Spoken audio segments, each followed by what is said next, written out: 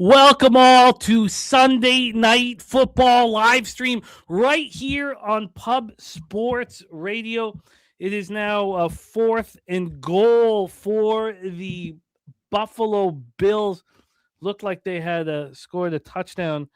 It is a very, very, very, very close football game here. Thank you guys for joining us. I was hoping this game would be over. I've got some live action, and so does our friend TJ in the house. Troy Torrance will be a little bit late. He'll get here pregame, but we have a monster filling in for him coming off a 7-2 day in NFL Pub Up.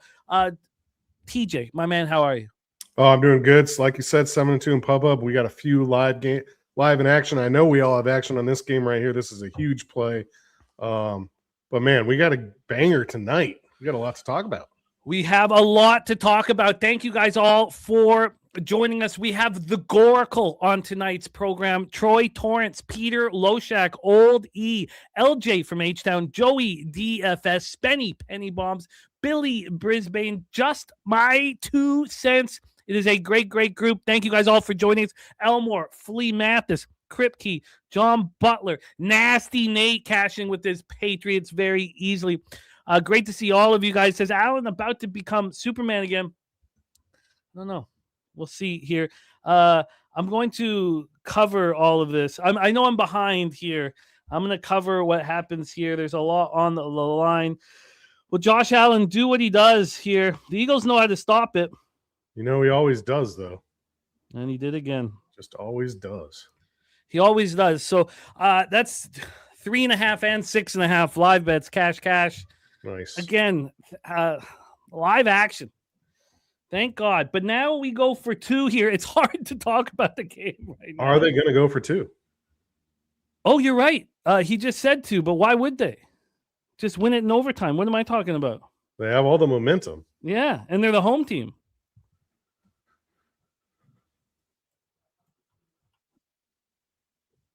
I mean, I'm just watching the 4th down play. Oh, they're going for it. Okay. They're going to go for it. All right, I'm gonna mute you guys. Okay, no problem. No problem. Sorry, guys. I've covered up the chat as well. Although I'm done. God, you have all the momentum. Okay, timeout, Eagles. What do you guys think in the chat? Should you do it? Yeah, Man Bear Pig says don't do that. Great to see all of you guys. Thank you for joining us. We have a heavy investments in our Niners-Bears game, and I can't wait to talk to all of you guys about it. Let me pop this here. We get our link out here and tweet this out. It's been a great day. 9-4 today. I started out 0-5. 0-5 on Thursday, Christmas. 0-5. And since then, I'm 12-4. And I tell you what it does. It makes you love what we do. That's what it does. It makes you love it so much. The battle, you get behind the 8 ball. Things are going wrong. You're pacing back and forth. And then what happens? You dig deep and you deliver the goods and get paid in full. And that feels very, very good here. Well, that's that. Unbelievable.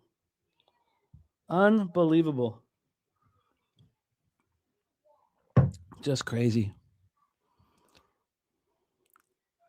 You have all the momentum. You're the home team.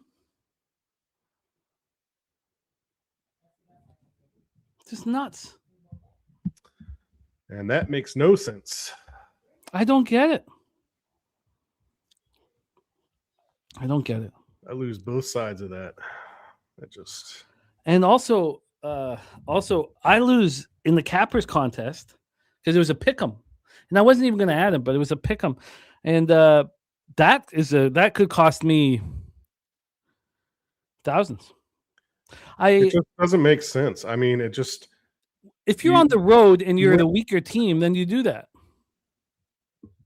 I don't understand the logic in a tough scoring conditions, where yards have been tough to come by, and you were down 13-0 at halftime, right? 13-0 after 3 quarters.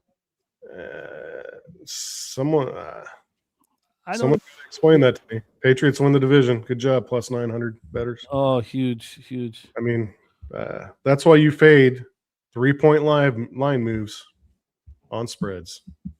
Just like the Jags today. Billy, just... All right, we got to get to work here. I'm just going to watch this on Cider. I don't know why. What do I care? Press conference. Okay, that's it. I just... I guess, ask a gambler what to do, and they're like, oh, they think it's the non-gamblers that are taking the huge risks. A gambler would talk about the exact situation. We have momentum, blah, blah, blah. It's like Pittsburgh in the first half. They go for it on 4th and 1. Just kick the field goal. Kick the field goal. Be down 1 point. It's going to be a field goal game. Oh, exactly. All right, let's get to work here, though. It all it does is hurt me in that stupid. It hurts me in the Cappers contest. I just want to get paid so bad. When you're so close. Mm-hmm. I mean, this is going to screw me because no one's having a good week so far, or at least after the first chunk of games. Stinger. All right. That's a stinger. And there's $3,000 up for grabs here. Londo says, do I think this Bills team is really going to win the Super Bowl? I'm not sure, Londo, which team can beat them. That's a 350.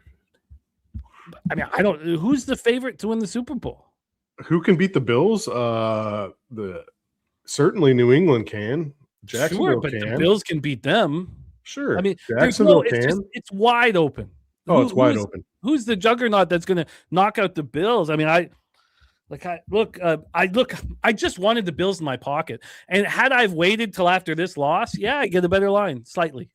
But I just wanted in my pocket. I should have probably had them beginning of the year. I didn't take them to win the conference, just the Super Bowl. It's great to see all of you guys. We've got San Francisco 49er, He No Ball, Sharon Pulliam, Crip Key, Londo in the house, Mark Navarez, Nicholas Handy, Juan Chavez, Mr. D, Jerry Jones, Crip Key, David Redling, KT, Swiggy. Thank you for. Oh God, Swiggy, that's what I forgot. I knew I forgot something. Swiggy, I'll send it here in a second. Let me get the game started. All right, let's roll here. Let's roll into the situation at hand. A nice 9-4 day though, coming in. Cash that first half and full game under Philadelphia Buffalo. Yep. Troy moved on the Bears +3 -120 during our show on Tuesday. We're going to find out pregame if he has any additions. I have made additions. On Tuesday night, I moved on the first half under 26.5 and the full game under 53. I thought that the Bears would be a part of this pace scenario. Now, would I have preferred if the Bills won? Yes. The Eagles now are tied with 11 wins with the Bears, and that second spot in the conference is wide open. They're going to want to win this game, and they're going to put everything into it. Not that the Ben Johnson coach team wouldn't if the stakes weren't the way they are. So I did add the 49ers -3 -115, and the 49ers double result was my final and 27th bet of this week on the NFL card. We have Dougie Wise free bands was the 49ers -2.5 -140. In NFL Pub Hub, Bobano gave us the over 51 and the 49ers team total over 27.5. TJ, who's with us right here, gave us Chicago first half team total over 10.5 and San Francisco first half team total over 13.5. And he'll break down why he did that and what additions he's made. Wager Detective gave us the Bears +3.5 -118. MMA Locker Room gave us DJ Moore over 3.5 receptions and CMC over 70 rushing yards. Kong gave us San Francisco -3 and the double result as well. Let's take a look at the line history and the cash flow, set up some X's and O's. Hear why TJ likes his first half overs. If he's adding anything to it, please put your action in the chat. If you're watching this, please put your action in the chat. I will copy and paste it, and we will go over it as the game goes on. But first, let's talk line movement. Let's talk X's and O's. We'll talk injury report. We'll talk weather. Weather's easy, 54 Fahrenheit, clear 3 mile per hour wind. So it's still cool for Santa Clara. And Chicago has not played many real road games of late, but we'll go over all of that. We're at a 3.5 right now, -3.5, -112. The opener was -3. It went down to 2.5. This is not the opener. The look ahead opened up 3, went to 2.5, closed at 2.5, reopened at 2.5, 2.5 to 3 to 3.5. It's been one-way traffic towards the San Francisco 49ers. This -3.5 at -112 at the site we used to play poker at. That's the high. This is the strongest it's ever been on the 49ers. We have yet to see buyback here. Now, Troy Torrance talks about the importance of the 3 and the 3.5. And how strong the 3 is in 3.5. And yet he is on the Bears. So he is going against one of the spots that he attacks generally with confidence. And we'll hear why. This total look ahead was 50.5, got to 51, closed, reopened at 50, and then got up to 53. Now, again, this never got to 53 here, this offshore. It got up to 52.5. The high with -115 to the over. To me, the 53 was insane. To me, the 53 is focusing on the San Francisco 49ers. They are the home team. They will be dictating pace to some extent. I just don't see the Bears outdoors as a over football team. Let's get into the cash flow and set up some X's and O's here. Cash flow wise, 62% of the tickets, 60% of the cash on the San Francisco 49ers, 55% of tickets on the under, 51% of cash on the under.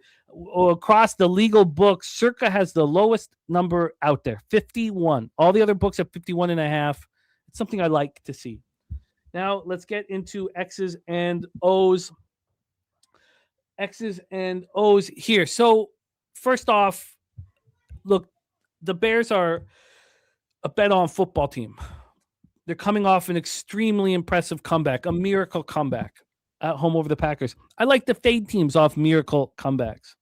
The noise canceled score was very different. It had the Packers winning that game by 5 points, and that's probably how it should be. This Bears team is like the Bills team where they just keep coming at you. If the Bears are down early, if Shanahan's scripted plays work off the top, do you want to back the Bears immediately? I would get it. They've won 6 games this year when trailing in the final 2 minutes. That's insane.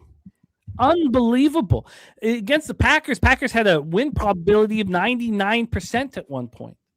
This team just keeps getting at you, keeps firing at you. There are injury issues, and C.J. Gardner-Johnson, I'm going to get the latest injury report here in a second.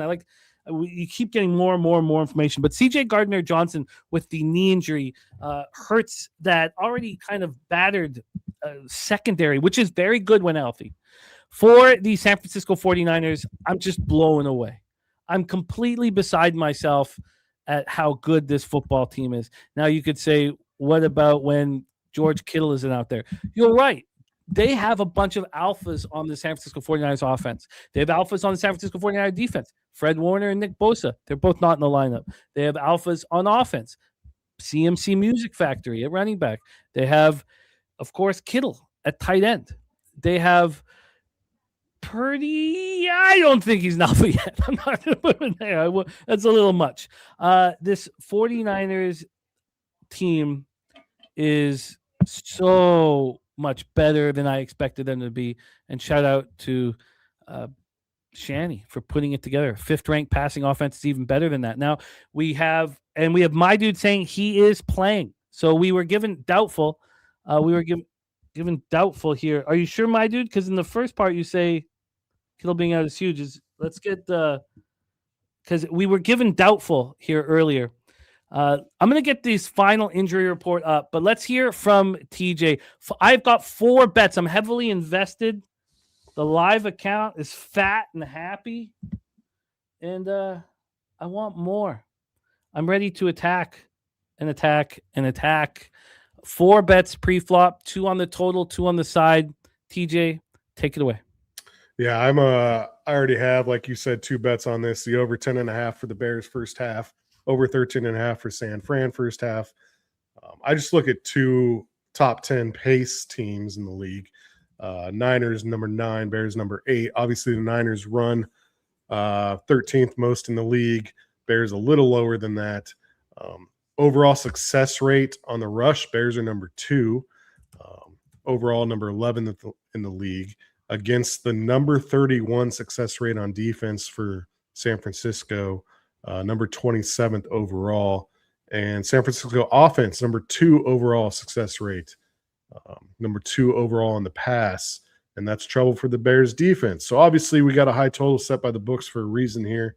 San Francisco pass rush, not a lot of blitzes, one of the least likely teams to blitz in the lead. They kind of sit back.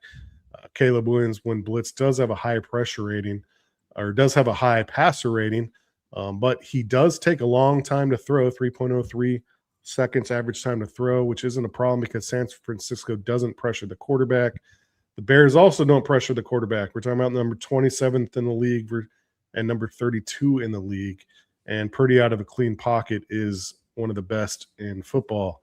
You look at Caleb Williams versus man coverage. He does very well. San Francisco plays a lot of zone, though. He struggles a little bit versus zone, a little lower passer rating versus zone. Brock Purdy, one of the best versus man coverage, which Chicago likes to play a lot. They're 10th in the league in frequency of man coverage. Just going through some stats here. Brock Purdy, one of the best in the medium pass range in the league, which is where Chicago really struggles, 26th in the league. Deep pass, they're pretty good. Short pass, they're middle of the pack. But Brock Purdy really likes those, 10 to 20-yard passes. So that's where he excels, and that's where Chicago has trouble. But without Kittle, that's kind of his main guy in that zone. Maybe a little bit more trouble. Might be leaning on the run game a little bit here. So that's where I've added some of my extra plays here.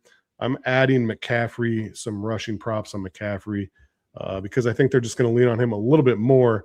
And really, these props are attainable here.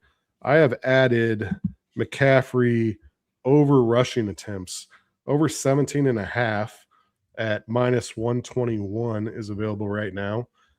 He has gone over that number easily in the last 4 weeks. So over 17.5 minus 121. And again, without Kittle, I just think they're going to, and the way the Bears defend the run, feel like they're going to have a good time exposing that. Hitting him a few times a drive, 3-4 times a drive is going to get us that number. And with that, of course, I'm going to add in the over yards, rushing yards, McCaffrey. I don't think that I don't see a need for them to have to throw to him. So I don't want the rushing and receiving. I'm just going to go with the rushing yards, and I believe I got it at. Let me just look that up real quick. Rushing yards. Sorry. 68.5 minus 112 is what I got, and it's available right now at FanDuel. So those are the two bets I added on top of my first half team totals there. I'd be interested in possibly attempts from Williams, but and I did early in the week want to bet the Bears plus 3.5. I did not expect what happened tonight to happen. So, the Bears now do have a little bit more motivation. The Niners also have a ton of motivation too. So I did think the Bears plus 3.5 was a good bet earlier in the week, just because we got a lot of that hype on the Niners from seeing them off Monday Night Football. But the more I look at the stats, the more I think the Niners are probably the right side tonight. So I'm going to lay off the side, watch the game, and let's see what we can hammer live here. I'm going to leave some bullets in the gun to hammer something live. And we talked earlier about what the Bears have done when behind this season. Yeah. And we know also what Shanny's scripted plays, if there's any team that works better with it. Exactly. So it's hard to come out right away with them because that first drive from San Francisco can. I love it. I love it. So TJ moved on the first half team total over for the Bears and first half team total over for the Niners, adding the CMC props on attempts and yards. And an important thing that you talked about was, and then we have guests ready to rock, and we're going to start pulling them up, and we'll be going over the action from you guys in the chat. But of course, they lose Bosa, and their pass rush is terrible. You take out Fred Warner, probably arguably the best linebacker in the league, and of course, you have to stop blitzing. You need every goddamn guy you have to play defense now, and it's the lack of blitzing is part of Salah's brilliance with this group. This pass defense ranked 20th, rush defense ranked 26th, pass rush ranked 27th. What has been improving as the season's gone on is their red zone defense and third down defense. because they're getting the most out of the sum of their parts. Yes, of course, when my dude says the Bears have a better defense, yes, they do. Look, but the Bears pass defense ranked 18th, rush defense ranked 19th, pass rush ranked 26th. I mean, red zone defense, third down defense, slightly better than Niners. Yes, they do, but it's slightly better. Right. The issue right now is this offense for the Niners is humming at a level that I've not seen. We haven't seen. 49ers fans haven't seen. We've seen incredible offenses. Purdy throwing 5 touchdown passes. They're putting up 40s. I mean, it's insane. Now Kittle's not there, and we're going to talk about the deficiencies. My dude says the Bears have a better offense by far as well. Again, I guess it's all within the eyes of the beholder. I don't think either team holds anything back here. They both want to win. They both have huge game. I mean, they both have a lot to play for. Oh yes, but statistically, your call on the Bears having a better offense is you couldn't prove it by numbers. No, you would have to bring in some game film and bring out a bottle of Weisers. That's what you'd have to do, because I would say, but the numbers say this, and then you'd have to pour me a drink, and I'd say, okay, let's not talk about numbers, my dude. Let's bring on our first guests. Thank you guys for joining us. I'm so excited about the Sunday Night Football. We got TJ right here, and we have many guests coming. Thank you guys for joining us. Let's get this cash. Cheers. Oh, that's delicious. It's very good. It's very good. Oh, yeah, my dude. Yeah. No, they have a beautiful NFC conference record. And my dude, it's all good for us to be on the other side. It's part of the fun. We're not always going to agree. So much love, my friend. And now we battle. Sancho, you got Sancho's backing. Sancho's a beast. So now we battle. And that's part of the fun. Let's bring on your first guest. He's got action, and he's been crushing these live streams. He just cashed with the Eagles money line. Please welcome our next guest, a man known for his vast depth of knowledge in all sports. Please welcome the Northern Oracle, the Goracle. Gorky, how are you? How are you, fellas? Troy, a.k.a. TJ, man, good to see you in this role, man. You're doing a great job. That was a hell of a breakdown. Thank you, brother. Yeah. And tonight, guys, all I got to say is let's go 49ers. Put Caleb back where he belongs, in the dirt. Let's go. It's been a long time since we've been on the same side of one of these live streams. Now we want Caleb Williams to live a long, healthy life. Hey, we want him painting his nails into his 80s. I'm saying let him eat dirt in this game by getting sacked multiple times. But I know that that's not what the defense is gonna do. This defense is softer than baby poo poo. But it is what it is. Brock Purdy might be the best San Francisco 49er quarterback since Steve Young, and we are where we are. Yeah, no, I think that's all very, very legitimate, Goracle. And how long has it been since we've been on the same side on a live stream? Very, very long time, Jimmy. And I like the Rams to crush tomorrow, but we'll talk about that when we get there. Yes, if you want the Rams to crush tomorrow, you better hope the Bears win tonight. Let's do that. The Rams will have very little to nothing to play for if the 49ers win tonight. And our 8 and 8.5s will go down to 6.5s and 5.5s. Let's not do that. Okay, Gorky, your action, my friend. I just told you my action, brother, in a fun, interactive way. Anyways, I really like San Francisco to go up and down the field. I am a little bit worried. Like, I know how good this defense is. I don't like the fact that George Kittle is not in the game because he is also an extra offensive lineman, but as a tight end.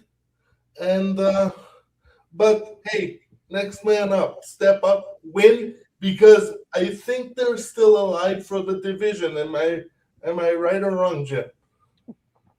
Sorry, I'm reading my dude telling me that the Bears offense is a lot better than 49ers, Jimmy.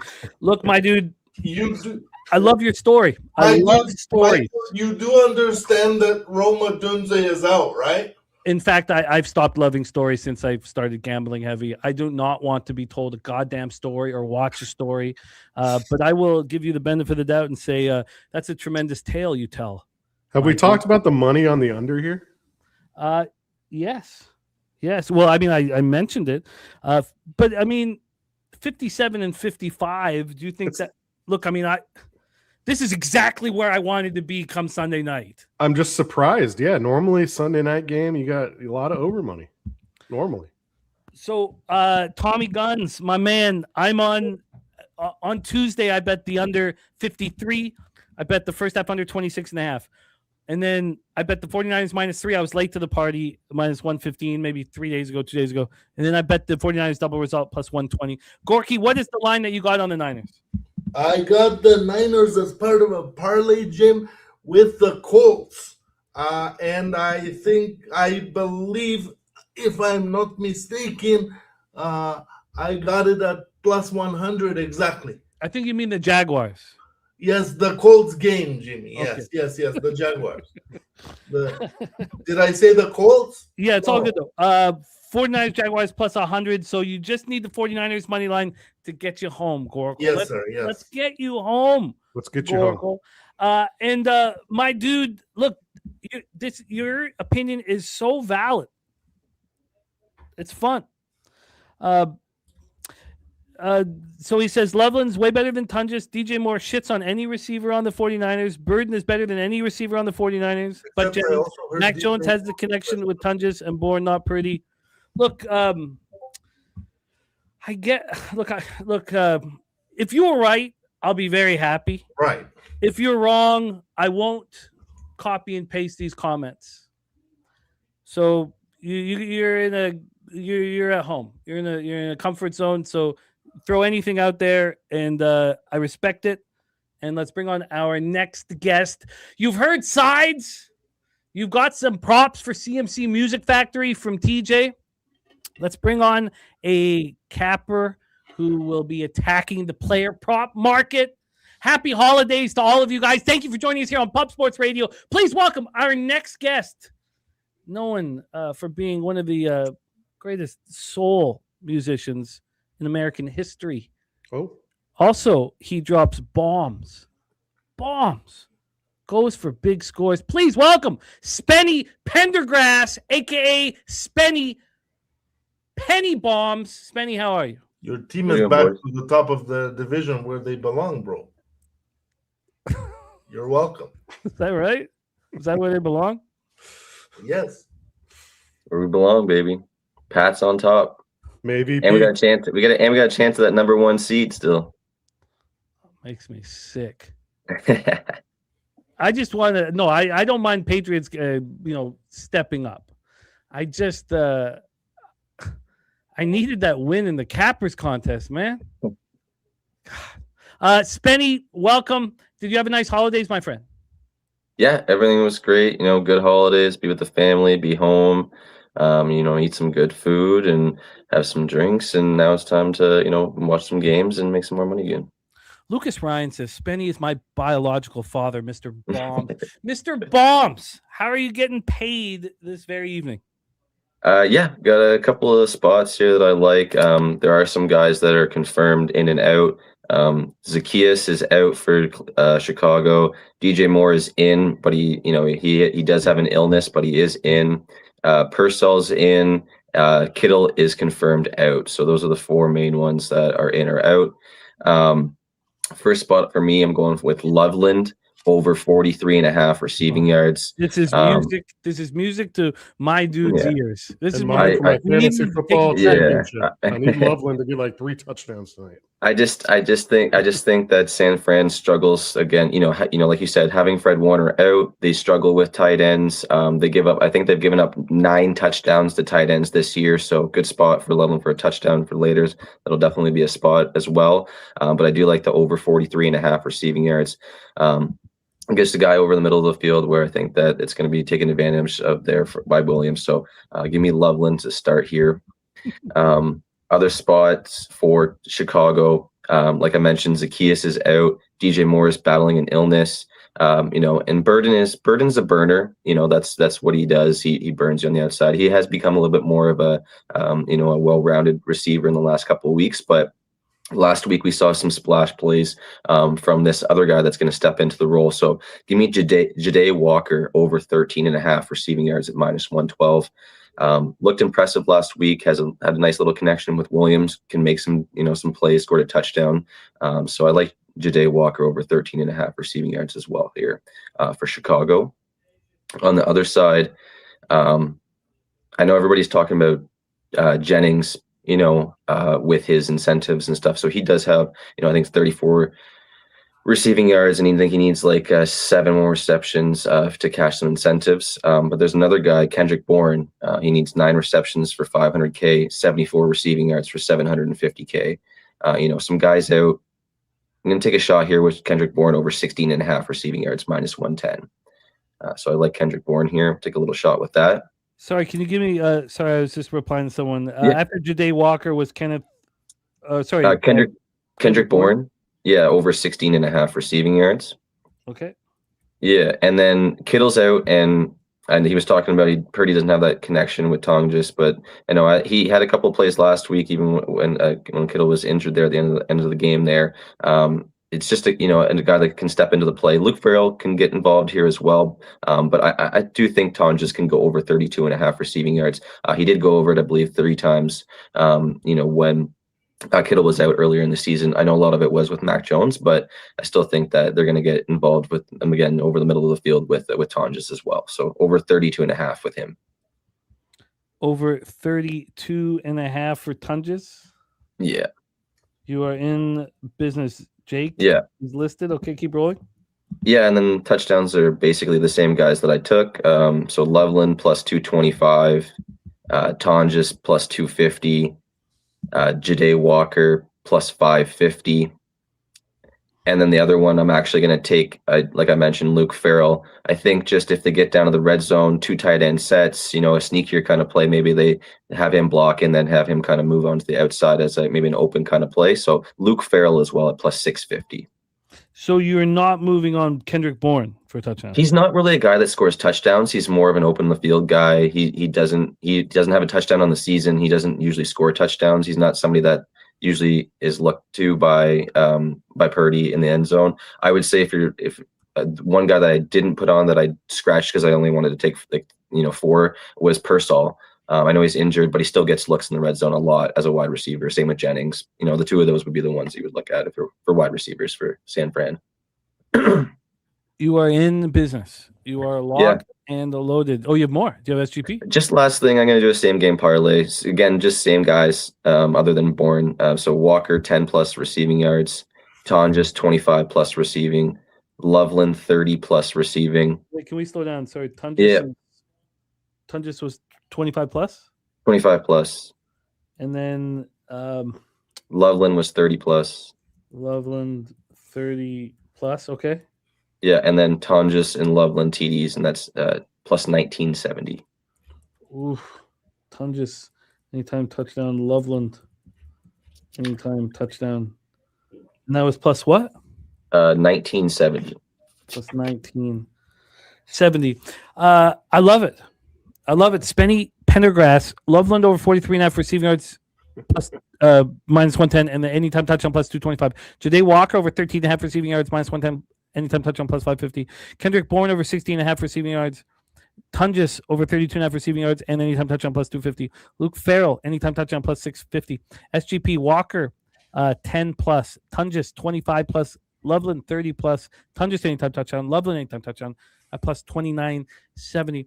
Spenny. 1970. 1970. Spenny, you've studied this game very, very closely. Can you touch on the side here? We have guests ready to jump on, but I would like to hear. I know that I don't know if this makes any sense for an analogy, but the biggest roles I've ever booked back in my day were when they were like, "Why don't you, you've studied? Why don't you try this part here?" Where they liked me, but it wasn't good enough for that part. Why don't you try this part? And then all of a sudden magic happens and I hit it. You've studied this. If you were to if we were sitting in Vegas and I put out a band and I say, go to the window, we split it profits 50-50. Who are you betting on the side at 3.5 or pay for the 3? Yeah, it's this was a tough game. I think every time that I think that I want to go against Chicago, they've just impressed me and find a way to win the game.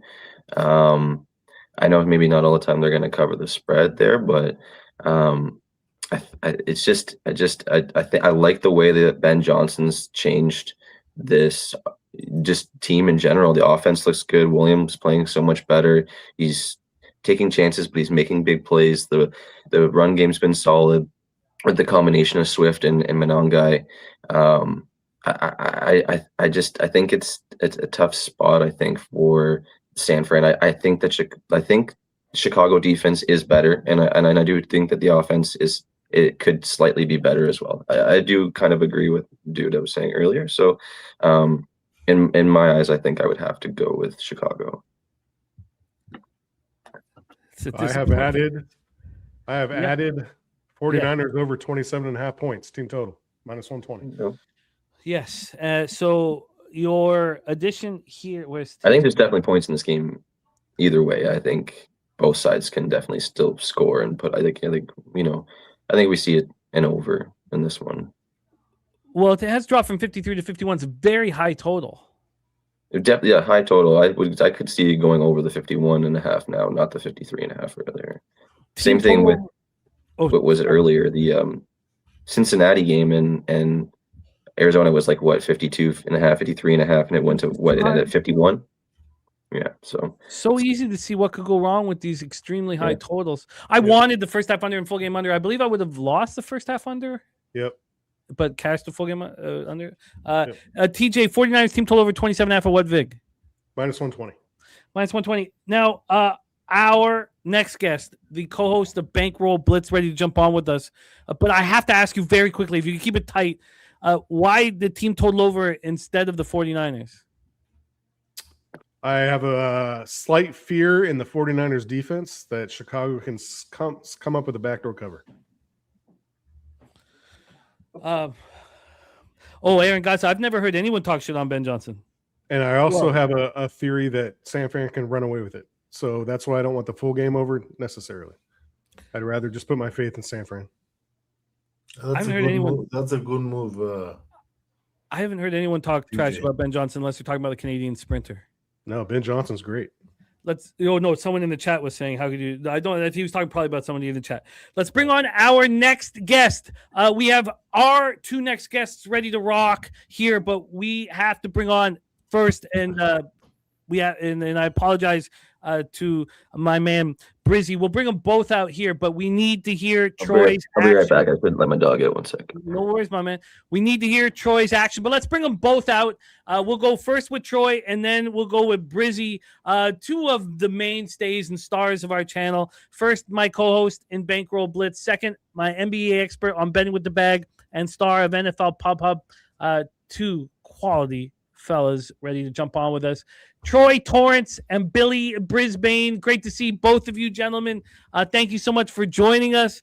Brizzy, had the pleasure of rocking with you on NFL Pub-Up today. Troy, I've not been on screen with you since Christmas. Did you have a nice holidays, my friend? I had a pretty good holidays. Christmas Day could have gone a lot better. But other than that, I mean, it's been a decent week. My two biggest bets that I've teased everything with fell through. But everything outside of the Lions and the Bucks, pretty much cash. So yeah, I'm 12-4 since the debacle of Christmas Day. 12-4. Climb all the way back. Bills under, man. What a roller coaster ride! Again, it's the weather unders. You know. Dog. I mean, it's just it's the only thing I know I can do. The weatherman. The weatherman. But let's get to work. We don't have enough time to wax. Brizzy, how are you, my friend? Welcome back. I'm doing very well, man. Excited for this game tonight. I got a San Francisco, Chicago. I don't get why it's the total so high, though. Well, I mean, we talked about that on Tuesday. This is one of the rare live streams where I've got so much invested pregame have my exact script live. I'm just so excited and thankful to be here with you guys. Troy Torrance, TJ filled in for you admirably, and we would like to hear your plan of attack and your thoughts. So take it away, and then we'll have Brizzy on deck. Yeah, I don't have much time here, and my handicap really hasn't changed since Tuesday. I bet the look-ahead line at 3. I also added the 3.5 just because I still like the handicap of the game. I still like what I see from a market history. Shockingly, it's just a bad spot for the Chicago Bears. You have to think about it from that aspect. I was hoping that I would be betting a 3. We'd see the Colts give the 49ers a run for their money. We'd see this close a lot closer to a pick, and it hasn't been the case, right? So my action is kind of fallen apart slightly because of that ass whooping the 49ers delivered. But here's how I broke it down on Tuesday. I mean, really, I think that this spread at 3 made a ton of sense. You got the 49ers offense that's better than the Bears offense. You got the Bears defense that's slightly better than the 49ers defense. The 49ers home field primetime advantage is real. They've cashed ATS on the money line in primetime dating back to 2022 pretty consistently. So then you give a few points for the home field advantage, 2 points for that. And it makes a lot of sense at 3.5 seems like it's taken it a little bit too far. This 49ers defense, really, I feel like this 49ers team is largely untested in recent history. And when they are tested against a good offense, they get destroyed. And I expect that to continue today. We'll just see if the Bears are able to keep their shit together on defense. I mean, this is both defenses are going to deploy the same exact strategy. It's going to be bend but don't break. They're going to allow everything underneath and try to, get stout in the red zone or in the green area. And we'll see how that works out. I feel like it's going to be a lot of fireworks in this game. And I feel like there could be a lot of field goals if the defenses hold up in the red zone. Now, I have questions for you. But first, I want to hear from our guy, Billy Brisbane, on how he is attacking. I know we touched on the 3s. It's your, I don't know what to call it. It's your Gilmore happy place is backing the favorite at 3 or 3.5. So to see you fading that, I want to go over again. I want you to touch on the total. I moved on the under early. It's down to 51. So I've got questions I'm going to fire at you in a second here. Brizzy, my man, we have our next guest, the legend Peter Loshak, ready to jump on with us. But we need to hear how you're getting paid, my friend. Take it away. So what I'm getting at is Troy staying with the hometown bias with Chicago. I got to go on I was thinking about that the whole entire time. I would be like, Troy, aren't you from – I mean, you live in Chicago and you follow the team. You're a Bears fan. He fades his friends. He fades his family. I am not a Bears fan, bro. Not a typical Bears fan. I'm drinking the Ben Johnson juice, bro. He's a Bears fan, period, from what I know, but it's okay.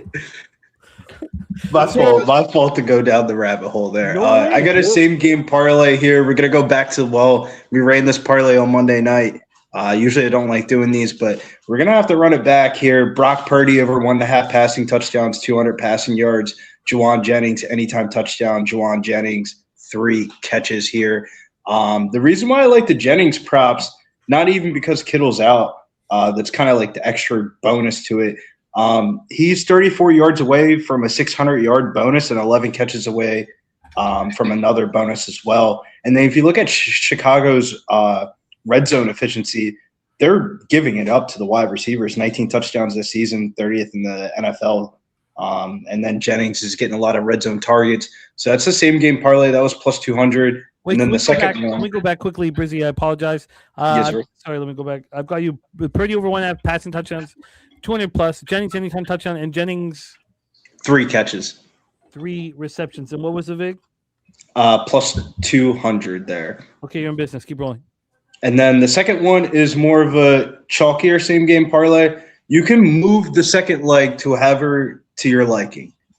We've done these kind of a little bit later in the season, the 2-leg money line or a total with the player prop. We're going to go San Francisco 49ers money line and Luther Burden 20-plus receiving yards. You can move that Burden one. I think that's playable up to 50 yards. I was going to take it as a straight bet, but I really like the 49ers money line here in this one. I mean, this is just like NFL cinema scripted games by its finest. With a win tonight, next week's game is going to be for the NFC West title. I think the 49ers pull out the dub here. And then Luther Burden, if you look at over his last 8 games, or not even his last 8 games, just the last 8 games versus the 49ers, 6 different outside wide receivers had either scored a touchdown or had 100-plus yards. So I think Luther Burden's in for a big game. And then you account him for all the injuries for the Bears wide receiving core. It gives him a little bit of extra juice here. I love it. Brizzy, as always, man. Wait a What minute. was the VIG on the 49ers and Burden 20-plus? Minus 150. You can move that second leg on Burden to however you're liking. Like if you want to move that to like 40 yards and get plus money on it, go ahead. Yeah. But I'm gonna go. I really want the bet. 49ers money line. There we go. What was that? What was that, DJ? So Jimmy's not going to pick the bets here. Come on, Billy. No, I'm just saying for the people that are listening, you know, if you want to tail, you want to move the second leg. Some people think minus 150 is like minus 500 in the biz. Minus well, and then we'll get into some NBA later. But Lakers spot tonight. How many points is too many points to back the Lakers? Ugh, what a relief.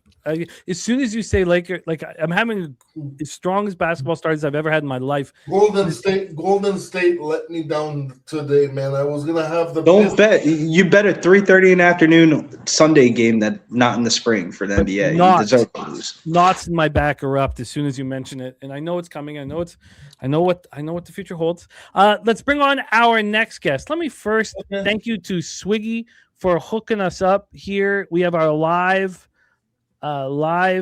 numbers here. These are from DraftKings. So we got DraftKings below. We also have Brizzy and our guy Spenny will be back in business with us. But let's bring on our next guest. We also have the backbone, Mr. Bouquet, going to be joining us for the early parts of the game. But our next guest, man, I just know that he's the reason why I'm sitting here. I don't think if I was not sitting beside him, I think I would. I think you understand in life quality, and the older you get, the easier it is to find and hold on to.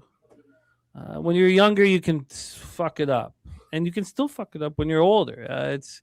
But this man is quality, and we are lucky that he rocks with us, and fortunate. Let's call it fortunate. Also, he is going to be a big part of Paba Palooa, of course, as always. Please welcome the host of the Peter Loshak Show, Mr. Peter Loshak. Peter, how are you?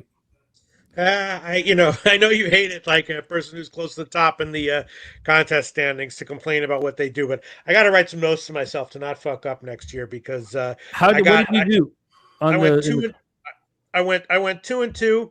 One of my losses, a little bit embarrassing, Carolina, but not that embarrassing. The other loss, I don't even want to mention what it is. It's on the site. You can go check it out, pubsportsradio.com if you want to see. All right, I'll say you don't have to do it. I did take the Jets. The Jets as one of my losses. Okay. Would you rather lose with the Jets or with the Bills at a pick'em? The Jets were horrible. I want to know what you want me to say. Troy, what did you do in the contest? These are the times in life when being honest is really tough.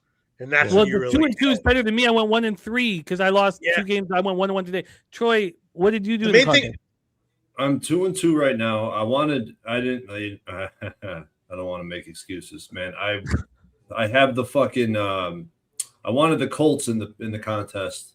I would have traded out the Bucks for the Colts today if had I seen that late line movement. Wasn't able to get that done. But I'm 2-2. I got the Bears plus 3.5. Yep. The Colts was one of my winners. That was one of my 2 winners. And I'm just so mad that I knew the Ravens yesterday was good. I just couldn't make myself pull the because I was just worried that Malik Willis was looking better and the Packers were off of a heartbreaking OT loss. So I was like, I don't really want to fade that at home. But I knew that Tyler Huntley's a winner. Mob shit. Man, it was mob shit. Yeah, I knew it. The Ravens. So that would have been a winner. And I got the Bears tonight plus 3.5 as my 5th pick, which is a loser. That would be great. So if the 49ers take care of business, you guys both take L's. I don't mean to cheer against you, but I want the Niners. There's no. It's your team too. Yeah. Come on. No, there's no way. Even if, first of all, tonight I'll say the Niners great ATS at home. Caleb Williams been great, but on the road at San Francisco, probably he won't be. And if he is, there's no way the NFL is going to let the Niners lose here and ruin what could happen next week. So I guess maybe it's possible that the Bears could be winning and the NFL won't let the Niners lose and the Niners win but don't cover, but probably they win by. Jimmy, do you have the Niners as is that your 5th pick?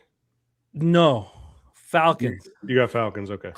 I'm one these guys. I'm gonna have to go perfect or I'm gonna have to really deliver. Is it next week? But we'll see. It's very, very tight up. 3 minutes before kickoff. What do you have, Loshak? Is it up to 4.5 now? It's up to 4.5. It's just some shops. Wonderful news. Oh, what do you have in this one? That's not wonderful news. Circa's 4.5. Circa's 4.5. Oh god, it's just such an obvious loser. Yeah. Yeah. I don't know what I was thinking. I really don't know what I was thinking. Double result is getting bet right now. Oh god. Oh yes. I don't know what I was thinking. I hope it's gone down from plus 120. I'm going to tell you right now. Peter, and tell what site are you going to use 365? No, I don't have I don't. Okay, then tell me. I can still get 130, Jim. Oh damn it, Peter! Did you bet this game, or you just the contest? No, but I think I'm going to go bet the Niners right now. All right. I got something for you. Here's why I'm on the Bears from a market standpoint. Why I have the stamp of approval. Home, and this is I talk about home teams that open and close 3.5, right? Well, the more you dig into that profile, open and close 3.5. Now we got a clear line movement towards the home team. And when home teams open 3.5 and it closes above 3, I mean, the road team covers at a ridiculous rate, especially late in the season. And so here's what I'm looking at. Spread open, 3.5. Spread closed between 3.5 and 5.5. After week 10, the road team is 13-4 ATS in that spot, 7-10 straight up. But then you have to also factor in games where the NFL is going to be like, you aren't losing tonight. Don't let the Niners lose tonight. You know what I mean? That call is going to come in the middle of the third quarter if there's any chance the Niners could lose, I was telling my brother, I was like, you bet the Ravens on Saturday, but you would then have to bet the Browns. You have to take the Ravens plus 3 and the Browns plus 4.5. And he's like, why? And I said, mob shit.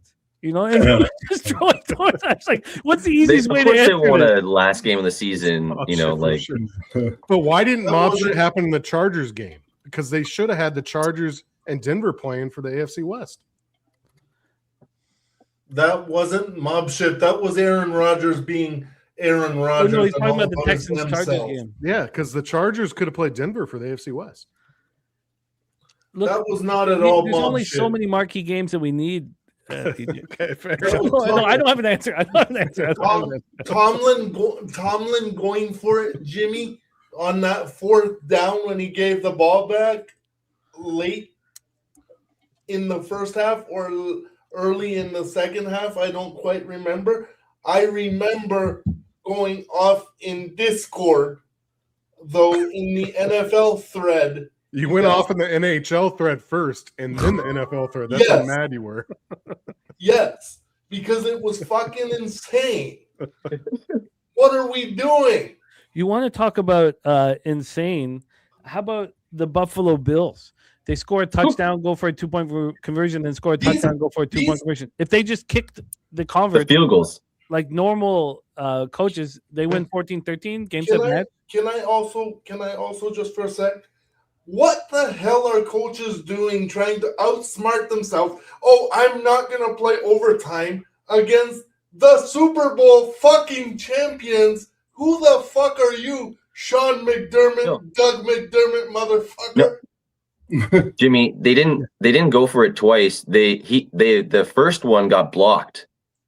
Oh, really? Yeah, the first extra point got blocked. I thought they went for it on the first one. No, it got blocked. The first one. Thank you. Yeah, that's helpful. I was blocked, beside myself. there That's was helpful. no excuse to Before we not go. comment on any of this anymore, we got to bring our next guest on. I'm seeing the camera shot's blurry right now. Let's see if we can get that. We're gonna get that cleaned up here. But let's bring on our next guest, man. When he's not on, they axe about him, man. Just like Askarov, the great goaltender of the San Jose Sharks. He's fixing his screen here, but he's been asked about here, and now he's ready to rock and roll. We already have Spenny Pendergrass delivering player props. We've heard player props also from TJ. Let's bring on our next guest. I know game is on, and I'll go over Cappers action in the chat. Please welcome from Houston, Texas. Cannot wait to break bread with this man at Paba Palooa 5. Please welcome LJ from H-Town. From down south, where we ride on flair. LJ, what's good, man? We got kickoff. Talk to us. I can't hear you, my man. I don't know. How about now? Can y'all hear me? Now your money, LJ. Let's hear it, my guy. Oh, yeah. We got I'm going to throw it fast. Brock Purdy interception, and I parlayed it with McCaffrey's touchdown. Easy parlay plus 120 is what I'm starting off the game right now. And I got the Bears on a money line parlay with the Texans, Seattle, and the Patriots. You know, so if the Bears win, that'll close out my parlay. So that's got to be a monster parlay. Yes, it's real nice. So hopefully I can cash in on it. Are you gonna look to hedge it live if the Bears get up? Maybe we'll see. You know. So LJ, what was the Purdy interception with? McCaffrey's touchdown plus 120. I like it. Thank you guys for joining us here. San Francisco has the ball first, Jim. Thank you. Please give me updates here because I'm a little behind on the Cappers action, so I'm gonna have to put my head down and copy and paste. Nasty Nate on the Niners first quarter money line. Curtis Berry on the Bears plus 3.5. LALVs on the first half under 26.5, and the full game over 50. My dude hammering the Bears plus 3.5. LALV on the first quarter over 9.5. Curtis Berry on Purdy interception. He's also on a defensive or special teams touchdown from the Bears plus 500. Myron's on Jade Walker at anytime touchdown plus 550. Londo on the Niners minus 3.5. Sancho on the Bears plus 3.5. Myron Kidd on CMC Music Factory 25 plus rushing yards per half at plus 105. That was available at DraftKings. Tommy Guns on the 49ers and the under. Ronnie Lofton on San Francisco minus 3 minus 120. McCaffrey over 121.5 rushing receiving. Swift over 12.5 rushing attempts, and he needs the under 52.5 to complete a 242 parlay. Ronnie will be pick on the first play. There's your cat. There's your pick right there. Jesus. And pick 6. Holy shit. Pick 6 for the Bears? Yeah. Okay, live bet San Francisco right now. That call might come in now. Sorry, I know I'm probably ahead, but holy Jesus. I'm not going to take the Bears at plus 1.5, but I will take the under 58.5. A pick 6 on the first play. It was tipped. Yeah, that Niners call is coming in right now. I guarantee it. First play from motherfucking scrimmage, nice bro. for a first half team total on Chicago. Oh, yeah. I just took the under 58.5 live. Holy. Unbelievable. And Chicago gets the ball out of halftime, too. He tried to force that. Like Jennings had no chance on that They ball knew anyway. exactly where he was going. I can't wait for my dude to see that. You can't stare a motherfucker down like that, bro. Come on. They knew exactly where he was going. 59.5 out there. 15 seconds in the game and 7-0. Right. Hey, he's gonna throw another one. I want to thank. Take it live. I want Doing it right now. I want to thank Sean McDermott for being a dumbass, but that's not gonna win in the playoffs, sir. I'm sorry. You got to be smarter than that. My dude's going to be gone for 30 seconds while he rubs one out. That's where he is. Holy shit. Oh, you got 59.5 immediately. It was too fast. What a play. All right. Well, let's go. You're down 7. That's fine. Plenty of time, guys. Let's go. I guarantee you the next 7 penalties are all going to be against Chicago. Trust me. Yeah, that's what you We've want. all sat here together on the last 2 Thursday nights and seen teams down by 20 plus points come back and win. So like, That's when you get want. comfortable. It's only plus one and a I half. feel It was better one when my play. team doesn't score first. Actually, for a bet, like you ever watch one of those bowl games in the last couple of days? You'd be like, yes, my team didn't score first. Go grab San Fran money line. Minus 120, San Fran money line. Coming once, coming twice. I have a rule about these things.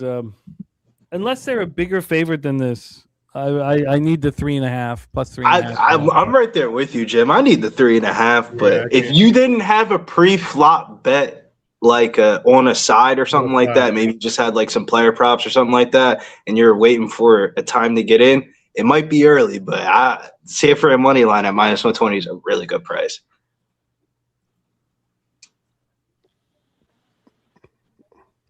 I literally texted my brother, pick 6, first play of the game, take San Fran money line.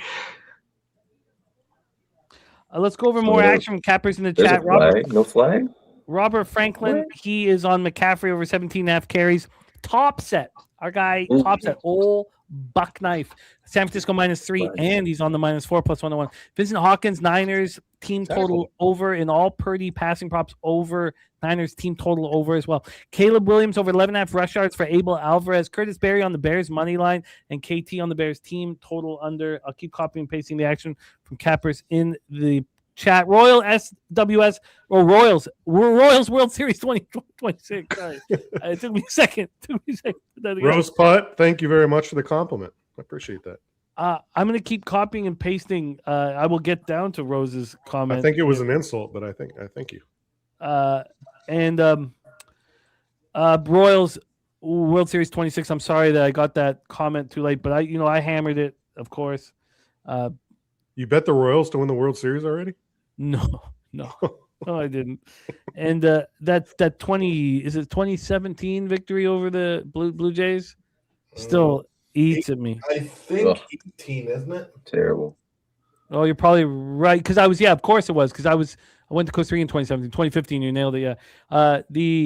That would have helped my life so much if they hadn't have done that. We're talking about the year they won, and then My boy right there. Ace went and had a car accident, right? Challenges with a big play. The year that the Royals won the World Series. It's actually funny because when you guys talk, when Jim brings up that story, that's like how the Sixers shot was for me with the Kawhi Leonard in the corner, and it's like probably your guys' like favorite memory in basketball. Probably. Actually, it wasn't. Mine was Shaq against No, I'm saying the Canadians. I'm saying for the Canadians, that was like a book. Like there is no way after he hit that shot, you didn't know the Toronto Raptors about to win the championship. It was like that booked it everything. I was on Golden State for the series. I didn't even They know talked about the process. I didn't even know the Canadians had a basketball team. For what year they did.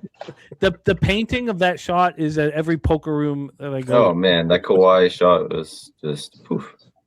They talked about the process. That was the beginning, the middle, and the end of everything. Watching Embiid cry like a little baby after that too, it was just beautiful. Yeah, I can't imagine. You guys are probably rejoicing. It's beautiful. Shockingly, though, that's not the most money I ever lost on an NBA series. The most money I ever lost on an NBA series was the Thunder Golden State one, the one that Golden State came back from fucking 03 and beat the KD list. Pussy ass KD went to the Golden State next season. I have to ask you NBA professionals a question. What the hell is with the Thunder's problem to play the Spurs, bro? Just match up well with them. No, I think there's three teams that could beat the Thunder, and if the Nuggets were healthy and not limping in that series last year, they could have definitely beat the Thunder. Yeah, they could have. Think about how many people were hurt. Fucking Aaron Gordon was literally playing on one fucking leg, and they had Russell Westbrook out here playing starting point guard. It was a disaster. Even with Gordon and Brown and like they don't play. Their defense isn't strong enough. I'm not saying the Nuggets specifically, but that type of style. I just realized there's been a guest backstage. We have 2 guests backstage for too long. One's been there for way too long. I'm so sorry. He's been there since the interside. I was so behind on the comments. I didn't read it. I'm so sorry. I'm so sorry. Let's bring on our first guest. One of our guy Brizzy's co-stars in the Locker Room Talk podcast. And a star here, and we need him. I tried to get him on NFL Pub Up today. We need him back. He's top 10 NFL Pub Up. Please welcome Mr. Joey DFS. Joey, what's good, man? How are you? I'm good, y'all. What's up, y'all? What's up? My apologies for keeping you backstage, Joey. I didn't know. What's your action, my man? I'm gonna try to look for a live bet. I've been hitting live bets the last couple of days just on doing college football, and I'm gonna try to do it on NFL tonight. Let's do it. Let's do it, man. You look like money in all that green, Joey. Let's bring on our next guest, the backbone, the femur. Oh, come on. Give us fucking one, you fucking bitches. So close, Billy. So close. Oh, my God. Flag. Oh, that's so easy. Please welcome Mr. Jose Bouquet. Jose, how are you? Gentlemen, we're doing well. It's nice to see everyone. I'm glad everyone's realizing that the San Antonio Spurs are the real deal. And, fuck the Thunder. Aren't you a Celtics fan? I just bet the under 62.5. Well, TJ, I'm a Spurs fan this year because I bet them to make the Western Conference. Aren't you a Celtics fan, David? Like, where's your touchdown go? So I touchdown. $1,000 on that. So I'm rooting like hell for him. Wait, you have 1,000 on what? I to win 1,000, 75 to win 1,000 on the Spurs to win the Western Conference. That's 2.5 units, my friend. See, now that's a fucking smart bet, Jose. You take them to win the Western Conference. Don't go for the Gunzo. Go for the NBA Finals and shit. Spinny. Just go for the conference. They're built exactly the same way that the Thunder are, but just a little better pieces in certain areas that will help them out. So, what a beautiful toss! The Spurs, player for player, are a better team. There's no they're not. I don't think they are, but I got futures on the Spurs. Yes, they are. No, I think they are. They function 64 live.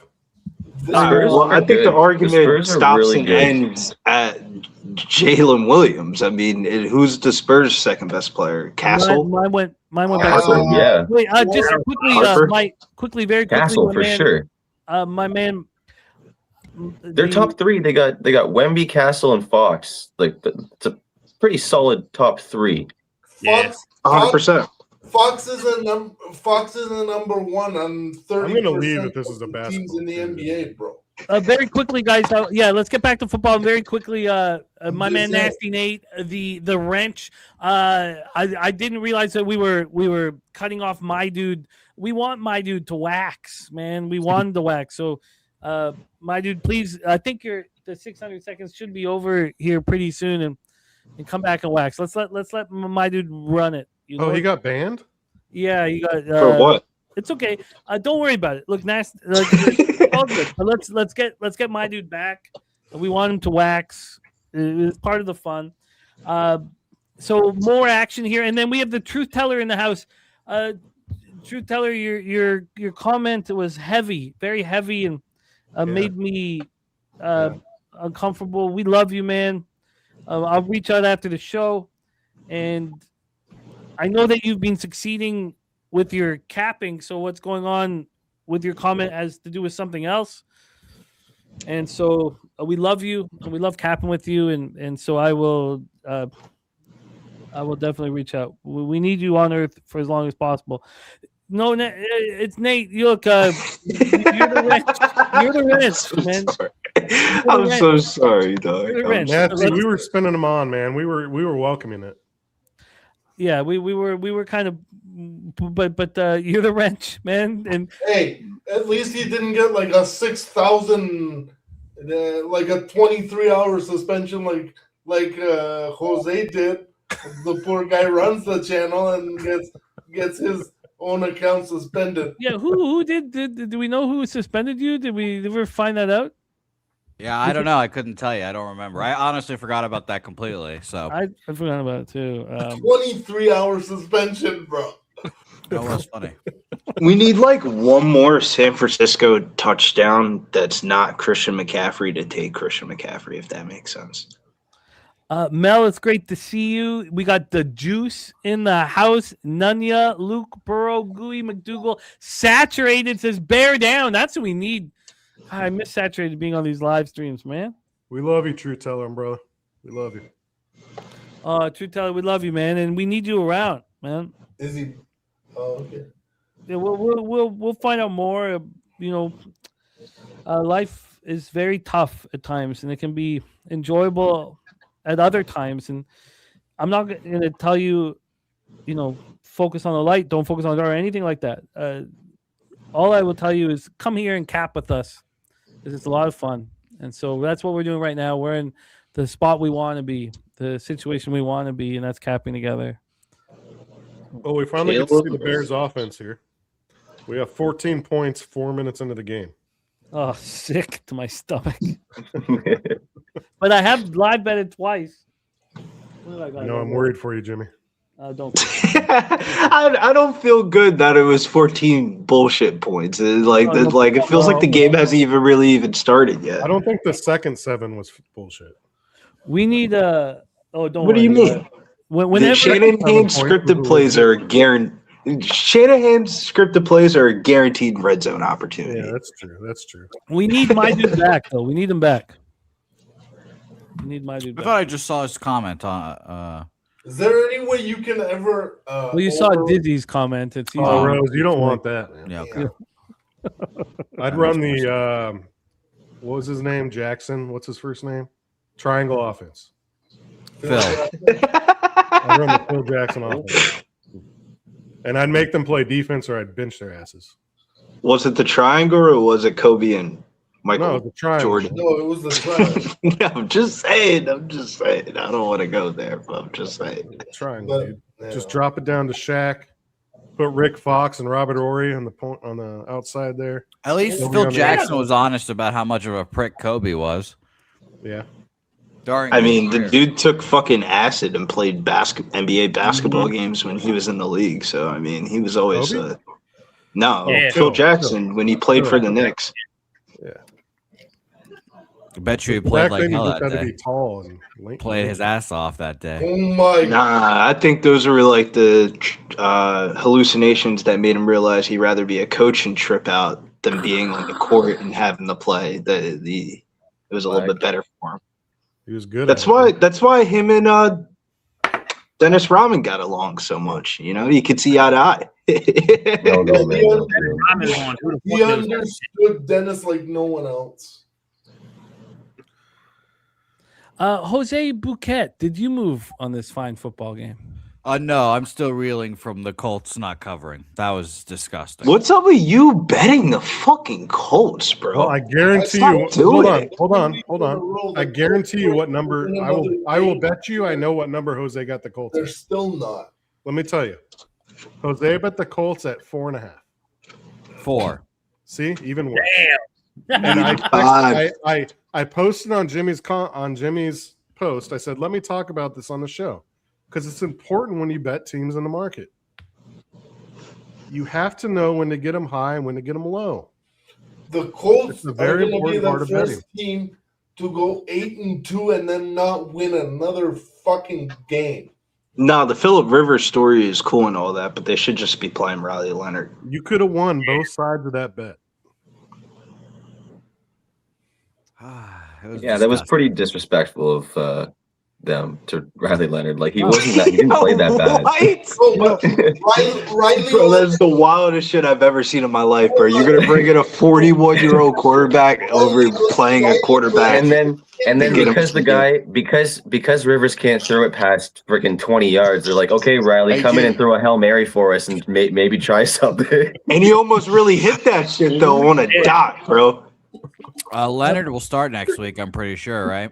Oh, but just before we break down that, we do finally, and as always, I wish we tracked all of these, Jose. I wish we did because we've missed so many. But we have yet another new nickname for you.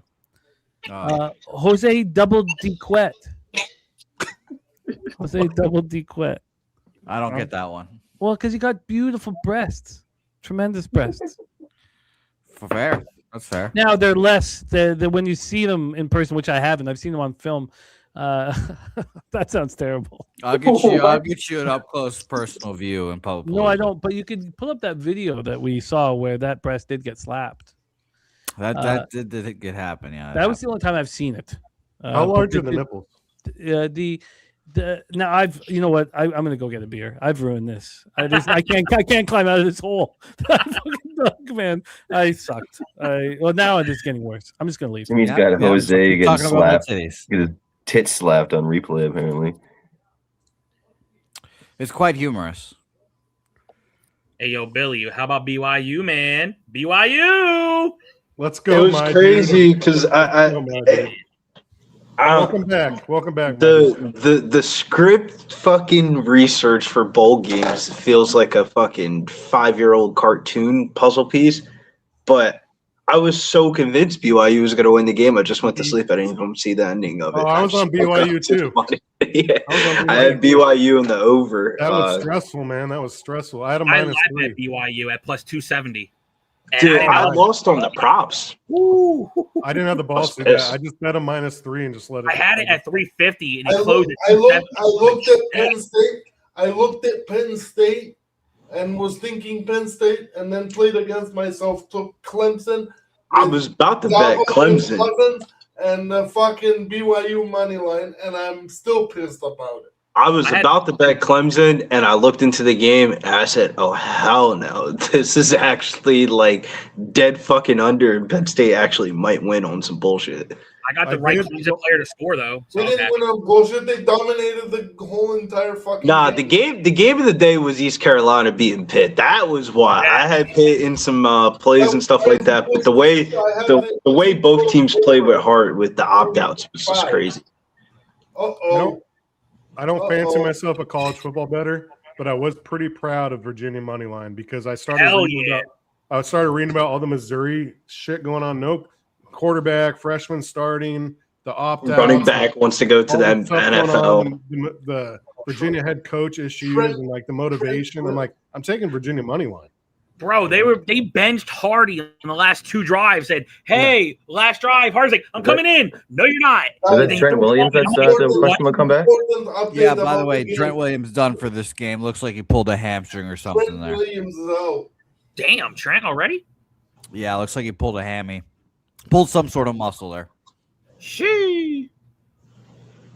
Look at 4-12 without Trent Will. God damn.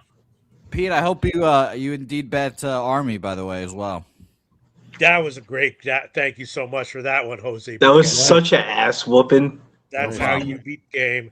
That's how you beat. Well, those guys will show up and play for a bowl game. I mean, they play for pride. So I don't want to sound like that guy, but there was one dude on the team. His name is like Nuwari or whatever the fuck his name was, and he had like 172 rushing yards and 2 touchdowns. He was going crazy.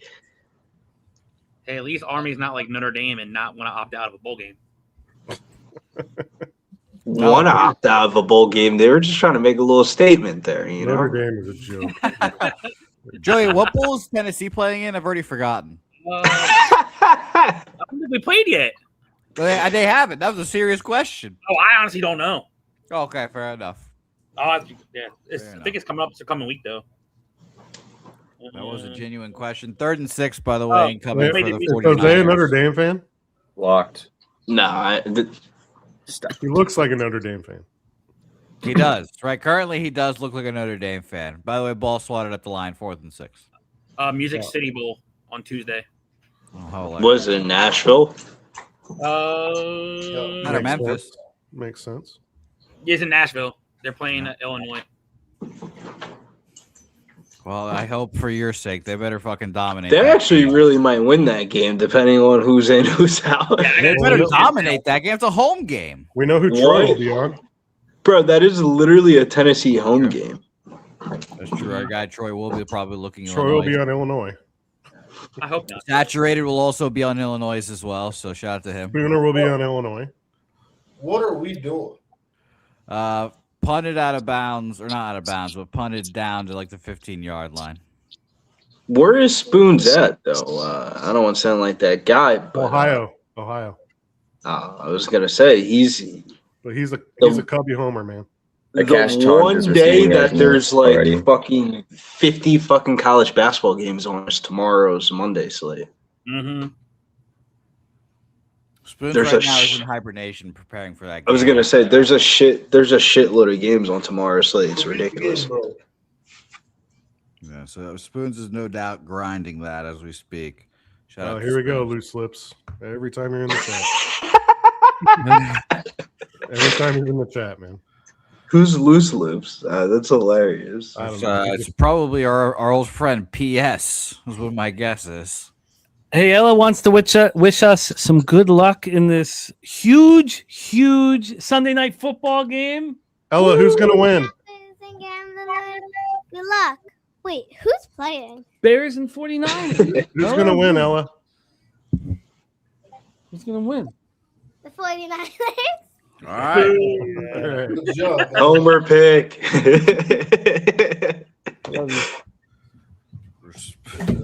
Homer pick. Loshak, you're gonna be at Paba Palooza? Oh yeah. Yeah. I Pete's can't already wait booked. to- I Pete's can't already wait to booked? meet. I cannot wait to meet the man, the myth, the legend. Oh yeah. Pete booked the second the Yeah, fucking well, dates dropped. What's gonna? Yeah, because that's when everything's the cheapest. Yep. You want to wait? I'm all about. I'm an advantage player over here. You know what I mean? That's true. People make fun of me for the shit I do to save a penny, and that's why my bankroll is bigger than theirs. Hey Pete, Pete, let's talk a little bit about, and I would like TJ to chime in here as well. It's about to become January 1st, 2026, and the American gambling changes so drastically. The situation's tricky, and TJ and I have been talking about it a lot, and I know you know this industry so well. Why don't you touch on the situation that is facing American gamblers? Well, it's just you can't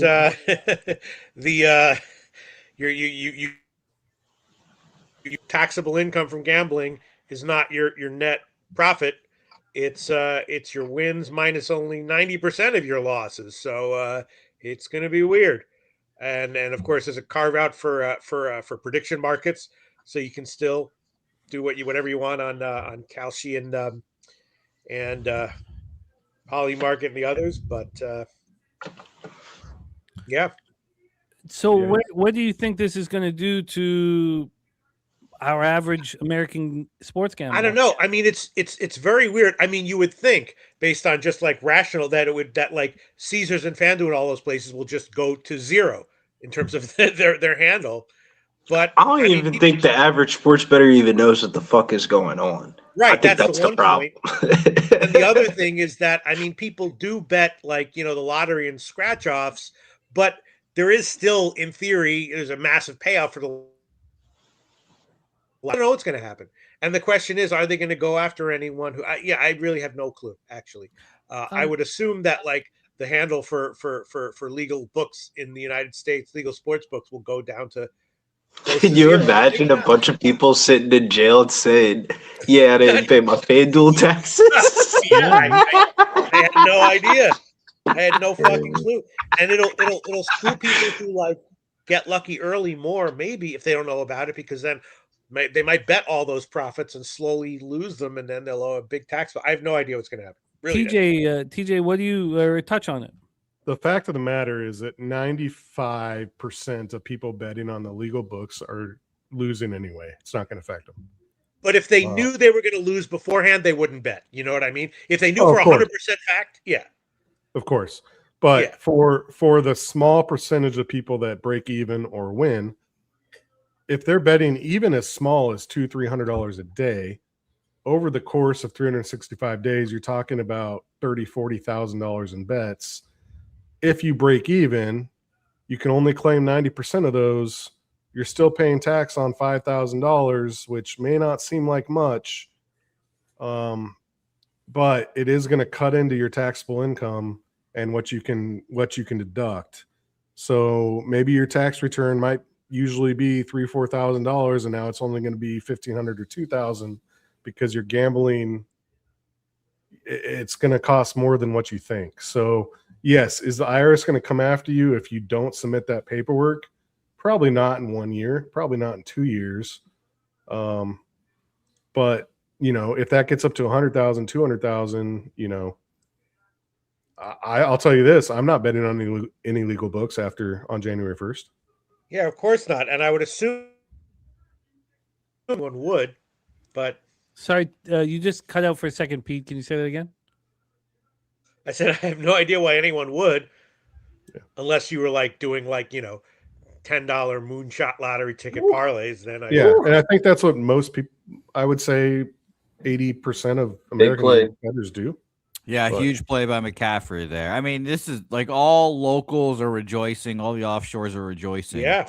Come the prediction markets rejoicing. And a prediction market. So they're starting to make a lot of loopholes, and these prediction markets are coming more like parlays. There's sites opening up that are calling them prediction markets, but they're going to start cracking down on them. There is a lot of litigation in works. I know a lot of people, a lot of big time gamblers are, and there are loopholes for professional gamblers already. So what do you mean? In the law? Yeah.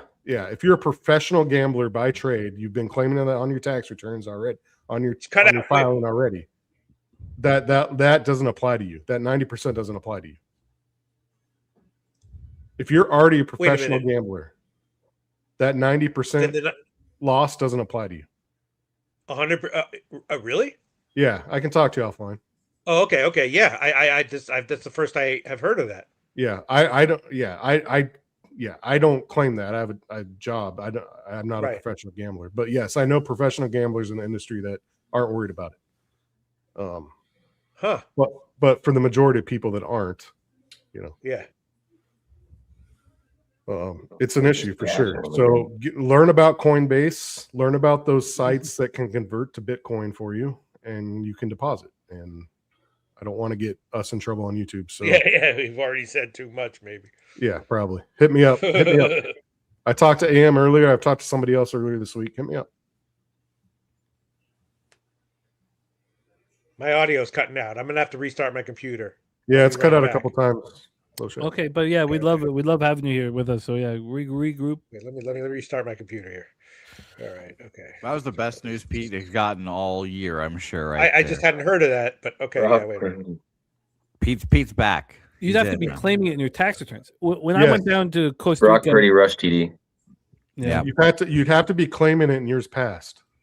When I went down to Costa Rica, and I was asking a lot of questions, and all right, there's San Francisco first half team total over. Excellent work. When I was asking a lot of questions, one thing I was told that there was 200, which is the craziest number. There was 200 professional gamblers in America. Yeah, very small. And because those are professional gamblers, do it for a living, claiming it on their tax returns, doing it legitimately. And they don't want you to know their name. They don't want, it's the way it works. And the deeper you get into this business, you understand that is the case. Now, it may have, there are people who are surviving off of gambling who are still not considered professional gamblers by the government and by whatever. It doesn't mean you're not living off of your gambling or succeeding or whatever. Important points. These are all important points. The Jew says, can you claim any subscription cost to any tools? Of course you can. Yes, definitely. You can write all of that off. Brian Smith says, going to put an end to sports books in Vegas and AC, letting you place bets without having a player's card to track you. That is facts though, because the way that shit is, any Joe Schmo could just walk up in a fucking sports book and place a bet, and they don't even bat a fucking eye. That shit is crazy to me. As long as they bet a smaller amount. To be honest with you, I've only had to give my ID one time, and it was for a fucking playoff game. But I mean, are you dropping $10K on something? Right. You know what I mean? No. So I mean, that's if you're Okay, great. any Joe Schmo can bet $1,000 and under, $5,000 and under at some spots, unless it's player props, unless it's something a little different than but on sides and totals. But I mean, TJ is probably a better one to talk about these things. The 200 professional gamblers though was right. It was real. That was the real. And when you hear it, you're like, come on. But deeper you get in, you start understanding it a little more. The legally claimed part is probably where the 200 comes into play. I feel like a lot of people don't do it the correct way of like legally claiming. You can't cash out more than $600 at a window without providing tax info if they want you to. Sometimes they won't make you if they recognize you and they've seen you cash in and out more, but they can make you provide tax out. They can make you provide a W-2G if you win 600 or more at a window.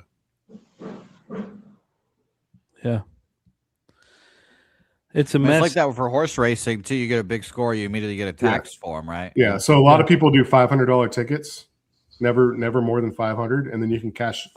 You can get 7 different $500 tickets. You can cash them out 7 different times and be fine. But if you get a $2,000 ticket, cash it out, then you're gonna have to. If they make you, you have to fill out a W-2G, and then it'll get reported to the IRS. Hey, I love capping with my dude. I love capping with them. It's important when you're extreme about your feelings. It makes it more enjoyable and more fun to talk about it. So, my dude, the game is not over. Oh, he's just not around anymore. You guys are saying some negative things about him. Let's let my dude run, and then have it. I like it. I love capping with him. But let's talk about a couple other things within all of what we're talking about. TJ.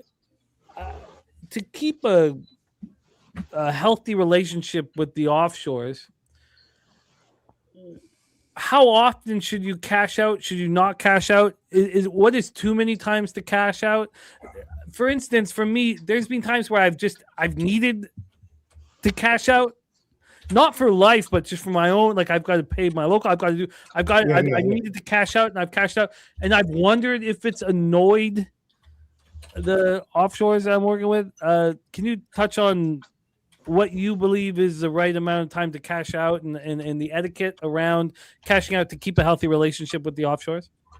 I think it's a super it's certainly a more individual conversation because I need to know more about your history and betting style. I would say for most people probably in this chat, betting less than $300, $400, $500 a game, it's not going to be an issue. If you start to notice that you bet and you get a spin and lines start to move, now you're having a conversation where your offshore book manager is probably going to be more in contact with you. And once that happens, it's not necessarily a bad thing. It's actually probably a good thing because they respect your bet. Now it becomes more of a conversation that we need to have about how to keep your account healthy, because they're not going to screw you. They're not going to just they can just close your account. They'll cash you out. They're not. If you're at a reputable offshore, they're going to cash you out. There are some that will just close your account and not cash you out. If you're at a reputable offshore, they're going to leave your account open because they want to gain information from you. But you want to have those conversations before you make like a 5, we'll just say a 5 to 6 digit cash out. If you're just cashing out a few $1,000s, it's not going to raise eyebrows. And they don't care. Yeah. So anything if you're getting into 5 digits, if you're getting into 5 digits and you don't give a heads up at least as to why, or hey, I'm transferring this to this guy or this other offshore, or hey, I need this for this, like that's what I do. So if you are cashing out for 5 figures, you should let your rep or somebody know. Yeah. Okay. Okay.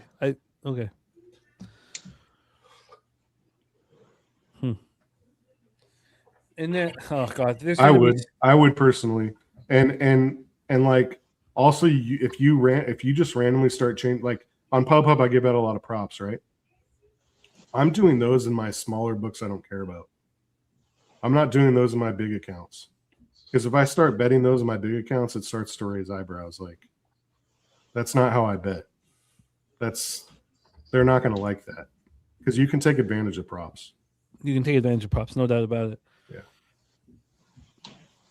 So when we go to the Operation Garcia, this is a completely different question, different subject. How much do you think I could get down on every player prop on the board under at the sports books in Vegas? Because we think that you might be able to get 1,000 or 2 down and then not the next day. What do you think the story would be? On a sportsbook in Vegas, do you know them? Do they know you? No. Now you would begin a relationship with them through this process. They're not going to. But no, they don't know you from Adam. You just go up and say, I want 1,000 on every under? Yeah. They're going to look at you like you're fucking crazy. I don't know. I don't know an answer. Touchdown Burden. Luther Burden with a huge Burden. What a ball, too. It looks Jimmy, so I don't have easy. an answer to that. I don't know. I don't know either. I love the touchdown dance after. That was fucking hilarious. Their Chicago team's a little over. We're crushing Papa today. Okay, this is my last shot at it. Under 69.5. I'll stop now. I don't know, man. The scoring looks like they're just gonna pay out. Yeah, I'll stop now. I'll let it go. Hey, Jimmy. Points in this bitch. Yeah, LJ.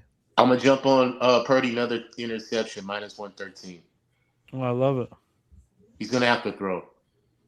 Damn, man. They're not gonna bring down the McCaffrey. The run game looks pretty good, though. Like, First quarter, man. 28 points. even with Trent. There's my dude.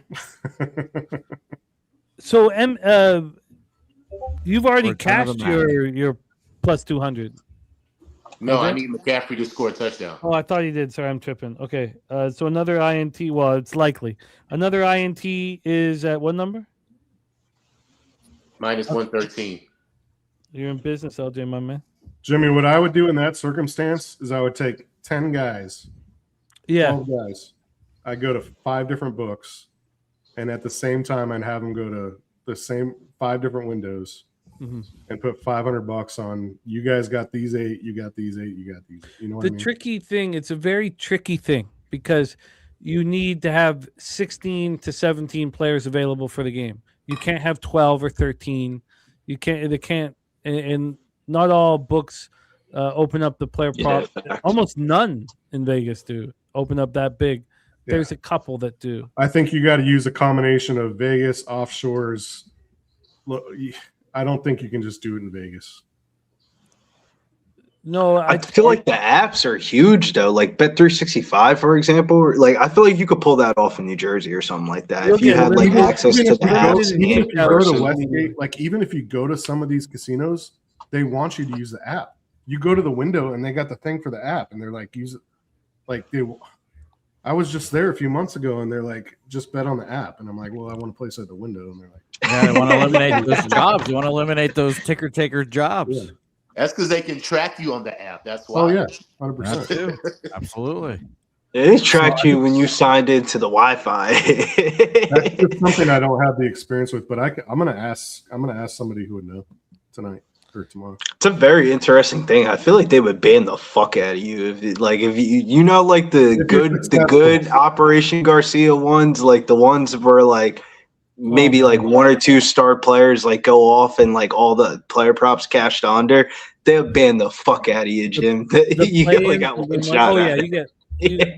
I'm very well. We're gonna find out. I tell you that, Brizzy. I think it's worth the test. I think it's worth the test. I think you could do it in Atlantic City from the aspect of like there's so many fucking casinos. Like you have like 6 within walking distance. You have over 50 fucking apps, and it's a legal gambling state. That like I just don't know if they're gonna take 1,000. I think they're gonna take 250.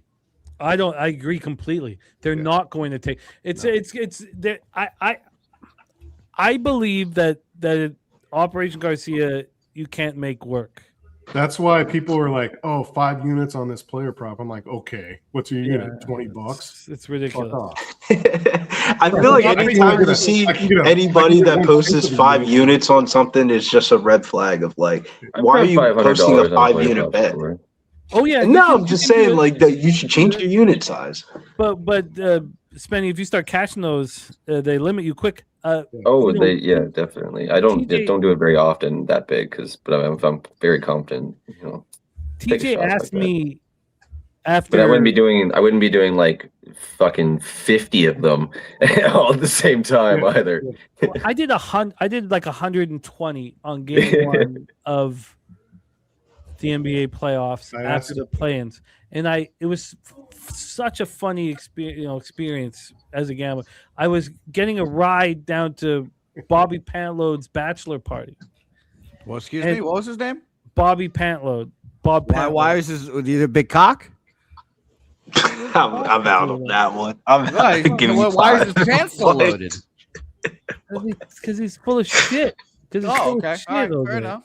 That's what we all thought. Jose's I cannot believe that's what pant load. You think that's Jesus? Hey, I gotta ask the questions. No one else will. No, you don't have to. You can edit. Ask the questions. That's horrifying. All right, continue. Sorry. So, on the way down, on the drive down, with, I had to go in the back seat because I had the computer. Why did I have to go in the back seat? I guess we must have been driving the mother-in-law down back to her place. But I had to be in the back seat. So I'm sitting beside Ella and Carter, and I put in, oh man, another huge play by the Niners. I put in 120 player props. I'm firing them off $200 a pop, and it was, arguably, it was one of the greatest days of my entire gambling career. And afterwards, he was like, why is your local taking them? That was only at $200 a pop. And I explained perfectly. I was like, I got crushed on this last year. I went up 7 or 8 grand. Then I lost 17 grand. He laughed. Well, he didn't laugh in my face, but I know he was laughing. I know and he just thinks I'm going to screw it up. How do you not screw it up? Remember? And then I stopped betting I stopped doing it after game 1. It would have worked all playoff long. But that was only at 200 a pop. He's like, how are you allowed to keep betting it? Imagine if it was 1,000 a pop, you get banned for sure or limited for sure. We're all going to find out one way or another here. I can't bet more than $250 a prop on any of my books. They're worried. Really? They're concerned. That's wildly low. Those are books that I have good standing with. No, but they can still think of you as a sharp and be afraid of you. I can't believe it's still the first quarter. It's 9. Yeah, that's the problem. This is the clock's Yeah, not how going. the hell is this still the first quarter? I'm gonna need to take a edible. I just realized that. I need to calm down. This is What are we doing? it's not going the right direction. I'm not gonna live bet the total again though. You should. Oh. Another over. Oh man, that's like Gorgie beside me all the time. Telling your sober friend you should have a drink. You should. I should. A little devil on the shoulder. I should be all your inner voices, man. Oh, you are often, but you should really got me. All right, I'll be right back. Oh man, there's a I flag like by the way. Jason. Eventually, an under will hit if you keep betting it. Huh? If you just keep martingale-ing it, Well, I wouldn't martingale the under on this game personally. Well, TJ, I thought, I thought the same thing. I didn't place these bets, so I was like, the Jets have to cover 42.5, right?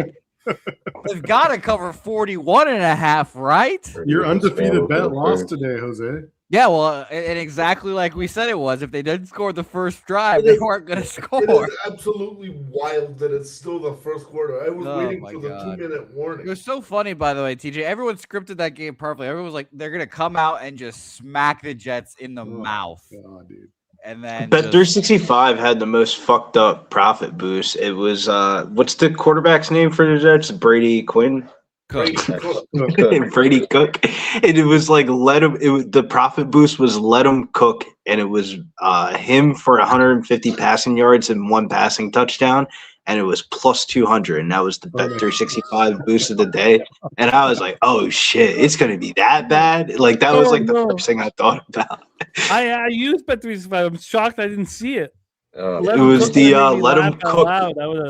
It's the let him. It was the let him cook profit boost of the day. It was like wow. I catched a Chisholm touchdown live in that game at plus 600 after Chisholm. It was just nice. One of those random freaking games from New England. They were just stomping on him. I was pissed. I was trying to get one in there with Kyle Williams because I played him in DFS.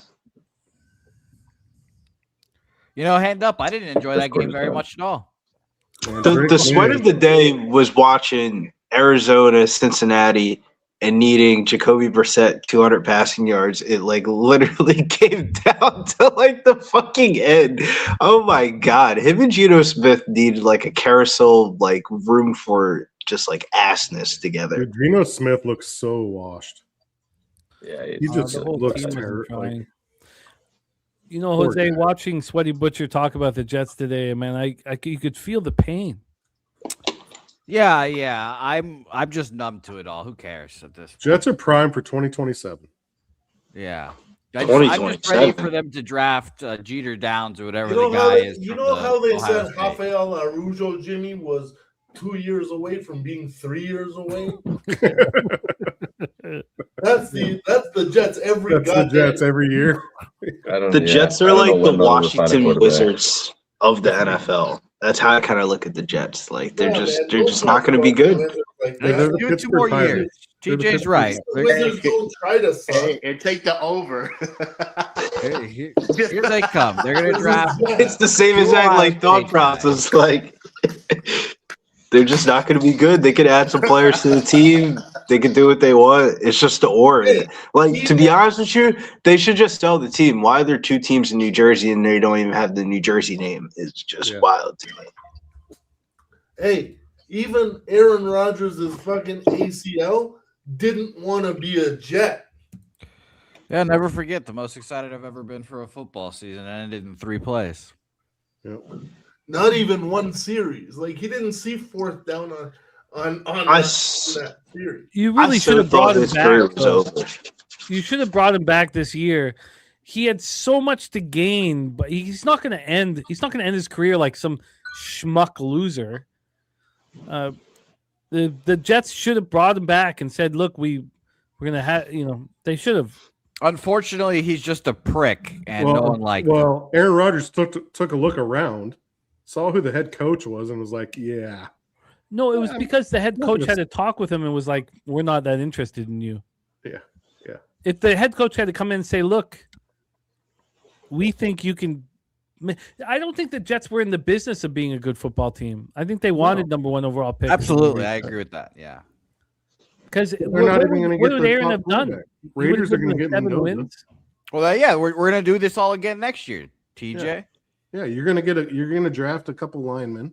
Nah, you don't remember the Jets tried to give Rodgers what he wanted. They tried to do the fucking they tried to do the Stafford Devontae Adams thing 2 years ago. It just didn't work. It's so crazy to me Devontae Adams was on the Jets. That feels like people were saying Devontae Adams was cooked after that season that he played for the Jets. Look where he goes, and now he's great. Not even just Devontae. Who was his other friend? Randall Cobb?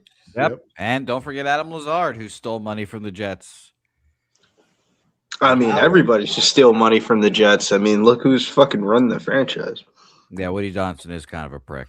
But yeah, I'm excited for the draft. It's my Super Bowl every year.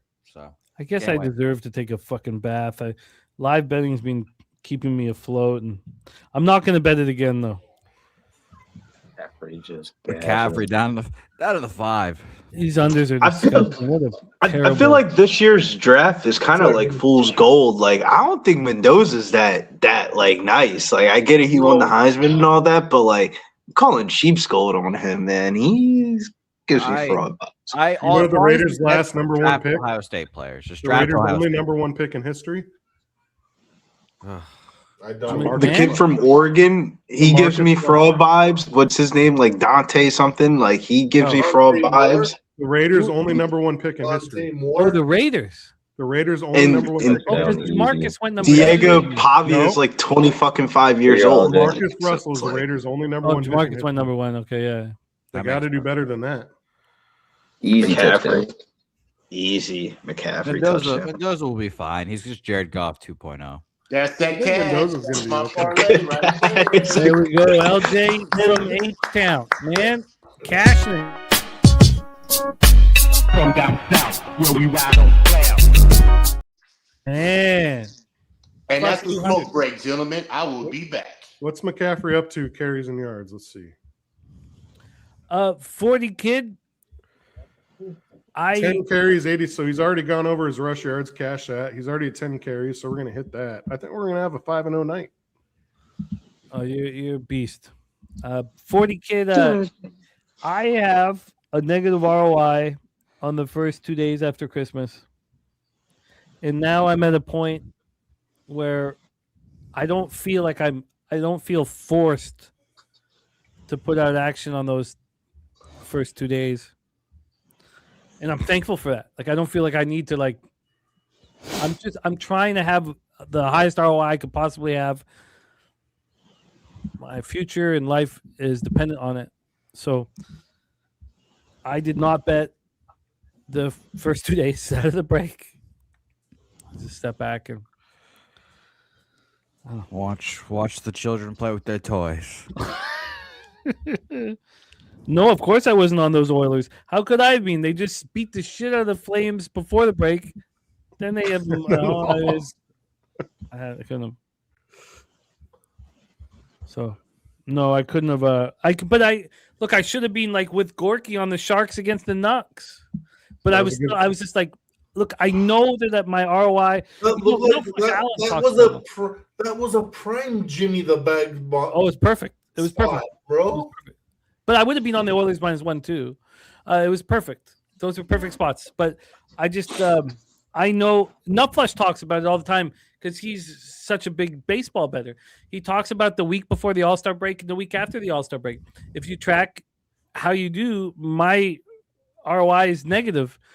So Jose knows this year I made a huge statement, basically not betting that week before and the week after, and I had to be strategic about it. But Jim, when are we gonna find out if the NHL is going to the Olympics or not? I don't know. You need connects with the Italian mafia. No, it's not about the mafia, Jimmy. They refuse to go if the. They better go to the Olympics. Who do you think's building the stadium, Gorky? Well, we know who the building. Taxpayers. Clemenza. Huh? Gorky, okay, we don't need to have this conversation, but Yeah, we do. the construction of the arena in Italy isn't all above board. Okay. Well, okay. Yeah, Clemenza's handling the project. My question was, when do we find out that the these NHL guys will cancel are... 2 weeks before. 2 weeks before, so they have another they have some time to put the arena together.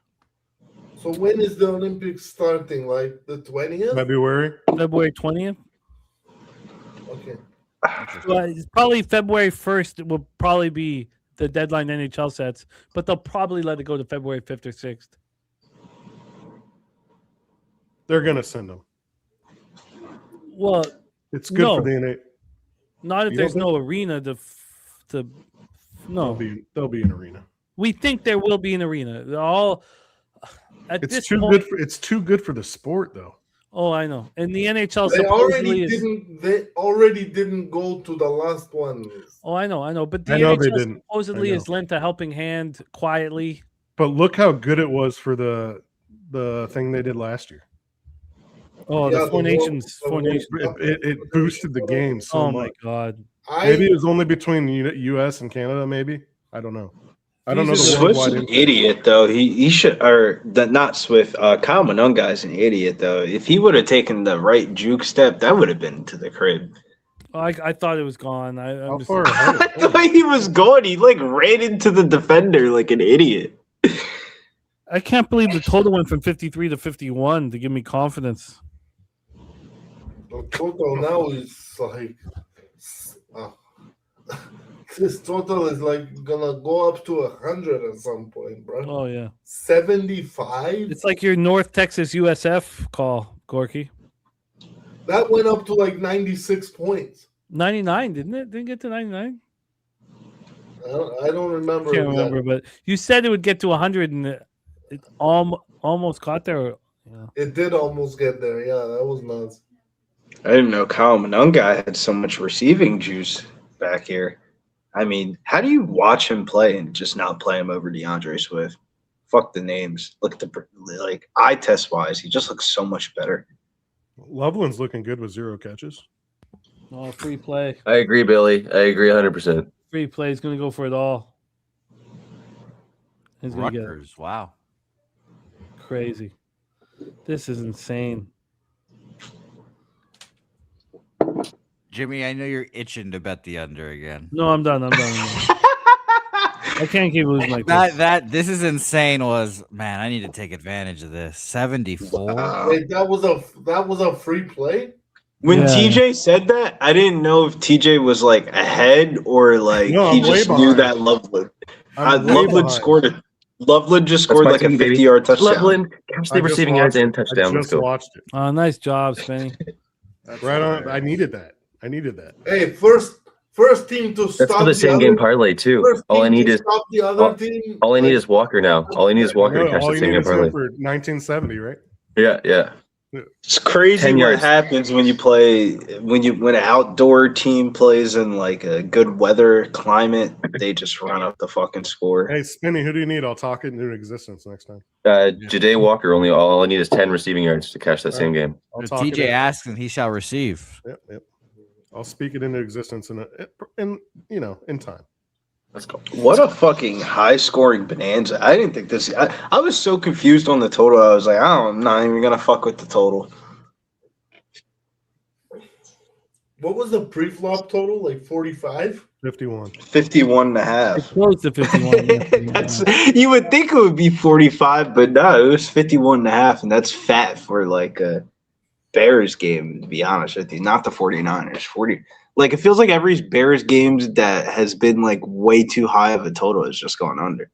Low key on one of my books, I was down 500, and it's a pay in, pay out Monday, and so I didn't say anything live, but I didn't want to bust Jimmy's chops, so I just put the little 500 on it on the over. I'm happy right now. I don't have to pay anymore. Sure. Yeah, no, it was very, very wrong. Correlated with my other plays, so.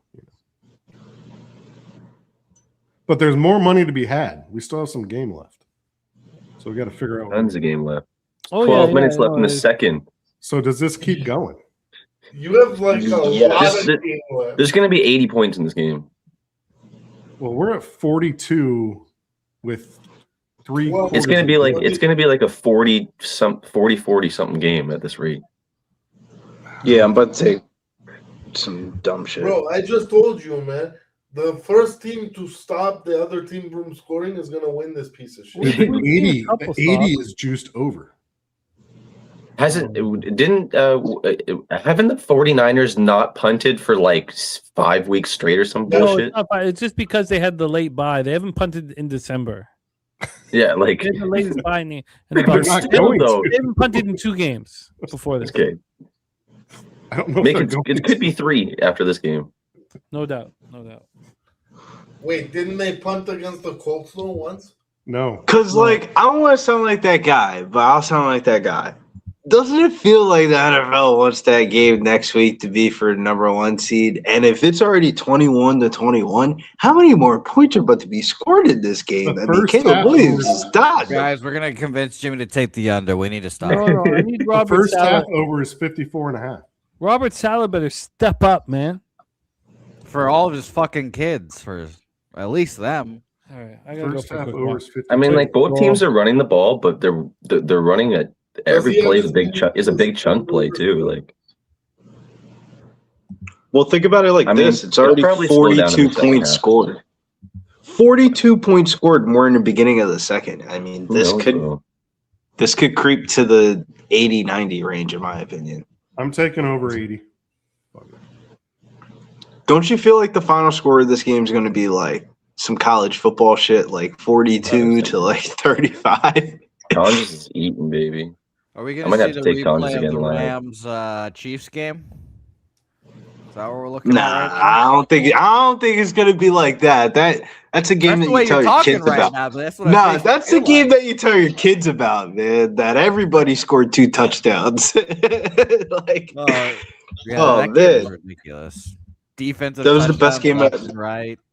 That was arguably one of my favorite games that I don't know. As a prop guy, anytime that you see a bunch of points scored in a game, it's just like, oh man, so much easier to bet it. I might be looking to like a use check live touchdown. I feel like they're setting him. I feel like they're setting him up for a touchdown with these plays with McCaffrey. There's just The one there's always McCaffrey touchdown, it was supposed to go to use check, but McCaffrey was just fucking easiest lane ever. I might I'm playing have from profit. I took over 79.5 minus 114. I don't blame you, bro. Playing for profit, might as well. I think you should smack the over until like 85.5. Like, If we get two No more, if bullshit. we get another 10 points in this half, it looks like a good bet. you don't think the winning team's putting up 40 to 50 points with how I'm taking easily? use check. I'm Winning taking points use put check up plus 700 live. I'm going to hit my team total over 27.5 in the first half.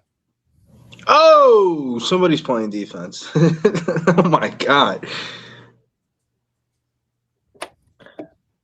And you know, Nice little pick end six around is Sky live. Moore. Pick 6 is live at some point. Roma Dunze, Another one? it has to have the biggest afro I've ever seen in like. I know that's a big throw he's got. Over, what's his name that took a knee? Nah, man, it that has to be the biggest afro I've seen in recent Black history in a very long time. Huge sack there. Like, he looks like he's about to come off the sidelines and start marching. Oh, Chicago might make a stand. Maybe. By the way, Evander Kane's bookie, which I believe is our guy Lucas Ryan, said TJ joined you on the 77.5. Let's go, Vander Kane. So shout out to you. Oh, that is a big afro. You want some beer? Luke Burrow, I'm allegedly getting a haircut tomorrow. That's what you said last week, though, Jose. That's why I said allegedly. Oh my god, bro! Like they just You really want some beer? Can dogs get drink Zach beer? Goodell back anyway. Just a easy play to McCaffrey. No, it's just water. I mean, I don't think so. No. These offenses are cooking right You now. can try. I know they're not supposed to, but like it's not gonna like chocolate kill her. It's not like I'm giving her chocolate. No, bro. These are all famous last words. I just want to give her a little taste of it so she stops fucking begging for it. Come on, Tom. I'm surprised you don't shotgun her some weed. Nah, dogs off of weed, they act weird. We used to do that to my cat. She loved it. The CBD pills and stuff help. Yeah, but come here, Tom. What's her name? My girl, Tom- my border collie just Tommy. had freaking knee surgery. Fucking $5,000, man. Yep. I know that life. Fucking brutal, bro. I have a rule about pets. Anything more than $2,000. Damn. Fuck. Yeah. No, yeah. She's no, I'm not. Yeah, I would I never. told you I'm cheap. I would Fair. never. Except for She's the only Eskimos. 7 and she's got tons of life in her. And All right, I hear you, man. You don't have kids, do you? no, I don't. I don't. That's the child. She's It my all kid. changed. It all changed. She's my kid. Yes. Yo, that's the greatest quote ever. My man TJ hit him with the I know you ain't got no fucking kids. With the hat move. Like that was the most sorry, dad kids. That was the most Just, dad quote you know, I've ever heard he you ran say. away. Sorry. I understand both sides of this. 3rd and 3, by the way. Brock Purdy's looking. He's throwing outside, incomplete. A little defense. You know what the best is, TJ? You don't have kids yourself. You just be the They're stepdad. probably gonna go for it. Oh no, I got 3 kids. That's a man with experience right there. Oh man. And they cost me $6K a month to the baby mama. And by the way, TJ, speaking of children, Why are you going for this? I kind of figured they were going to go for this too. Why? We're excited because they can't stop be in them. Paba Palooza here. I'm pumped to be a Paba And they're Palooza. kind of in no man's land. They kind of have to. Yeah, too long of a field goal. Don't want to punt it, and they get it easily. Exactly. There you go. Why not? They can't stop them. Gorky. That's why you're Gorky, sitting in your couch, sitting in your room, watching the game, and we're not on the sideline coaching. That was the easy first down, baby. Because I like not losing the game on one single play. No, this isn't Pittsburgh, Cleveland. 3 yards is nothing. Yeah, I think we're gonna see. Yeah. So offenses are moving the ball, man. I mean, you don't fucking say it. 2 games. I also have what I call Frank Reich trauma, because that motherfucker would go for it from his own 28-yard line like an idiot.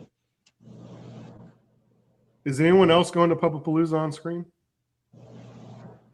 I'm not. More than likely, I should Most be likely. going to Paba Palooza. I have a deal with Jose. I'm going to order an Uber when I pick up my bag. Oh, I know this. Mm-hmm. If he doesn't beat the Uber there, I'm taking the Uber. And he's probably like, "Fuck you, then take the Uber." It all depends on what type of guy you are. Are you the type of guy? But once he sees the Uber price, he'll be like, "Okay, you know what? Come pick me up." I'll tip Jose. Are you more the than type I of guy that's going I to will text tip Jose when more you than I pay land?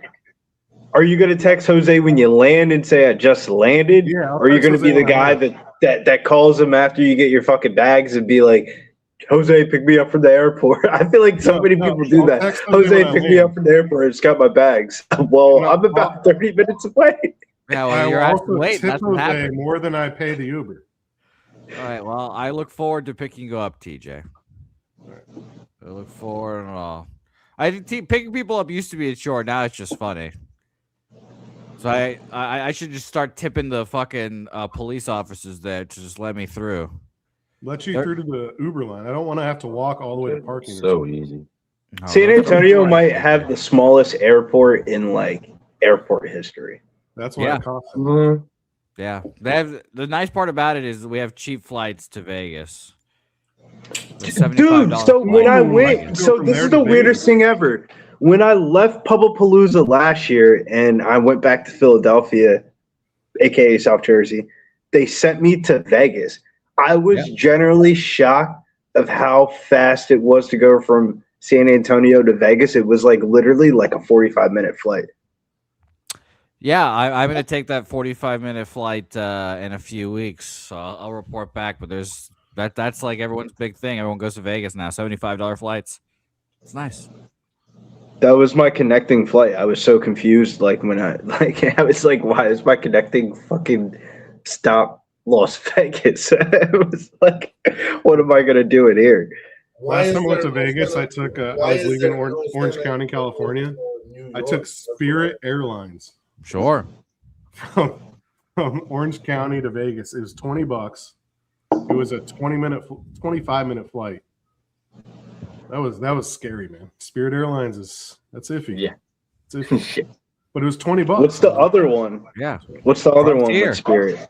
Frontier, Frontier is the worst airline ever. Flying to Vegas. Can't wait. Wow. I'm obviously not taking a checked bag or a carry-on because they'll charge you fucking $400 for it. I told Helga, I was like, sorry, babe. It goes in a backpack under your seat. Yeah, that's all you get, babe. Sorry. Oh my God, what a disgusting throw by Purdy. Intercepted in the red zone, but there is a flag. There's the second bit. I mean, it's former Eagle CJ Gardner-Johnson who is he creates new flags. Oh no, they got bailed out. Illegal hands. No, CJ Gardner-Johnson is a flag fucking magnet. Watch all of his Eagle fucking highlight film. That should not be a penalty, though. What's the call? Illegal hands to the face. They'll show it. You'll see it twice, and if you're a Bears fan, you'll be upset. Come on. So give me you a just Juszczyk run the ball with touchdown. Christian Give me a McCaffrey here. Give me a Juszczyk touchdown. I need over Oh, 27 and a that's half tough. points for San Fran. So That's Yeah, Jimmy, I tough. took Juszczyk to touchdown plus 700 live. Oh, I love it. Man, that was the Bears' moment right there. They've been so good at forcing turnovers for whatever devil magic You reason. think this game is over, Jose? Have you been Well, I was watching? to get a big stop. They're in the red zone. You've been That'd be watching? great. The 14 points the 14 of the 21 points that Chicago has scored that's a have pretty been weak like call. A pretty weak 30 plus Oh, yard sure. touchdown bombs. Was the Second Juszczyk goal. plus 750? Plus 700. 700. Loose slips, that's funny, but the only black people on the flight were the flight attendants. I was leaving Orange County, bro. It was all white people. True. I could see that. Second and goal. Goodness gracious. What's wrong? I always sound fucked up and elaborate on this, but what's wrong with black people in the airports? You know, they don't want to fucking die. I don't know. It was loose lips comment, man. It was loose lips. I'll get a little bit nervous if it was a different ethnicity. Yeah. I know San Francisco. They're Second and goal, but they call a timeout before. This dude doesn't know I live in the South, man. I live in a 50-50 area. I like my collard greens and fried chicken, man. That sounds great right now. I don't know about the collard greens. Oh, you don't I like don't collard greens? I love collard I mean, greens. I like collard greens, but Oh, am I no. going out of my way to eat collard greens? That's No. like my side. If I go somewhere that has them, and they're good, I'd rather have that than French fries. If Yeah, you I know like me, macaroni and cheese is my weakness. That is the I love me some macaroni and cheese. Dude, collard greens done right are so good. That bitter with the vinegar. Second and goal. Wow. Purdy getting sturdy. I don't know. Is Virginia a subsidized state? I don't know about that. Shout to 540. Oh, Purdy. Wow. I thought he definitely handed that ball off. Another Purdy touchdown. Purdy getting sturdy. What was Purdy There's 2+ a full touchdowns? game team total over. AJ, that's probably gonna cash your Yep. team total over in the first half. Yeah. Yep. That is nutty. Unbelievable. Insane.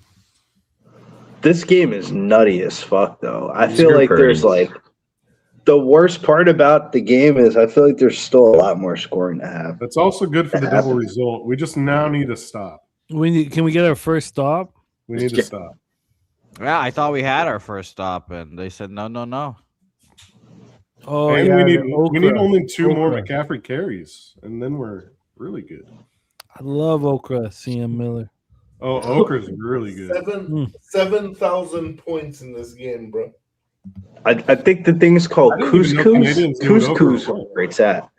They have it up It's there? really good, man. Couscous can be It's got to be good because if it gets slimy, it's not good. Yeah, when done right, when it's fresh. Yeah. Yeah. There's not a lot of flavor there. It's healthy. Well, I mean, you got to get it fried though, so it's not that healthy. Mhm. I mean, it's still anything fried is good. CMC 2 touchdowns still in play. San Francisco 49er. This is Spenny's wheelhouse. We've had so many games where there hasn't been offense. Any player props dream is this game. Yeah. Wow, Leafs wings OT. What's the score, Am? Is it 3-3 or 2-2? Or higher? 2-2. 2-2. Islanders. Great news. Turnsy's at that game. And the Rusty Kuntz play of the day, which we do have in our stock of videos, which we can't have them all available in our StreamYard. But the Rusty Kuntz play day was the under 6.5.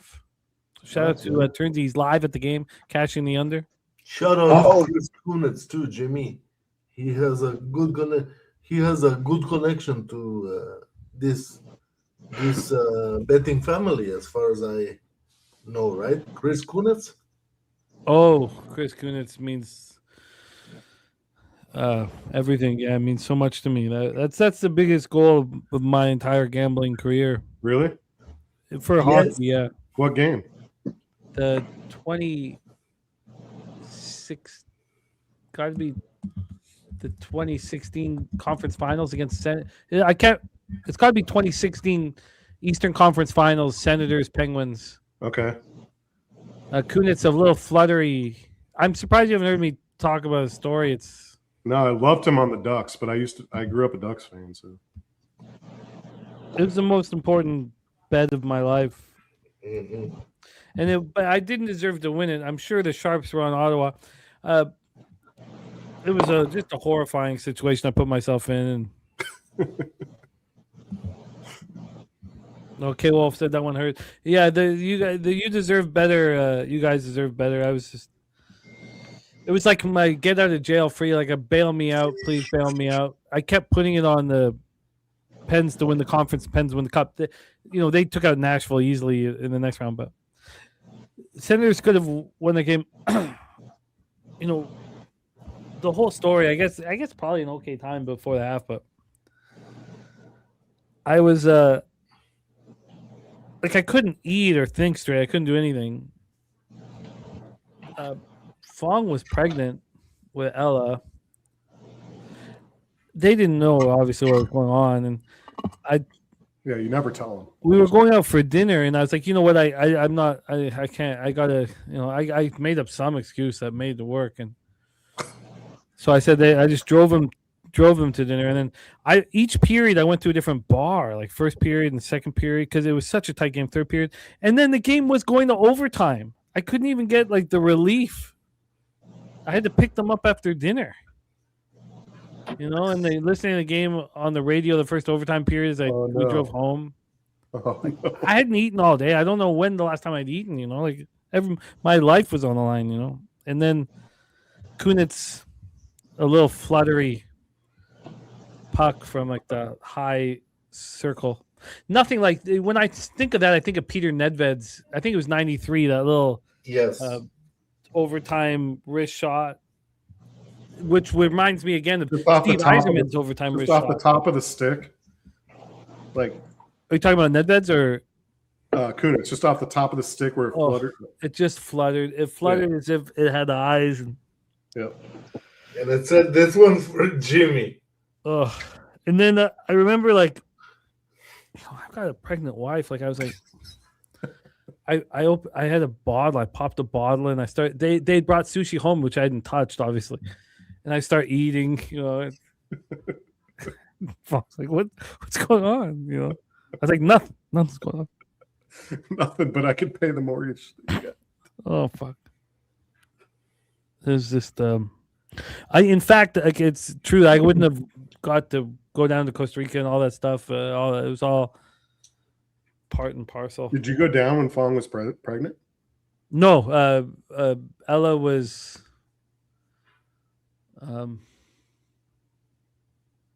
like just under 2 months old. And they went with you? No, well, they did after 3 months. Okay. I was only given a 3-month contract. Okay. So I came back after 6 weeks. I had 4 days. 4 days. It was a very trying time, but I was trying to switch careers. I was from comedy to that. Yeah, I was failing as a comic. 18 years in the game. I'd had some highs. Well, you had the movie. You had the movie stuff too. I had real legit. I was, I'm not playing pretend. Like it was my living. Yeah. It's a highs, but then at that point, I was just, if your name can't sell out or sell tickets, then your name means nothing. The comedy club's name is what's selling. Now you can have great shows, which helps the comedy club, but if your name's not bringing people in, then you don't get that much. Yep. So as and I was Yuck Yuck's Canadian comic, like touring from shit town to, no offense to the country, it's a great country, but Detroit wins in overtime. I'm out the game, man. I don't watch anything. I don't want to watch comedy. I spent my whole life doing it. I don't enjoy. I'm a terrible audience member. You don't want me at your show. Like the last thing I want to do is be watching comedy or I was too deep in the game. I don't. My brother's trying to get into it, and he sends us his stuff before he goes to shows. It's so bad. How do I don't even know what to say when he sends it to us. Oh, I know Al Sadiq But I just don't watch anything. But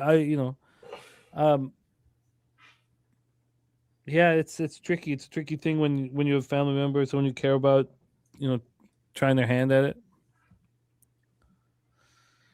It's it's tough. I'm sure people were very concerned about my whole. The weird thing about my shit was I popped off. I You got hot quick.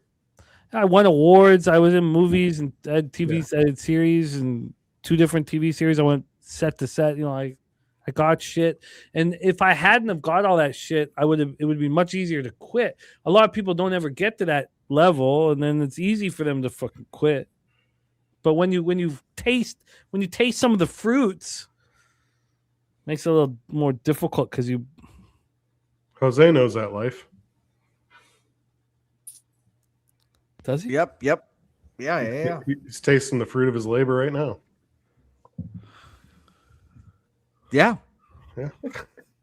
What the hell does that mean? I don't know. He had his mouth wide open for like 3-4 seconds there when he got. I'm tasting it. I'm inhaling the fruits as we speak. How are they? Are they nice? They're quite bitter right now. Actually, I'm still bitter about the Spurs losing it to the Jazz and costing me 2 live bets, if we're being honest. But they will win on Monday, hopefully. Are you a big Wembley fan? I'm a big over 44.5 wins fan. I'm a big Spurs Western Conference Championship fan. Are you collecting some of his sports cards? No. I know you're he's a Caitlin Clark collector. That's true. Yes. Yeah. Strictly Caitlin Clark. I know you're getting into the whatnot now. Yep. TJ. Oh, TJ how did the whatnot stream go? I joined it. Yep. TJ was there. I hope you enjoyed it, like we were talking about. Well, TJ. he's a big card collector, TJ. I am. Yeah, and we're selling cards. I'm involved in learning the ins and outs of it as well, so it's very fun, very interesting.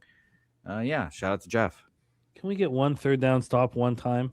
I would love for you guys to do a baseball break, or I could also do some baseball breaks for y'all to get some viewers. But hey, well, we'd love that, TJ, and I am probably even the guy pushing for baseball. I'll tell you that. Jimmy's with his arms out wide open. Finally, you might see an angel, stop. But can we take a shot every time we get a third down stop? Yes. Oh yes, I need a third down. We need double results. So we need double result badly. I'm just throwing $300 into the garbage. Is there a punt? A punt? Our first punt. 7.5. Here we come. Yes. Let's watch that number tumble. The Juice says his uncle gave his brother a Phillip Rivers rookie card for Christmas. Man, I like that. That's lovely.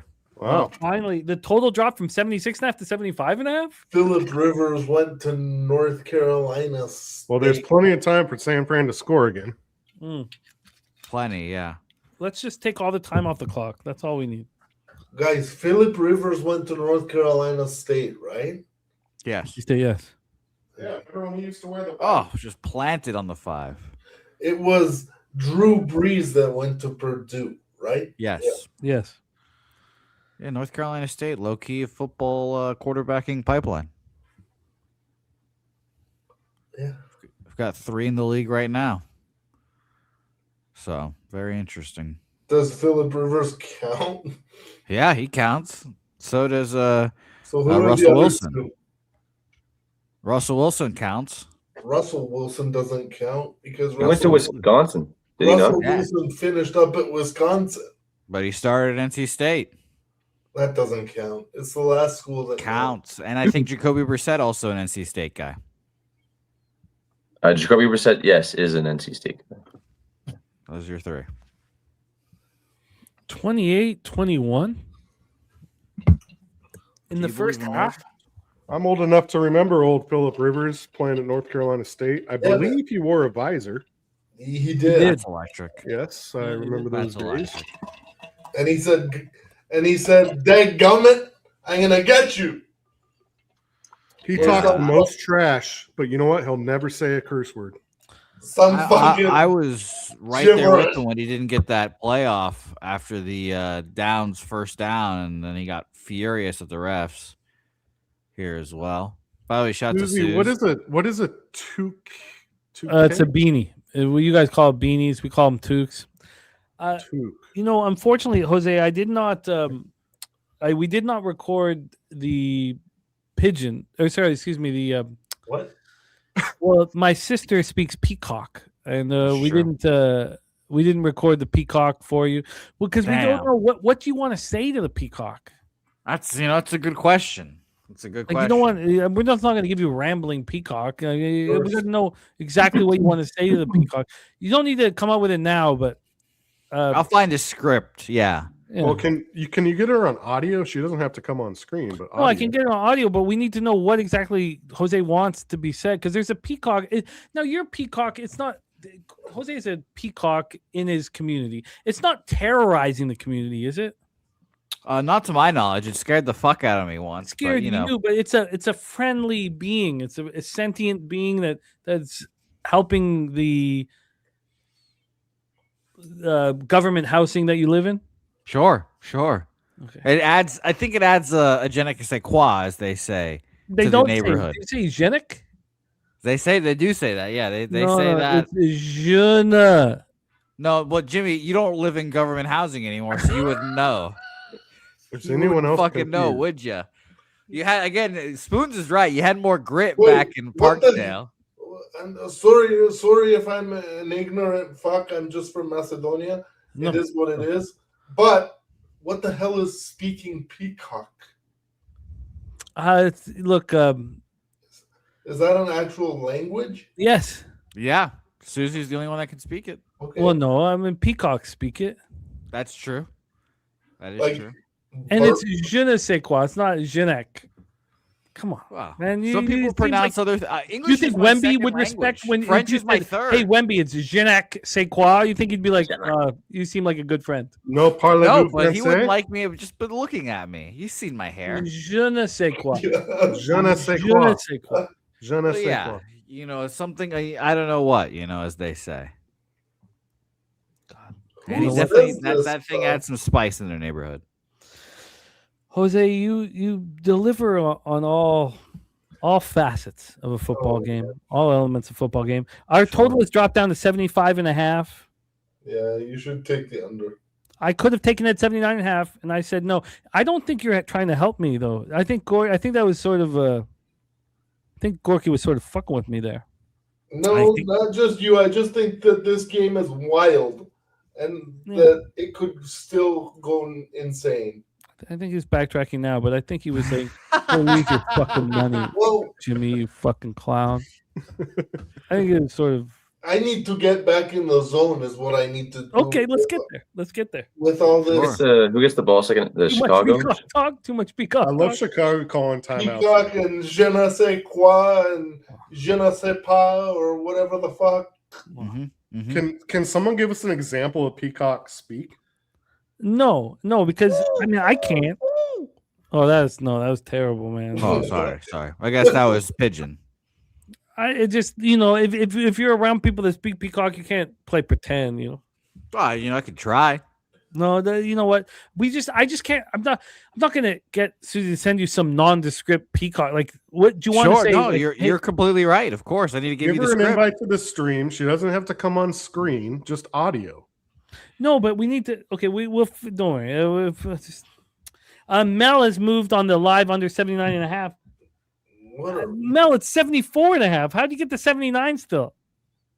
But I respect it. I'm assuming she grabbed it back. Oh, then yeah. No, I respect it. I wish I had done it too. It's just I'd been losing my shirt. Losing my fucking shirt. Well, it's nice that you have the first half of this double result in a safe position currently. Tickety tick tick tock. Oh, I love it, Mel. I love it. I should have. That was the high. Hopefully that'll be the high water mark. Hopefully it just drops. Let's see if they offered me anything on any of these. 69.5 a little bit. 62.5 tiny bit. Take one shot and see if they can get downfield. Some life being shown in the unders. Luke, I wish I had extra shirts or more shirts, but wife tossed about 20 of them. No, I hate to hear that. Oh, she's like, you don't need all these fucking shirts. That's stupid. You pick your battles. To add to my cuck reputation, I let Helga have the whole big closet at the home, and I just have like a broom closet now for my clothes here. That makes sense. So yeah, so I understand that grind. That makes sense. Are we 3-2-1-0? No, 12. Jesus. McCaffrey, 107 rush yards in one half already. McCaffrey over carries. He already hit everything.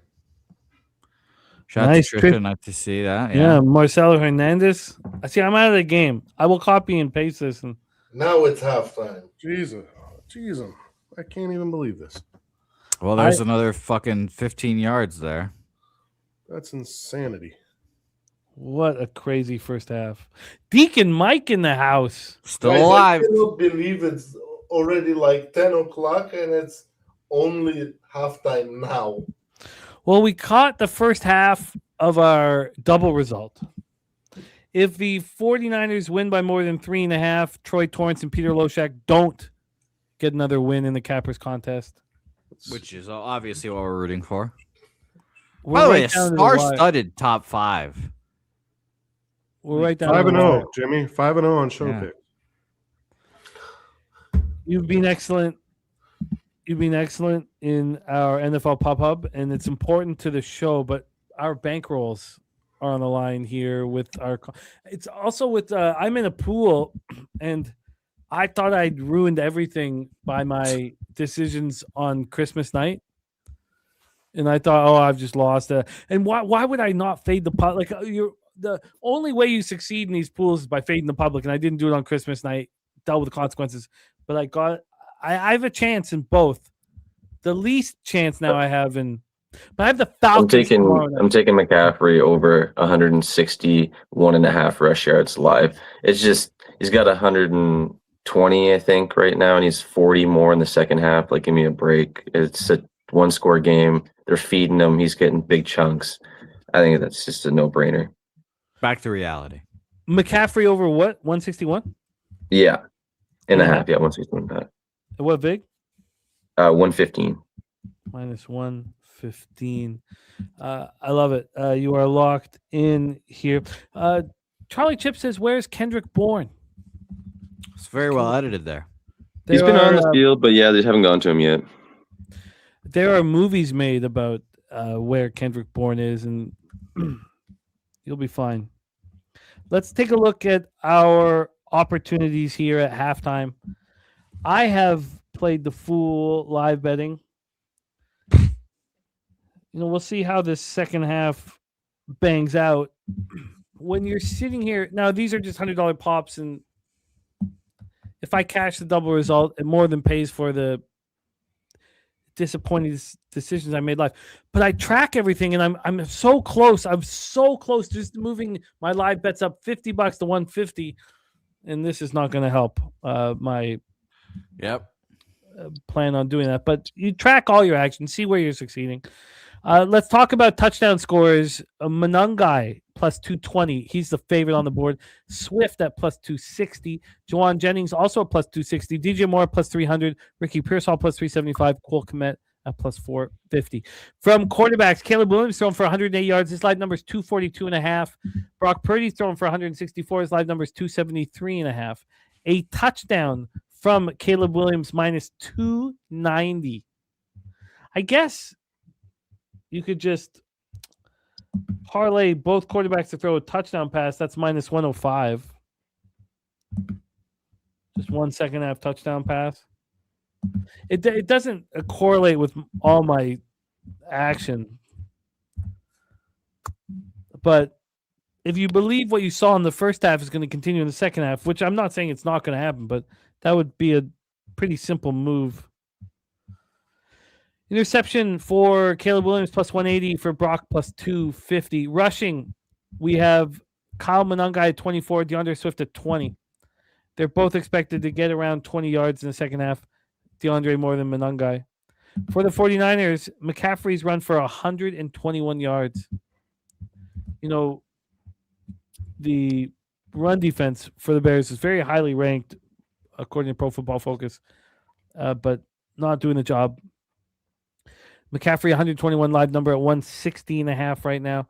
And then from a receiving standpoint, Colston Loveland leading the show. Oh, no, sorry. Luther Burden at 45. His live number 74.5. And Colston Loveland, live number 36. His live number 59.5. DJ Moore has not caught a pass. He's sick. His live number is 21.5. And then for the Niners, Jake Tunges leading the way. Ricky Pearsall at 57. His live number 74.5. Tunges 53. His live number 67.5. If you were just studying the player prop market to make decisions on what would happen in the game, you would probably take the 49ers team total under, and they could still win the game. That they're going to play much more conservative and slow it down. They're not expected. The wide receivers aren't expected to have a lot of big plays. Of course, I bet the under 3 times, and those bets are in grave danger. The live 58.5. Oh God, they're offering me a little over $9. These are just $100 pops. The live 62.5 is at $18. The 69.5 though. So let's go around the horn here, and the horn is not as mighty as it once was. We have cappers about to join us again, rejoin us. TJ, is there anything you're looking at live? Yeah, I will take. Sorry, I'm still kind of looking here, but the only one I'm moving on is McCaffrey over 160.5 rushing yards. Sorry, say it again. McCaffrey over 160.5 rushing yards. And are you moving on it? Yep. So we have the corner of Spenny and TJ Boulevard over 160.5. Only need 40. Hey, it just makes total sense. Yeah, and I can't say 2 units, but to me, I'm doubling up on. I'm betting at 2 looks. So I like it. Spenny has already moved live on the McCaffrey over prop. Denny Martez catching the Williams TD at plus 600. Excellent work. Nasty Nate joining you guys on the McCaffrey props. Mr. Jose Bouquet, is there anything you're looking at live, my friend?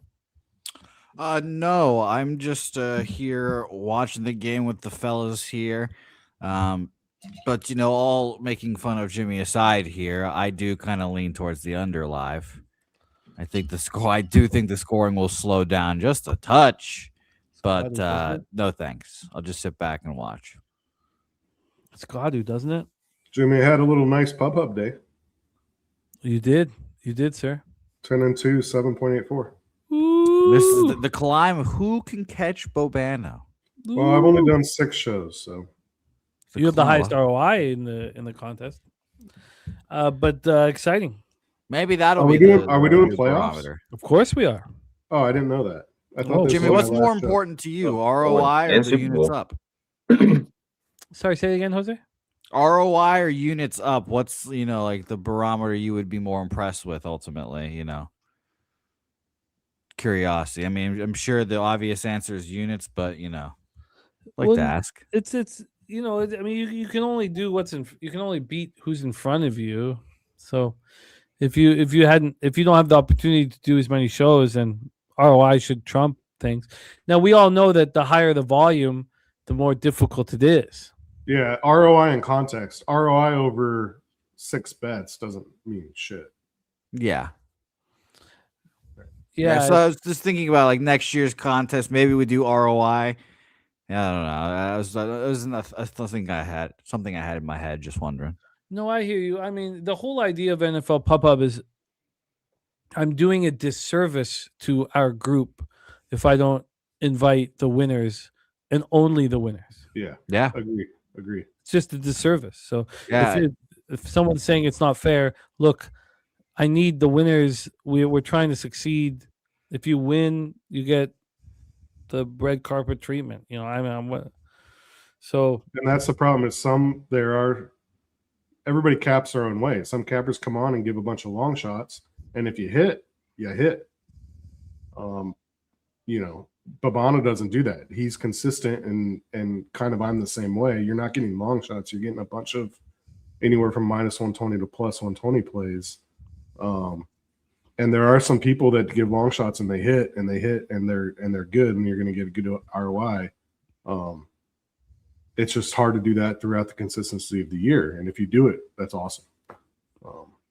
And some people can, and they can do that over the long period of time, and they'll have bad weeks, but the good weeks make up for the bad weeks, and that's awesome to see. So it's just a different style. But Babano's been fucking solid all year. So the fact that he gets and is able to come on every week and producing every week, I think that he's available and he can keep backing it up week after week. He should be on every week. Every week, I agree. It's a disservice to our group if you're not. Whoever is leading the cappers contest. It's you're not helping our community if he's not on every week. And there's different cappers every year that step up, and we're just trying to prove you can succeed. That's all. And so there's no pretend. There's no. We're not selling anybody anything. Let's get back to our live action here. We are about to start the third quarter. TJ, is there any reason to believe that the scoring slows down?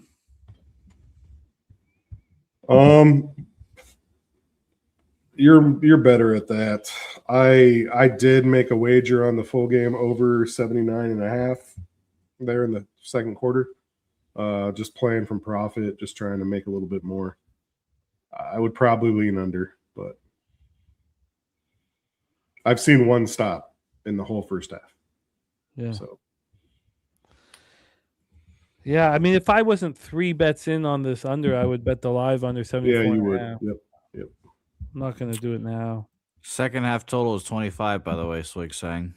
So low for what we've I think if Chicago comes down and scores on this first drive right out the half, then I think it indicates that there's going to be, the scoring is just going to continue. But I think if they get stopped, San Francisco goes down and then they score, then San Francisco's going to slow the game down and do it. Yeah, they can take control. I agree with that. I personally, as betting that live over, I would like to see the Bears score, obviously. Right off the gate. Yeah. But yeah, if I see a short drive, I think San Francisco can just do a lot of running and take short throws. Are you surprised? I'm not surprised that the 49ers have struggled to stop the Bears. Are you surprised the Bears have been unable to stop the Niners? No, because like I said pre-flop, I was on the Niners over team total.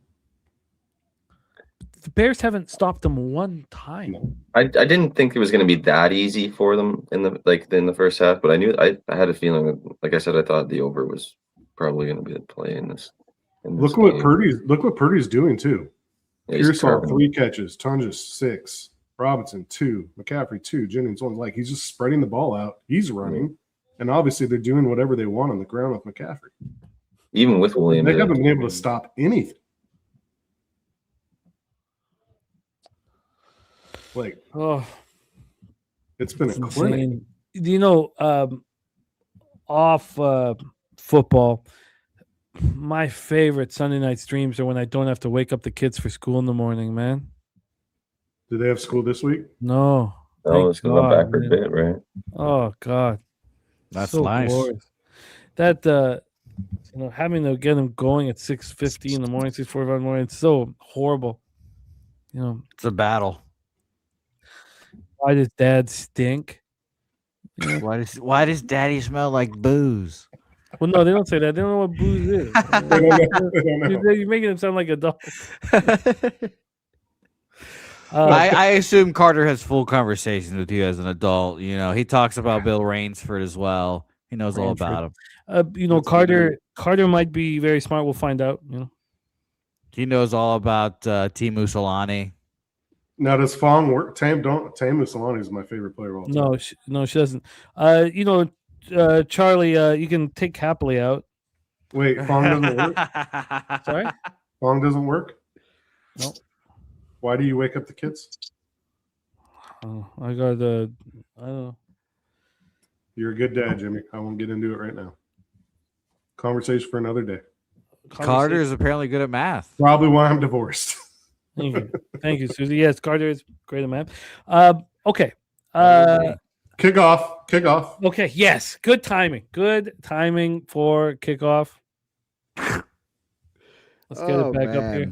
It's crazy how much Ben Johnson has changed the Bears here. It's like I'm just waiting. He's done such a good job. They're a much better second half team clearly in these last 5-6 games. Yeah, especially they went in the fourth quarter. 6 wins from one score games in the fourth quarter, I think. Yeah, that last one was kind of lucky, but here we go again. Just first play, little dump off, go for this first down. Every dump off is for a first down. It's crazy. And the best part about the dump offs is that the dump offs are 5 yards. When it's the Jets, the dump offs are behind the line of scrimmage. Yeah. So it gets so much more yardage that way. This is just why I think San Francisco, and maybe it's the same with Buffalo. Like, I don't think either of these teams can make a deep run because the defense is so bad.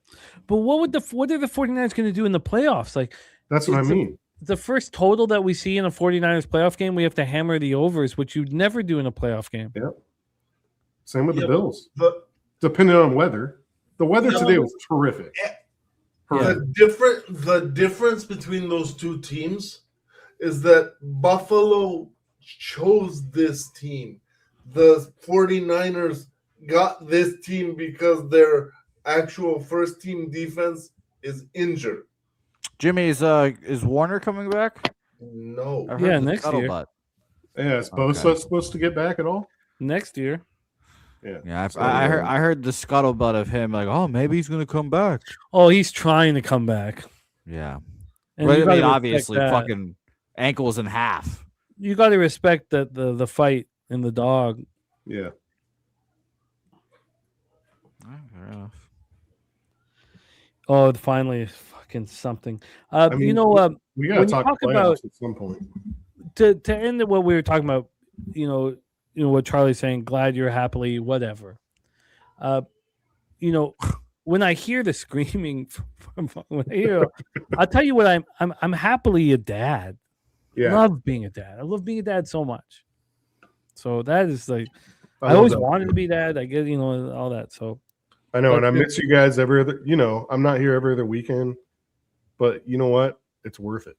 Oh, yeah. I love being with the kids, man. Yeah. Okay. Monongai did get eaten up. It's hard to believe that it will continue. But I'm surprised that the Bears just aren't throwing the ball because I look at the stats. Yeah. Like, it feels like they have to sneak in a run every once in a while to keep the play action honest. Well, but he didn't fall there. Well, Luther. Look at what Rivers much more involved today. I probably should have bet that 74.5 at halftime. I mean, if you're going to go down, go down guns a fucking blazing. You have a rule and you usually stick to it. I pretty much did. You aren't. Yeah, you did. You have so far. I don't bet live. You know me. I bet live early. I almost. Yeah, you usually fire 3 shots and you stop. But I don't bet live in the second half. Like I like early live bets. Same in hockey. You want time for your team to. Well, late live bets usually cash the same game parlay. Wow, there you go. Walker. Yep. I was just thinking about him. Spoon. First down on a third down. And 19-1. So easily. I almost said his name, but I didn't quite yet, and then he did it. That's over the receiving yards, over 13 and a half. 1970, baby. 1970, baby. Out of way, Spinny. Wow, that's beautiful. Shout out to you. Book your ticket to pub. Let's go, baby. We'll get you back in San Antonio, man. You're not inside, man. Are you going, Spenny? He is now. Yeah, he just got the money to do it. Bears. I usually book my tickets a little bit later. I can get a better deal sometimes through this thing that I use. So. You gotta go back. I keep checking the days. It keeps telling me to wait. So I use like Hopper and stuff like that. So Bro, you gotta go Spenny back needs his web redemption, as you as guys soon would as say. possible. Fuck those guys that tried to cause trouble to you, man. Chicago scoring a touchdown. Yeah, it's You probably were- was it going to be We Monangai? were Monangai just, we scoring a were just touchdown. being I a mean, party at the 49ers wrong are with running that. off dudes as we speak right now. So this You is ready for my dude appearance? stopped at the stopped right there. Love that. Let's get a Walker touchdown. That'd be huge. You We need a need one Walker of these touchdown, too? first and I have him. goal. Yeah, I have him on Wow. the just as like on the side. Mm. Pregame Big 550. Bob Sala feeding 10 mouths at home. Bob It's a lot Saleh of has- responsibilities. You have 10 mouths to feed at home. Bob Sala has as many kids as Philip Rivers. He's trying to fight him for the title for One on the sure. outside. Come on, give it to him. Give him a chance. 1-on-1 on the outside. Yep. I mean, Come on. oh, a little overthrown. He was 1-on-1 yeah. on the outside, Caleb. Give it to him. I mean, I couldn't imagine being a head coach with 10 kids. I mean, that no wonder he failed. He doesn't see him anyway. That's Like true. Andy Reid. You're away from him all the time. Yeah, like Andy Reid. Old Andy. That's why Andy Reid doesn't go home. Old Andy. It can't be worse, Susie, than me being the oldest of 13. Yep. 13. We used to have to go in and order a cheeseburger one at a time, and my parents would make us get as many ketchups as we could so we can go home and squeeze them into our ketchup bottle. There you go. Swift touchdown. Wow. Jonathan Easy. or DeAndre. 13? excuse me. I'm the oldest of 13. You didn't know that? No. Yeah, I thought we talked about this last time. I think Oh, Jimmy wasn't wasn't there. on. Oh, Yeah, Jimmy wasn't on. there. That's That why total's going back, that's isn't why it? I'm as cheap as I am, Jimmy. 13. Yeah. Yeah. TJ's got bodies. I have a 4-year-old sister. I'm 41. Jimmy's just trying to wrap his head around all this right now. Jesus.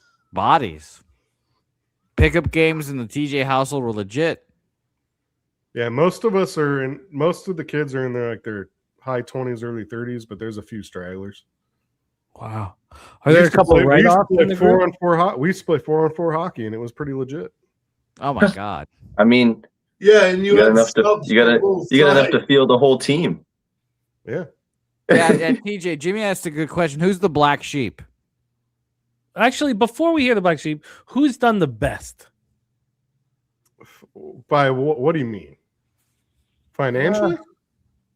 Whatever metric you want to use. Yeah. Who's the parent's pet? Cash rules everything around us. Yeah, Cream. Yeah, financially. My number 3. So we go by numbers. Number 3 is a very successful lawyer, worth That's several hilarious. $1 million. What city? He's in Tampa right now.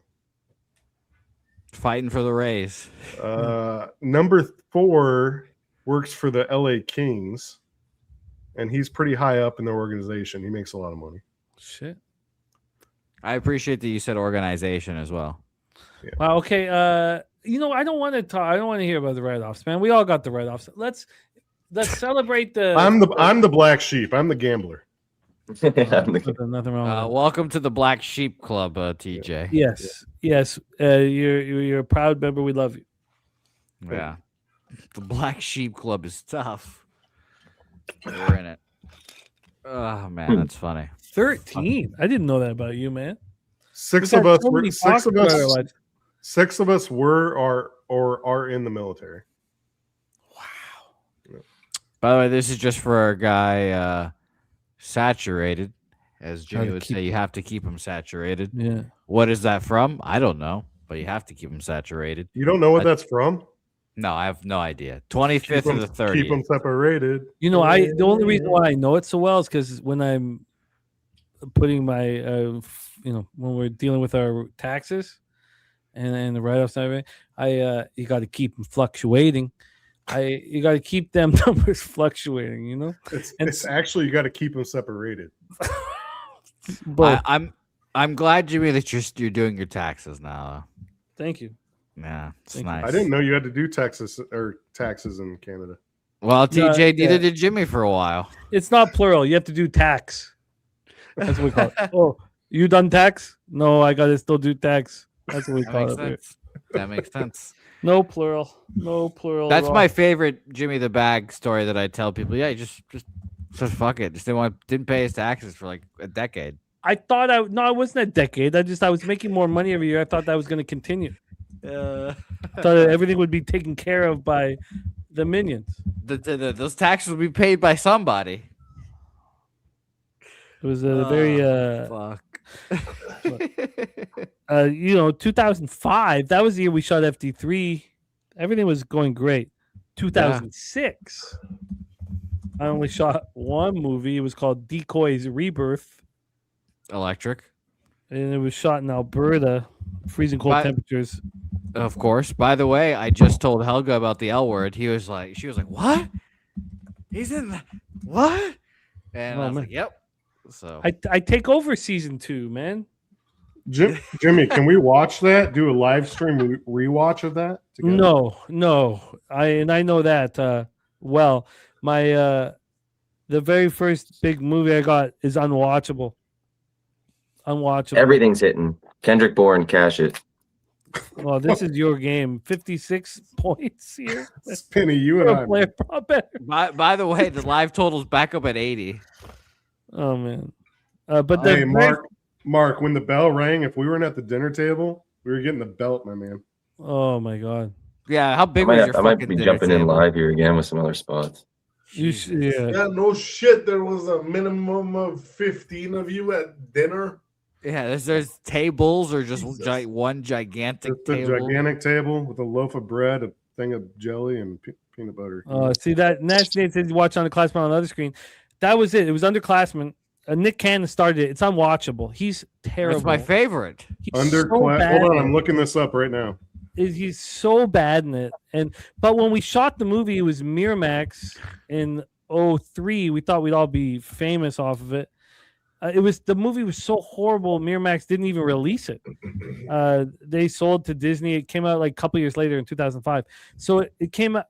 I'd already shot. I believe maybe I hadn't shot FD3 yet, but I'd shot the L word. I'd shot them out. I'd shot in a bunch of stuff. And then I thought I was blowing up. Sorry, you were in the L word. Yeah, we take over the second season. That's all him. I take over the whole second season of the L Word, and then my best friend, who was the star of the thing, got fired. Our characters just disappeared. It's if anybody wants to write Eric Lively for how much money he cost me, it's Blake Lively's brother. Oh, there he is. He cost I me took so much money. CMC live second TD at plus 110. Oh, I mean, you might as well, as everything else is hitting, right? Hit me. Sorry, Span, just say. Second TD? What was it? Yeah. You were in Taken? What was it against? Wait, you were in the Butterfly? Plus 110. Plus. What was the bet, though? Sorry. CMC for second touchdown. Wait, or, TJ looks like he discovered. I didn't know you were in the Butterfly effect. I'm in it for a short period of time. TJ is just like, oh my god. I'm in it for a short period of time. I didn't even know what we were talking about before that. We were talking about tax, doing your tax, and then CMC rush yards. Before that, underclassmen, and Nick Cannon being terrible. Doesn't matter, but yeah, Eric Lively got fired, and it cost me a lot of money. Whatever.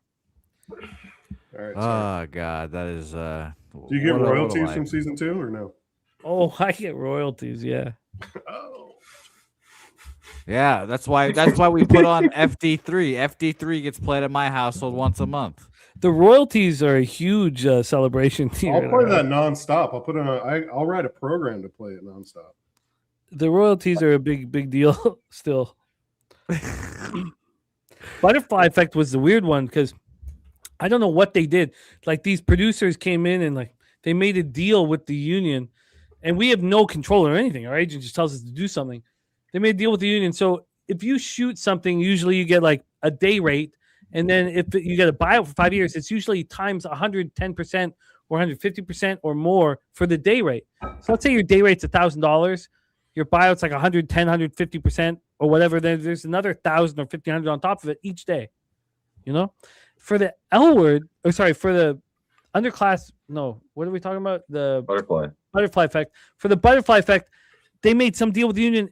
It was minus 300 and something %.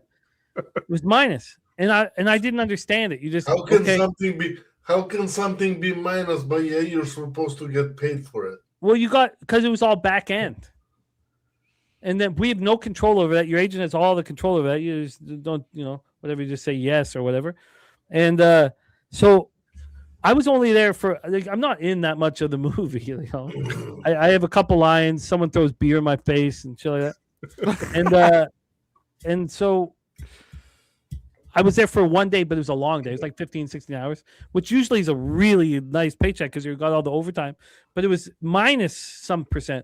So I got paid nothing. And then the residuals came in for the rest of my life. And, the movie was successful and it was great. Way better than the regular deal because the movie succeeded or whatever. And it was great. 44 is being carted off. Yeah, he's being carted off. What an interesting life that Jimmy the Bag lives. But again, Spooner is right, though. I missed the Parkdale guy. You didn't like him. We're gonna just have to do a special stream where we watch all of Jimmy's movies. You didn't like Parkdale Jimmy that much, Jose. He got old at times. Everything has its expiration date. Parkdale Jimmy was your daddy. Oh no, he's got no daddy. Oh, he still is. Oh, you were his daddy. There's no why to that shit, man. No, I think he still is, TJ. Don't worry. Dad. You taught him a lot of stuff in those days.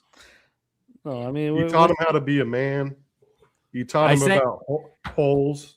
I sent Jimmy the video of the day we took shots together on stream the other day, and it was quite humorous. Man, that was a great show. That was a fun show. Yeah, that show scarred me for life.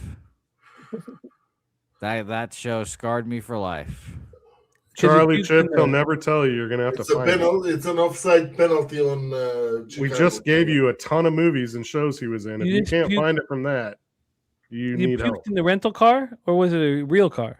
Rental car, yeah. No, it was your dad's car. No, I did that too as well. I've done both. He puked on Helga's shoes. I've done that as well. We know. I puked in Helga's house. It was the last time you went to a UTSA game, bro. Now they won't let you go to UTSA games anymore. No, I'm very negative about the program. That's why. And TJ, you'll like this. You had to go to like your father-in-law. You had to go to like your father-in-law's birthday or some shit. TJ, I was like 17, 18 years old. Helga's high school graduation party. God, you've been with her that long? We were just friends at that time. It was just casual. It was just casual back then. Okay. TJ. All right. You're just talking. But she asked me if I wanted to do a shot with her uncle. I'm like, you know me. I'm 18 years old. I'm like, fuck yeah, I'll do a shot. This is my first shot ever. Don Julio. Like, whatever. I don't know what that is. Great. They asked me if I want a salt and lime. And I look at them. I'm like, I don't know what the fuck that does. I don't need that. No, thank you. I take the shot. I'm sitting there. I'm like, oh, this ain't too bad. 2 minutes later, puked all over myself. At Helga's house, amongst adults. They gave me a change of clothes. Wow. It was quite embarrassing. You know what? That's my guy. Yeah. I choose him. My guy. I pick him. And she never left since. Oh my God. Okay. Yeah, I was like, why the fuck do you need a lime and salt for? I'm drinking. I'm not eating anything. Bro. Well, in that situation, the lime and salt might not have helped you, my friend. I don't think so either. But, 18-year-old Jose Bouquet's first shot. Very memorable. Very memorable. Holy shit. And since then, you have puked in an Uber and your father's car. Not an Uber, a rental car. Much more manageable. Okay, you didn't have to pay the $250 cleaning fee. Yes, because I instead cleaned it. Well, that's better. Yes. Come on. Can you guys watch this play? It was absolutely spectacular. Oh, boy. Well, I just saw the first down play. So Purdy rolling around. I just can't even believe what I'm seeing. Like, oh my gosh. He just Kiss. That juice check again. Penny. Bet on everything Spinny bets on. Are these Are these continues defenses this bad, cash. or is Brock Purdy just the best motherfucker we've ever seen? When we Just see bet on Spenny, everything Spinny bets on. Plus 700 for Kyle Oh Juszczyk. my God. when Spenny is at Paba Palooa this year, or I guess next year, boys, remember this night because this is the night that got him there. That was a smacker. God, He just added that live. yeah, like 20 Yeah, minutes yeah. ago, whatever. And there goes the number to 80, boys. There was too many plays. There was too many plays where he was involved, where he was coming into block plays, coming in to do something. Like he was too involved in this game where he wasn't going to get touch. Hey, in the red zone. if Kyle Juszczyk is not a Hall of Famer for fullbacks, I don't want to watch the NFL anymore. I don't know if you will, Gorky. And by the way, Charlie, that's 700, not 7,000. 700. Dude, Purdy is not good enough to just. He should be, bro. No, so there's two 700-pound dudes just chasing him down and just. I don't know how that way. away. Oh, I'll just wait for this guy to get open. Hey, Brock Purdy is not even gonna be the best quarterback out of Iowa State. Okay, just keep that in mind. And I know Rocco Becht is in the transfer portal. He's probably gonna go to Penn State to follow his coach. Who is Gronkowski? Rocco Becht. Yeah. All right, who we taking next? Yeah, who we taking next? Yeah. I ain't telling this shit, brother. Luke Burrow also says Salty Pete cashes. I'm There's sure going to be more scoring in this game. Oh yeah, Salty, there is. Salty Pete, a big Juszczyk fan. But let's see what Spenny Pendergrass. Yeah, cooked I'm up, ready to man. click the button. Yeah, give me one second. Let me take a look and see here what we got cooking up here. By the way, shout out to Jose Alvarado doing the Lord's work for all Jose's out there. Really appreciated that. We needed that one after Jose Bautista. We needed that one, Alvarado. So shout out to What him. the fuck did Jose Alvarado do? He gained some street cred for all Jose's. Everybody's typing in Jose Alvarado right now. Yeah, what did he do? And then they'll find this fight against Mark Williams where he beat his ass. And by beat his ass, I mean punched him once. Made me proud. I've always loved Grand Theft, man. Can't fuck with a Jose. What about Pearsall? Well, Spenny's in the lab. He's percolating right now. Ricky Pearsall said, "Motherfucker, I'm coming back 3 weeks after getting shot, so I wouldn't bet against that motherfucker." I'll be right back.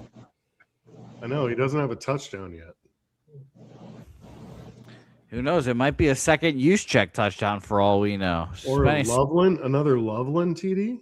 Spenny is in there. Here, Charlie, he's doing well. He's doing murder mystery shows about women killing their spouses. So shout out to him. Snapped. Go watch it on the Oxygen Network. But I mean, it's absurd. Cole Kmet. Yeah, I was thinking either doing Komet or Loveland for a second TD at 450. Former Notre Dame trainer. Yeah. I'm kind of leaning Kmet personally, but I'm gonna let you decide. Yeah, I think I'm gonna take a shot with Loveland with it for a second TD at plus 450. All right. Well, here we go. The Bears have the ball, and hey, bro, I can't wait to watch this now. So I still got Walker. I still have Walker pregame, and I still have Farrell. I'm going small and Commit and small and Loveland. Just to join you. I mean, like we I'm just more need than tight free end riding. right now. I'm way more than free riding right now. Yeah. So when you free roll, you just go. You just go. Yeah, but plus we still got CMC live for the rush yards, and he's at what, like 150, probably 140 something live. Let's see. He's at 136. So we need 25 yards. Yeah, and 1/4. That feels plenty. How many doable. units away are you from being able to buy a wedding ring, Jose? Unspeakable. Careful, Helga might be listening. Man. Okay, good. An unspeakable amount. You were supposed to say that. I'm in negative units for the wedding ring. I broke this down into units for you in the MLB. You did, yes. Yeah, you did. It's just tough. And then you going to a Vegas wedding puts a dent in the units. And then you said Jose units, so yeah, because there's a difference. Yeah, between... it's you're not only three, good. You're only 3 units away in my units. That's whatever. Yeah, well, the issue is when you put it in my units, it makes every purchase feel just heavy. Well, just it feels like the only stop that's going to happen in the second half again is a turnover, or maybe it's going to be a very difficult. Yeah, Bears going 3-0 a big penalty that puts them back deep. Or when San Francisco decides to kneel it out. A turnover or a 4th and 1 stop. Yeah. Susie, at least a comma in there. I'm trying to at least 4,500, Susie, or it doesn't count. I'm trying to at least spend $1,000 on it, Susie. 4,500 American, or it doesn't count, Susie. Yeah, mine's not going to be that much, but we're gonna try our best. we're gonna fight like hell to get to 1,000. I got a good deal on mine because I paid cash, but yeah, it was Spenny, your wallet is the size of fucking the thickness of the Great Wall of China. I mean, good God, that thing's fat as fuck. No, I don't know about that. I have a question. So the Rams have no shot at first place anymore, right? In the division? Not if San Fran wins. How was that not? Matt Green talking about Costco's wedding ring section. Interesting. Yeah, that would honestly, require me first having a Costco membership, but you should get one. Honestly, imagine taking her to get a ring service to Costco in a month. But people talk about it. They have just as good a diamonds. You get a good. Honestly, I've heard good things about it. I like San Francisco. Not true to Juice. I like San Francisco to win next week. I know that much. If San Fran wins, they play Seattle next week for the number 1 seed. Yeah, I know. And it's in Seattle, right? Yep, first down. Good. First flag though. I get flag though. Yeah. Luther Burden, who is, might be coming back. The most I've seen Luther Burden. Might be coming back, maybe. Oh, nope, offside on the defense. Yep.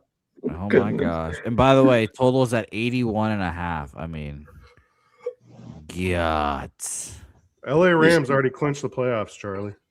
And these points are just going to keep rolling in. Our chat members need to school up on their football. Everybody in the West except for Arizona's already in the playoffs. Yeah, they're already all clinched. Already been eliminated. Yeah. They were eliminated in week 8. All these playoff permutations hurt my head. As a Jets fan, I don't know what it's like. Yeah, you haven't seen the playoffs since what? 2000. Since I was in high school, maybe. 8. You did have your first 1,000-yard rusher since Curtis. I'm surprised Thomas Jones didn't get 1,000 yards one of his seasons. Or my guy, Sean Green. Who? Yeah, exactly. Sean Green was a right fielder for the Jays in the 90s. Dodgers before that. He also was a running back for the Jets. One of my faves. He was a running back for the Jets. Yeah. Can't believe LaDainian Thompson didn't get close to that either. He was washed when he was on the Jets, but he got way over that. Wait, LaDainian Tomlinson? For the Jets. Remind me, LaDainian Tomlinson went to the Jets? Oh, yeah. Yeah. When? Very end of his career. Oh, yeah. This thing is going to fly over 79. What year? Because I don't remember that. I may have been back home. I don't have the year off the top of my head, but I know it was like his last few years. Bears are probably going to score another touchdown. Are we talking like 2009, 10? Hold on, Google it, Gorky. Google it. Yeah. Well, I'm on screen with you right now, so I'm not gonna Google it. If you know, you know. If you he played for the Jets in 2010. That's a bad spot he got there. I wasn't in this time zone. He played 2 AFC championship games for the Jets. Yeah, that's why I was very intimately familiar with that team. Third down. Yep, holding on the rookie. Yeah, I wasn't here around that time. I wasn't in this time zone. I was 6 hours ahead. Godfather, don't forget that Mark Oh, yeah, Sanchez that was a bit beat of a Tom hole. Brady and Peyton Manning in the playoffs. He did. Mark Sanchez was great. I watched My him play goat. for USC several times. Not as good. Not as good for the Jets as Chad Pennington. That's just factually incorrect. That's incorrect. Chad Yeah. Pennington never got them to an Or- AFC Championship game. Or am I talking about Chad Pennington being good for the Miami Dolphins? You might be right. I mean, he wasn't good for anyone if we're talking playoff. If we're being real, There wasn't Yeah. many better Chad Jets Pennington. history than Right. Rex Ryan and Sanchez. No, I mean, Jimmy, I continue to say I mean, go for it. he's had the contextually. best career of a Jet. And then go in my for it, or they lifetime. didn't kick it. by Yeah. far That would Mark take Sanchez. They didn't go for it now? Mark Testaverde Sanchez was and Ryan better, bro. Fitzpatrick. Oh yeah, they're gonna go for it. For sure. Ryan How was Fitzpatrick. number How two. was Testaverde not better? He didn't go to the Sanchez AFC got to Championship 3 game straight twice? AFC Championship games. Here you go. This might be the only stop if they get a You stop. can't deny that's pretty good. For the Okay. Jets, Yeah. for the New York Jets. 3 straight AFC Championship games, bro. 4th and Yeah, 5. okay. That's hard to Here he do. comes. I apologize, Mr. Sanchez. Please. I guess Yeah, His right, sterling no. reputation if I needs all the help he can if get. I call him Mr. Sanchez, maybe he'll forgive And me. they convert. Yeah, And if he blitz. doesn't, Well, that was a tight end. Was that Yes, Komet? sir. That's Loveland. That's Loveland. Okay. That's Loveland cashing my receiving yard. Are the SGPs? The Oh, 19 you already one cashed the cashed big already. one. I already cashed. I gotta go. Every over single one of my pre-game receiving yard guys all cashed just now because Loveland finally just got over the 43.5 there. And same game parlay is good. I got Loveland, Tonja's touchdown, Juszczyk touchdown plus 700. I still got Walker, Farrell pregame, CMC live, so and the Loveland one live. banger already cashed. Yeah. CMC, CMC already cashed, bro. Didn't he? He walked in. He needs another TD. Nothing. Jimmy, No, if the he's chat just followed us. Another one? You need Wow. a second TD? I'm up He like live bet. He live betted. Yeah. You know, in the second half. 7, Okay. 8, 9, 10. I'm up like fucking almost 30 units. So, I know. Just today, huh, Penny? Yeah, convert No, in that this to, game. In this game. Just kidding. 30 Convert that to units in Jose this game. units, Benny, Hit and you'll the feel better 19 about Now it. listen to the parlays and the straight bets. Hit this Yeah. 1970, dude. This is beautiful. Before the third quarter ended. Well, and by the way, and that's probably a good mantra for anyone. If you want to feel better about your bankroll, just convert it into my units. You know, Jose. I mean, at your age, I mean, you're doing things the right way.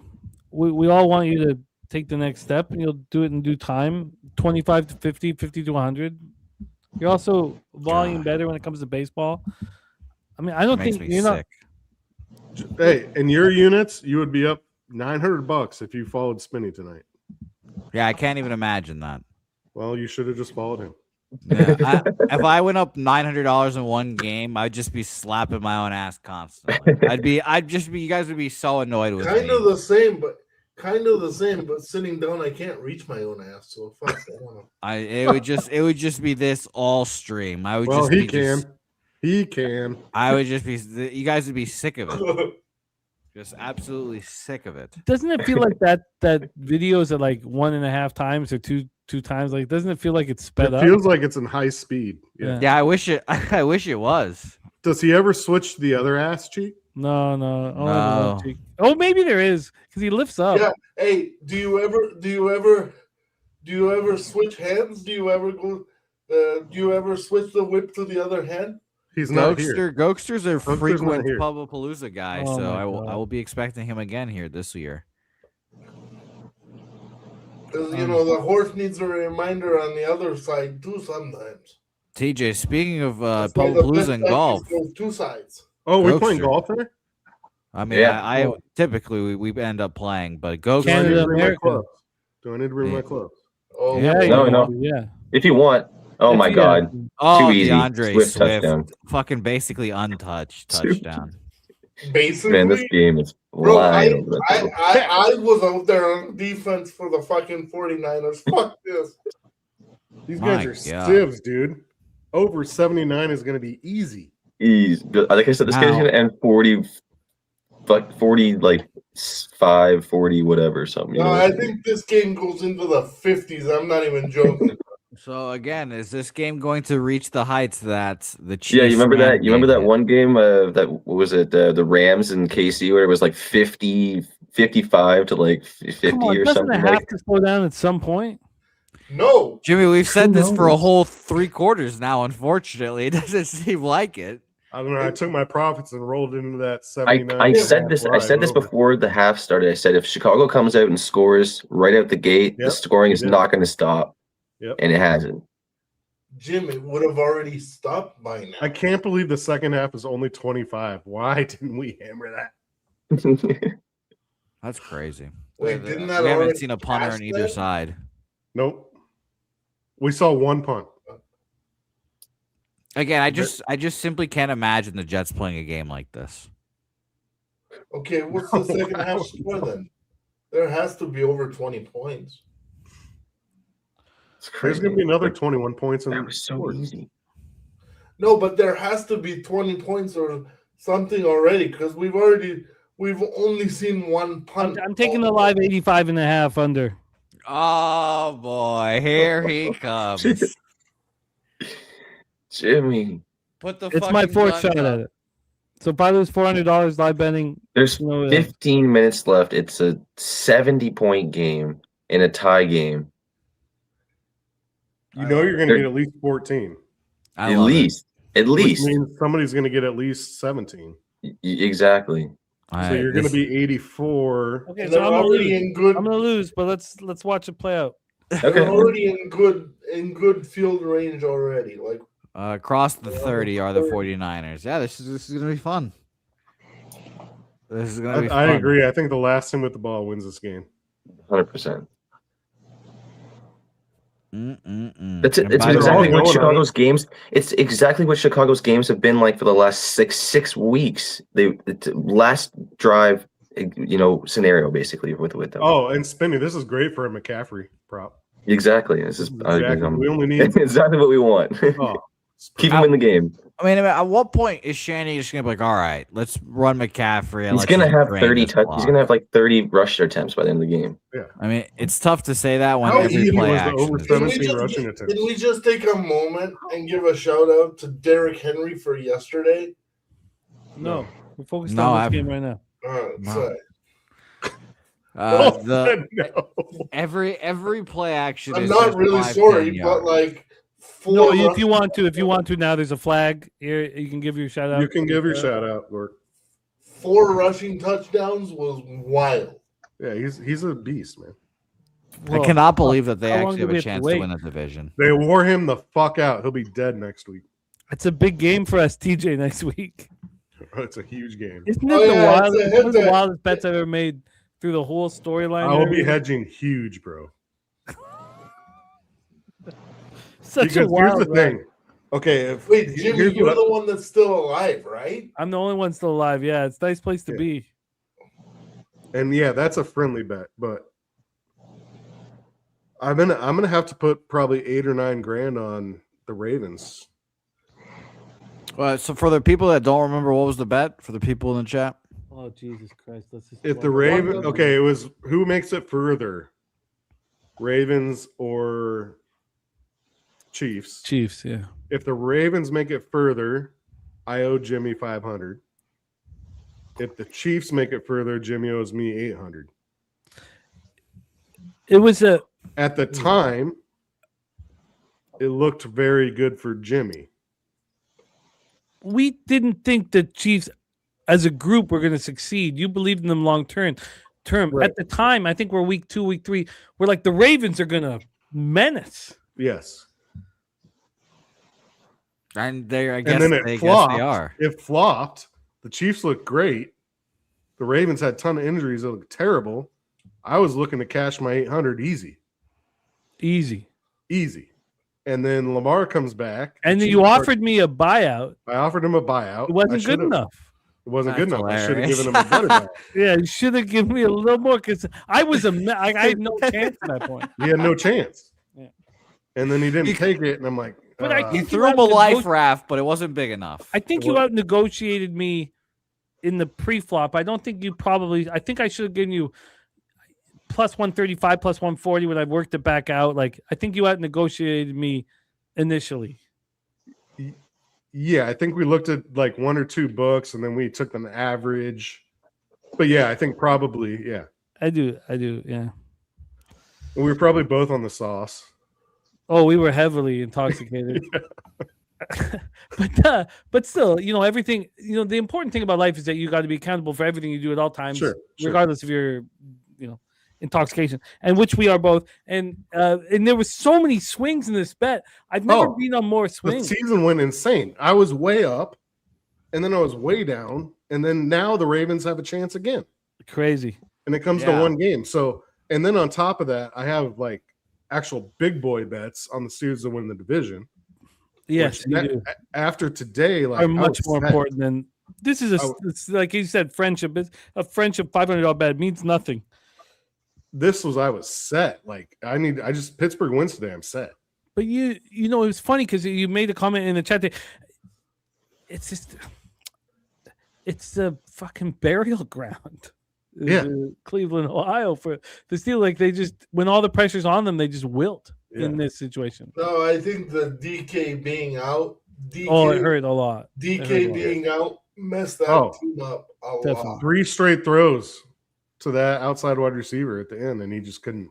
MVS. Yeah, it made me happy to see Aaron Rodgers struggle. Fuck him. Yeah, he had nothing. I don't think Aaron Rodgers played a bad game at all. I don't. He's playing really good football for what he's capable. I just wish they would have just kept throwing to Firemuth or someone else. But 4th down and 7. I mean, they're definitely in go for it territory. It looks like Purdy's walking off right now. I'm gonna do a huge hedge, and if I have to pay, I have to pay. Well, who cares about paying me? Although it'll help our trip. Who cares though? Is this gonna be a cash exchange at Paba Palooza? Oh, sure. Yeah, it was always the plan. Nice. I've watched Sonny somehow spend $575 at the bar on one night, and drinks are $5. Like, it's the cheapest. $4. Beers are $3. I hope he comes again. I only drink doubles. How much are doubles? If it's it might be $8. $8. Yeah, $7.50, $8. If you want to drink something special, it'll be a little more. I got to get Sonny there. I'll work on it. So we have a punt. You know what? Overs are dead. I think Jimmy's live. Jimmy's live on the under. Here he comes. If I cash the under 85.5, well, that covers. Live. Yeah, that's only $200 down. Fucking, and we've had a great day today. Now I'm probably going to lose the under 85.5 too. No. But it's nice to have a little hope late in the football game. We could lose our double result here, though. No. Well, what's San Francisco done to give you? You're right. You're right. You're right. What has San Francisco done defensively that makes you think that they're going to win this game? I'll stop laughing. I'm not laughing. I mean, it is kind of funny. I want to remind everybody in the chat, because people were confused this morning. Double result doesn't mean that the game can go into overtime. No, you're right. San Francisco needs to win in regulation. Not even. Just the live line just tells you that this is super sketch. I mean, live line for the San Francisco 49ers right now is minus 146 on the money line, so the books aren't scared of any San Francisco action. Yeah, if you have double result, you can hedge on overtime. You could. That's what I was about to ask, if Jimmy would ever consider being a gardener and taking overtime there. No, I don't think the risk reward at my unit size is worth it, but there'll be situations where it might be. What are the odds? What, plus 600, my guess? I don't know. No, it's less. No. Can't be that good. 300 probably right now. I think it's more than that. What are we thinking? 400, I would take it. What is it, TJ? Tell us the good news. I'm trying to find it too. Well, that's the problem. They don't want you to have it. It just got locked, but I don't have it offered. I don't have it offered either. Plus 275. Yeah, wow. Too low. You guys, I would like to say something here. Life will throw curveballs and mess with us and not be enjoyable at times. This opportunity to be here with you guys, have it locked down. Like I know that the NFL season's coming to a close. We'll have to figure out another route. Generally, that's been horse racing, for Spenny and I and others. But this opportunity to live bet with you guys means so much to me. Let's watch this first down. God, of course it's a 30-yard first down. Oh fuck. I love this opportunity. I'm very thankful for it. Thank you guys in the chat for supporting us, Pub Source Radio. You guys on screen, Jose, Spenny, Brizzy, TJ, Gorky. I love you guys. These guys are wild, man. I'm very thankful. This brings so much to my life, and very thankful. Cheers. I agree, man. Cheers, guys. Yeah, thank you, Jimmy, for a great season of Got lots of season left, Gorky. Playoffs around the corner, baby. This is the last regular season Sunday night, isn't it? Yeah. Yeah. This is one of the most fun things I do every week. Like, I agree. We're not doing a Sunday night live stream next week. What's Sunday night live stream? What's the date? Well, it's got to be Steelers Ravens. It's got to be Steelers Ravens or Seattle San Fran. It's possible that there is no Sunday nighter because Seattle San Fran for the number 1 seed. You're right. It's got to be Seattle San Fran. Tampa and Carolina have to play. They play for the division too. Yeah, but I doubt that'll be the same thing. Always on the last week of the season, there is no No, you flex if you can. They'll probably if you're able to. I'm very interested. You don't think they'll do a Sunday night game next week? There has to be a Sunday night. No, there's definitely a Sunday night game. And then Monday night as well, I guess. Of course, we got Sunday and Mondays. No more Thursdays. Yes. I just need Tuesdays to go the fuck away. Well, you have one more week, right? That shit is tough, man. You guys do it for like 4 hours. Yeah, not this Tuesday, but the next Tuesday, Jimmy's going to be like, what the fuck? I'm done. I'm done with the capping. That's it. The show is easy. The show is only easy if you've done the work. It's just, oh God, I don't want to talk about it. You don't do a playoff bankroll, Jimmy? Of course, yeah. No, every Sunday we do. Yeah, it's just a link. Yeah, but it's just less teams that you have to talk about. Like all the shitty teams that you don't give a fuck about. You don't have to talk about those teams anymore. They have San Fran set for 12 o'clock. First down. I'm just looking at the odds. All those are going to get flex. All those are going to get flex around. They don't have an 8:30 game set for next week. No, but they all had flex in their parentheses. We'll know Monday afternoon. God, it's one big play after. I don't feel good about the San Francisco money line at all. No, I'm getting nervous about it too. We know what the Bears have done in second halves, under 2 minutes. Ben Johnson looks cool as a cucumber, man. How is Bob Saleh going to feed all 10 mouths? Oh, wide open to Loveland. I think he's fine. If he loses his job, he's screwed. He's going to have to feed those mouths by hand. He better succeed with this terrible deed. Well, this God, Fred Warner. Wow. Wide open. I don't think they're squeezing ketchups into bottles in Salah's house. No, you're right. Not yet, TJ. Give it some time. No, he would have to fall apart. Man, Loveland. What wide open, like you guys said. Fucking Loveland. It's shocking, though, that you drafted Loveland over Tyler Warren and it took you this late into the season to play him. Or unlock him. Well, I don't know about that, but it was a surprising draft. No, I'm just saying, like, it's just wild to me that you would draft Loveland over Warren and then not, like, unleash him. It's like, who the fuck are you playing over him? Well, the team wasn't good for the first, few weeks anyways. So, well, they weren't good because they weren't playing the good players. Like Kyle Monungai out here, 7th round draft pick, is looking like making Genty look like the worst pick of all time. Yeah, right. Man, Jets are going to draft a running back next year because they're dumb. Is Breece Hall leaving or something? Yeah, he's a free agent. He's gone. What about Garrett Wilson? It's okay. He's still there. Yeah, he's fine. Yeah, I think you guys got to go down to bare bones and build up. Like year 3 of it. Yeah, definitely got to go to full bare bones. Stop doing the Garrett Wilson, Brees Hall bullshit. Yeah, TJ's right. They're going to be terrible next year too. Then the next year they're going to compete. No, don't say the next year after that. The Jets are on like the 2030 track. I'm telling you, the Jets are the Washington Wizards. The Jets are the Washington Wizards of the NFL. They might not be good again until they relocate. No, they got 3 first-rounders, 5 first-rounders the next 2 years, bro. It's the fucking Jets. You're acting like the NFL first-rounders. You're acting like you just draft the NFL first-rounder and just overnight changes your team. Did like they just LeBron. give a penalty to the San Francisco? Super late flag. Come on. They didn't. The Bears seeming to be celebrating. Super late flag there, though. Oh, wow. Yep. You got his face mask. Oh, come on. Jose, were you surprised that Quinn Ewers was used over your close personal friend, Zach Wilson?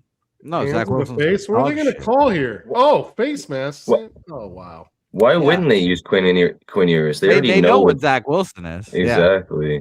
See what Quinn's got. And Quinn actually played well. Quinn's also double the height.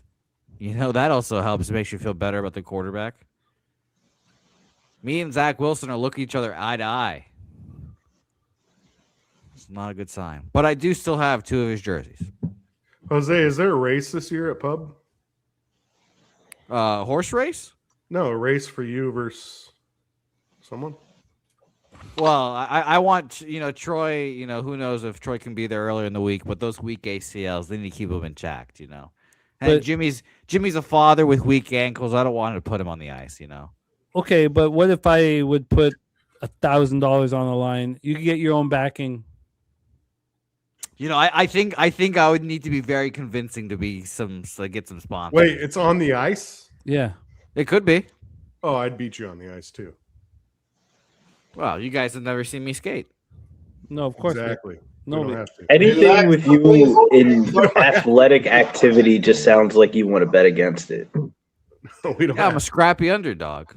By the way, underhand pitch play goes nowhere. 3rd and goal. Interesting. I didn't know it was on the ice. I was talking about. I'd like to see that. No, Troy's on Flatland. Him and my action's on the ice. I'd put my money on Troy in that one. I'm sure you would. Gotta believe in the underdog, Oh God! All right, well, Jimmy saw something humorous.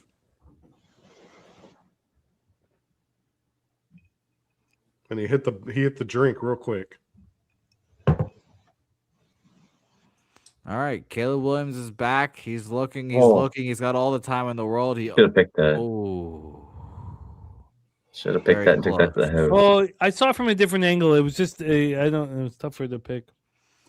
Okay, Niners score a touchdown and we all win, right? Field goal. Got down to 79.5. I think the 79.5 can still. I don't think it can, only because the Niners won't win. I need a field goal and a touchdown. Well, this feels like the prime perfect scenario, like we said earlier. They kick this field goal, they make this field goal, and the 49ers have 5 minutes just to tick with CMC. And they score a touchdown. I hit my over. Jimmy hits his under. We hit the double result. The 49ers need CMC. to bleed this clock. I don't know. Jimmy, you need to keep track of like the most profitable live stream They games. got to score though.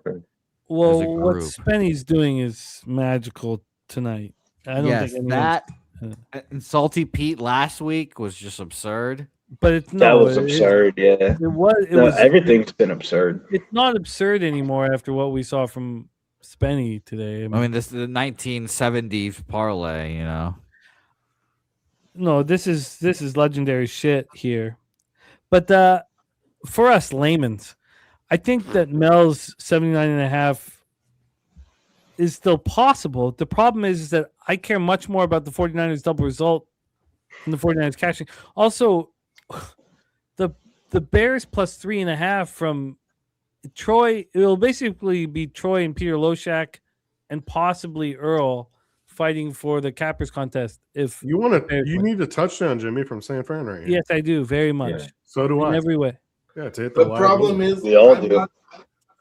not to be a downer, but No, you never are. Yeah, I was about to say, Gorky. Yeah, you're shoe never the downer, fits. Gorky. You're never I'm the not- downer. Shoe doesn't fit. I'm not sure San Francisco doesn't just want to tie this thing and have Oh it- no, they Just- want to win this. Why would they want What, to you tie want to this? just tie each other and Or just they want to play more walk to football. Iceland and sit Hey, in warm baths? because I think Kyle Shanahan is a smarter coach than McDermott.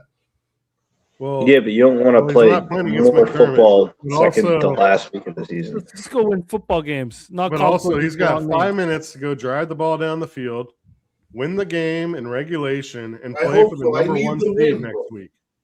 I need the win. It's not like I'm sitting here talking shit. I've been burnt too many times to not know what's possible. Gorky's just an abused puppy right now. Yes. Don't Gorky, put come your here. hand up too quickly or he'll flinch. Let's all pet Gorky. Tell him it's Hey. okay. Hey, look, hey, Gorky wouldn't run with us at Woodbine last year. Next year he comes through, man. I'll tell you tales. I'll give you tales about whether he's comfortable being burnt. I'll tell you all that shit. But Tremendous tales of woe or tremendous tales of success. I hope to be at Woodbine as well. I think you might be. I hope to be. Gorky was a prime star of the whole Woodbine pitch, and then he wasn't there. Gorky, I can feel Gorky being there this year because he wants to see me. We I know need Gorky in San wants to Antonio too. We just need Gorky wherever we are. But Jose, I do think you're going to be at Woodbine next year. I would like to be. We could get the homeless man to make his documentary thing even better, hopefully. We could probably get a YouTuber to sponsor Woodbine. Get a Yeah. popular YouTuber to, I don't know. I don't know really. I mean, God, the things I'm Jose thinking has are to have horrifying. I'm trying to edit myself. 25-yard line to start the draft. Well, yeah, I hope to be there. Yeah. But let's go back. Spinny, we need some CMC here. Yeah. We need a little drive down here with Yeah. some. This some just feels like C-Russian. a 5-minute drive with CMC. We need a 5-minute drive, final touchdown. Shanny's got it all dialed up. But Jose, we need you. We'll talk about it in San Antonio. About you coming to Toronto. 5, 6, right? Would be nice. Would be nice video content. Well, this is a good start. CMC is on the bench. We need a Catching out his kid. There he is. He's on the field now. He had some calf issues, man. How he's feeling. He's been over. He's been calf. getting work tonight. A little cramp on the side. Who hasn't had a sort of cramp? mid-season pub hub in Toronto. Oh, God. All of a sudden, it's hard Mid-season for the pub 49ers hub. offense to deliver all of a sudden. Oh man. Well, they ran every fucking play in the playbook tonight. It feels like, god damn. We saw a user get a touchdown. We saw a fucking Booty get some catches. I mean, not Booty. Was that Spenny's finest work, the live use check? Hey, Yeah, I mean, it's up there. You punt this, right? If fourth down comes up, Definitely. You're on your own third, definitely. No. Yeah, you have to. Nope. Yeah. Yes, you have to. But you Remember, don't- you don't Gorky's an abused puppy. So. But you don't have to if it's first down after first down after first down, man. Well, Ton just pulls his big balls out. Yeah. What happens then? This has been playing balling out tonight. Well, Bobby Tunyon. You shouldn't have passed it there. You should have run the ball again. That's what I was about to say, TJ. I was Tunjon's going to say they're going to run the baby. ball with McCaffrey, but Tunyon's got his big They balls. will. They're out going to run it on for this first next down. play. Jose, it's nice to have your soothing sounds here for a full Sunday night live stream. A rarity in these parts. Well, you know. It calls for another shot. Jose Bouquet here. God damn, backbone, femur. Jose, the smooth sounds all Why are Sunday only night two of live us drinking every fucking time we pull up the It's drinks? okay if it's just us. It's okay. I got other stuff that I do. It's okay. Yeah. But Jose, it's been Lord. great to have you for the full Sunday stream, my man. Of course. I'm home alone. Obviously, Hug is his dog sitting, so I'm just here. Oh, I didn't know that. Yeah, No I'm just pressure? here beating myself vigorously over here. When did she come back? Like a week, I don't know. Oh, so you can be there tomorrow too. I have shows tomorrow. Oh, you got to go back to the South Town.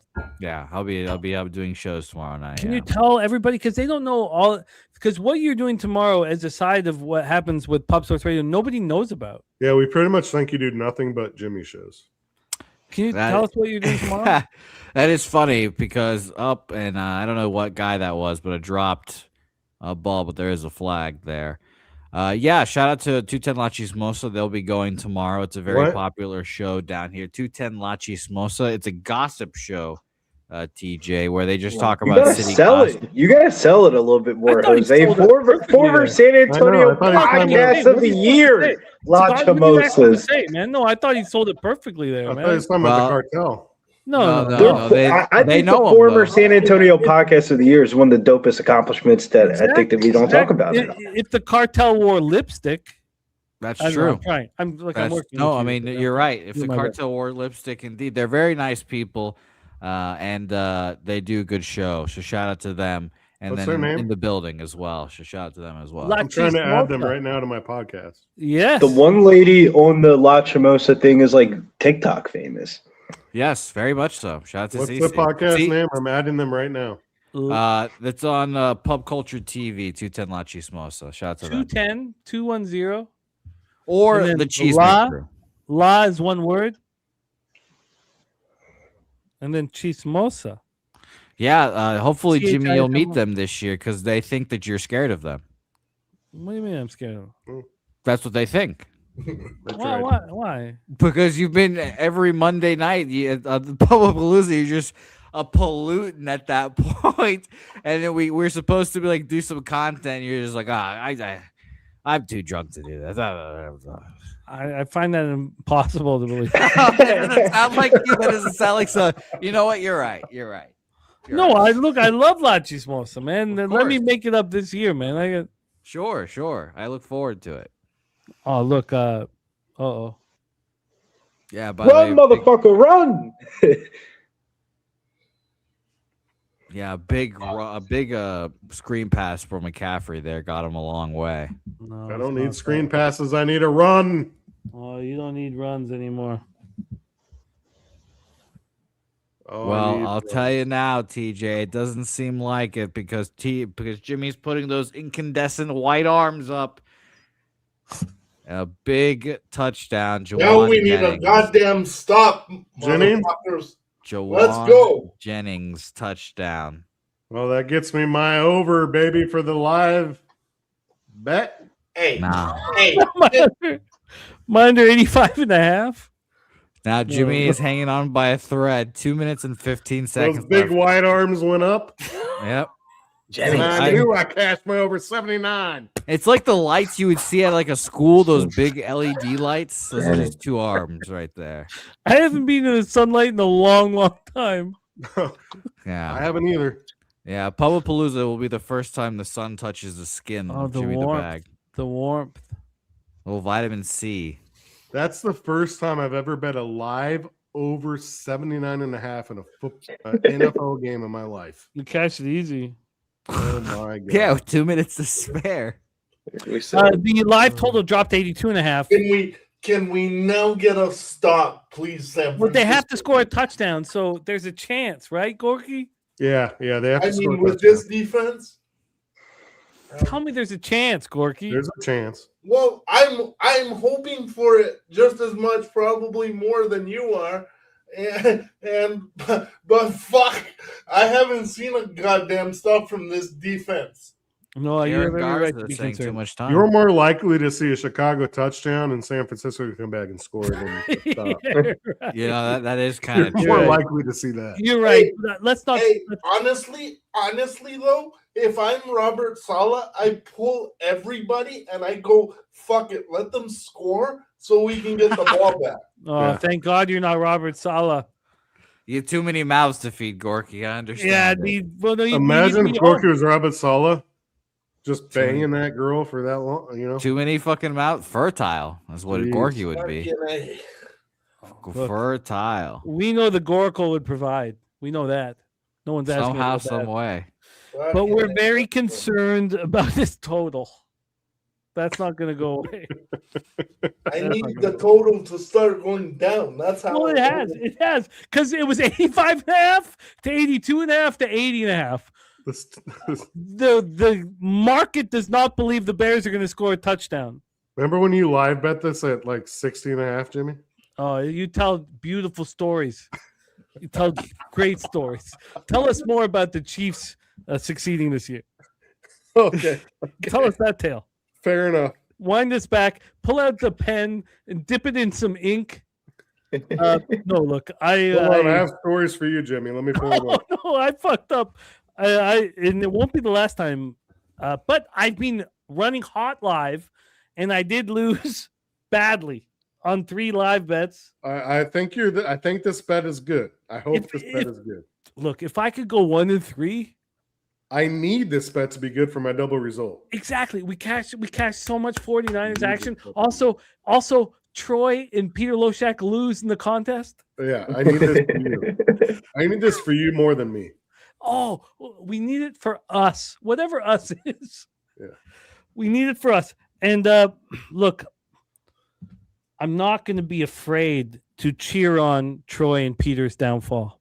Oh, I love rooting for nobody more than they're doing. Peter likes rooting for my downfall the fucking most. Well, no, but he always talks about how you didn't click it at the right time. Yeah. 2 years ago. The Juice, you're a beast.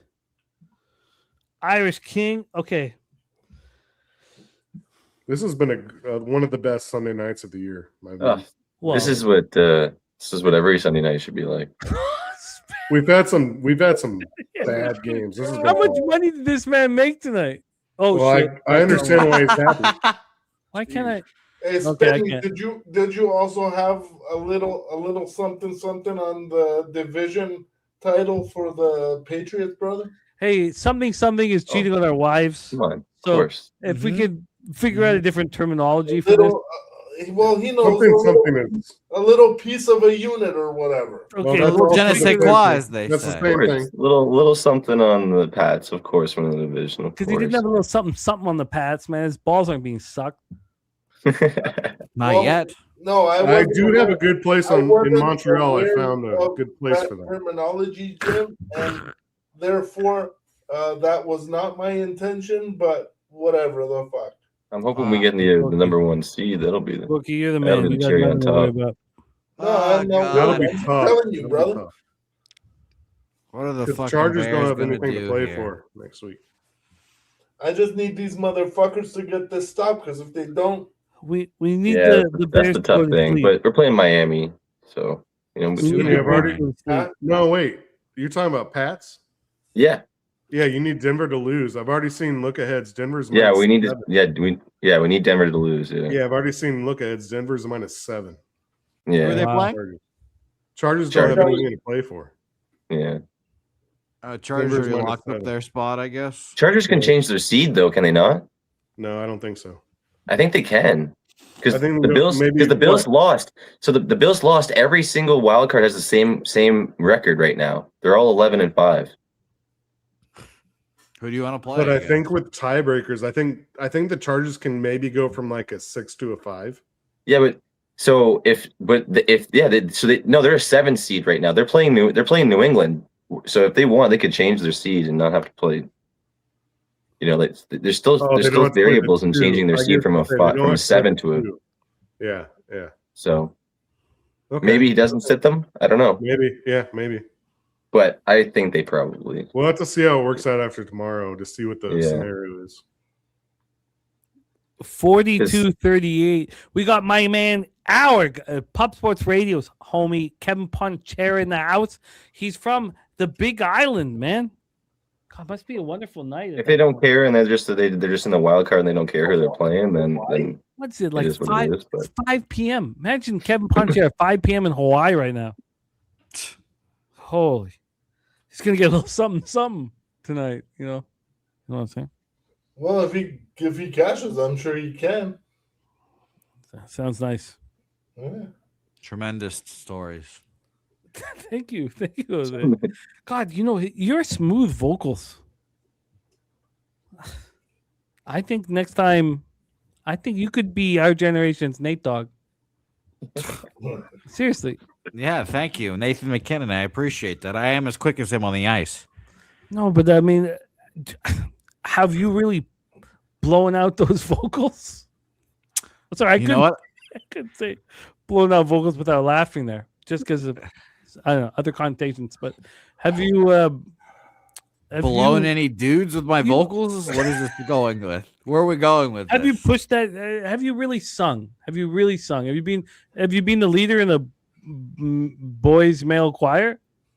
No, I got cut from varsity choir when I was in elementary school. I wasn't What good enough. the fuck? Wasn't good tremendous enough. mistake. They said get this fucking asshole out of here. Okay. Wow. It's a tremendous mistake. Yeah, I know. That was the same time, obviously it was snip around then as well. Oh no, of course. Your head was Yeah, that's when I lost the singing voice, obviously. Yeah. It went with the That's force. good. A penalty on the 49ers. I'm gonna the Bears are gonna score a touchdown. Cash, Troy Torrance, and Peter Loshak, they're gonna be heads up to win the Capers Con. That's what's gonna happen here. Dougie Wise, can our defense step up one time? One time?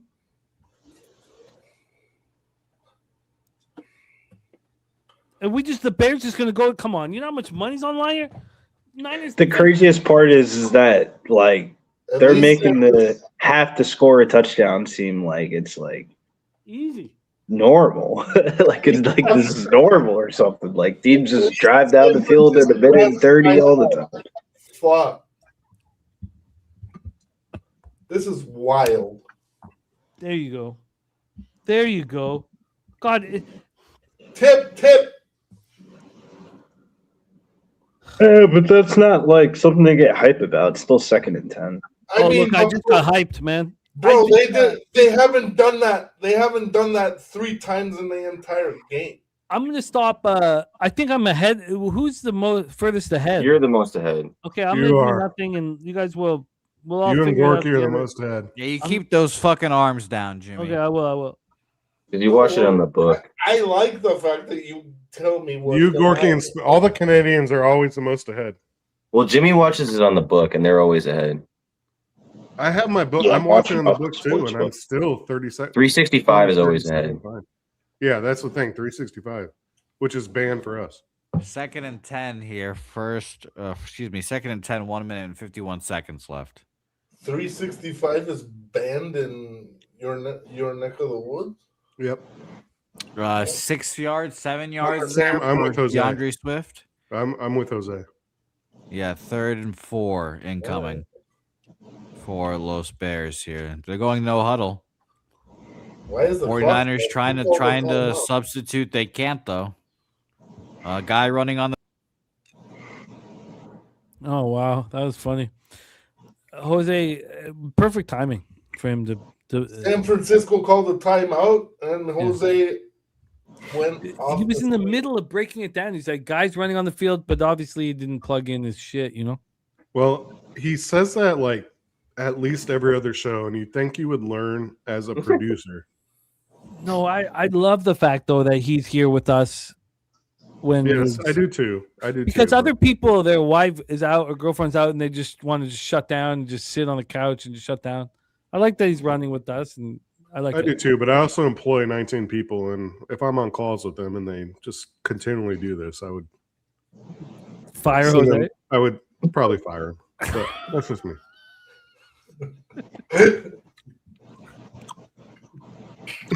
I'm just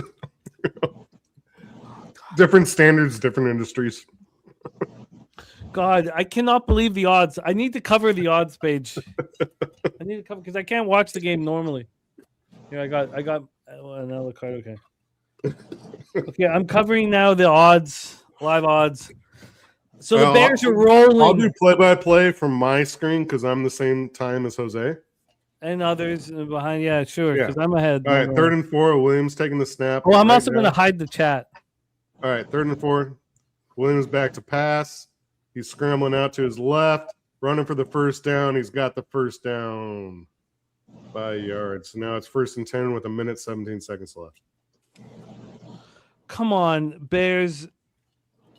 Fucking one time do squad as zilch. I don't know if they will, Jimmy. I don't know if anybody can stop. I said in the beginning of this half, last team with the ball is going to win. I tell you what, unders are going to cash all next week. Everybody watching 80 points being scored. They do need a touchdown. So now, out of the shotgun, Caleb is standing at his 50. Here's a shotgun pass out to his right, dropped. Thank you, Jesus. That wasn't even a drop. That was like a deflection. I think it was a drop right off his hands. I'm fucking praying. Yeah, let's fucking pray. I don't pray myself, but let's. Shouts to Tiger Woods. Got the Tiger Woods golf shirt for Christmas. Praying's not going to help if you don't pray regularly. That might be a nice shirt, but we've got a second whole and lot 10. of here in the We game. got a second and 10 with a minute 13 left. Jose, Second welcome and 10. back, my friend. Thank Caleb you. My back at the computer 50. died. Oh yeah, we Takes knew the snap, throws over the middle, incomplete. 3rd and 10 with 109. Oh God, no! Sorry, guys. I said I wouldn't. Sorry, We're going off my call, Jimmy. I'm sorry. I'm just a man. Do you want me to? I could leave. I can. You know what? I'll. I'm guessing there's a first down, Chicago. I'm gonna. Yes. No, stay with us. Okay, I'm gonna mute myself. First down, Burden. Deacon Mike said, "Let's go." So we already know there's a first down. Yeah, I like the pass from the 50. We already know there's going to be a first down. Yeah. Yeah, but the scary. Oh. Uh-huh. No defense. The scary part is that they're in fucking Hail Mary range. 57, clock ticking, 1st and 10, 3 timeouts. There's still 3 They're timeouts. not using one. 52 seconds, 51. Clock ticking out of the shotgun from the 31. Here's the snap, 45 seconds left. Pass over the middle to the left, down to the 26, and they're going to burn a timeout at 39 seconds. Jesus. Shouts to Luther Burden stepping up huge. 8 receptions, 138 yards, touchdown. Big game. Yeah. He was looking good before he got hurt in that Packers game. I think it was. Yeah. Matt Green, I hear this is the tonight with worst DJ thing about nothing. watching a live feed. You either have to pause. Yeah. You got to pause the live stream. The time with everybody. Or you got to turn off the chat. Like one of the two. Yeah. Or you just get a tablet. Yeah. Because the Canadians, Canadians the UFC's the worst with that. Yeah, man. Canadians will always be ahead of you. Well, yeah, especially if it was a knockout, everyone's shocked, Billy. Yeah, and it sucks because they're all ahead of you. 2nd and 5 goes in the dirt. 3rd and 5 incoming. See, even Jose's ahead of us now. They blitzed everyone.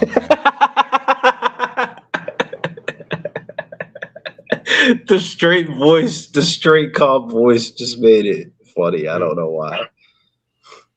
Because this is some bullshit. He had the guy open, but he You can only laugh. The best at part, the the ending best of part these is games.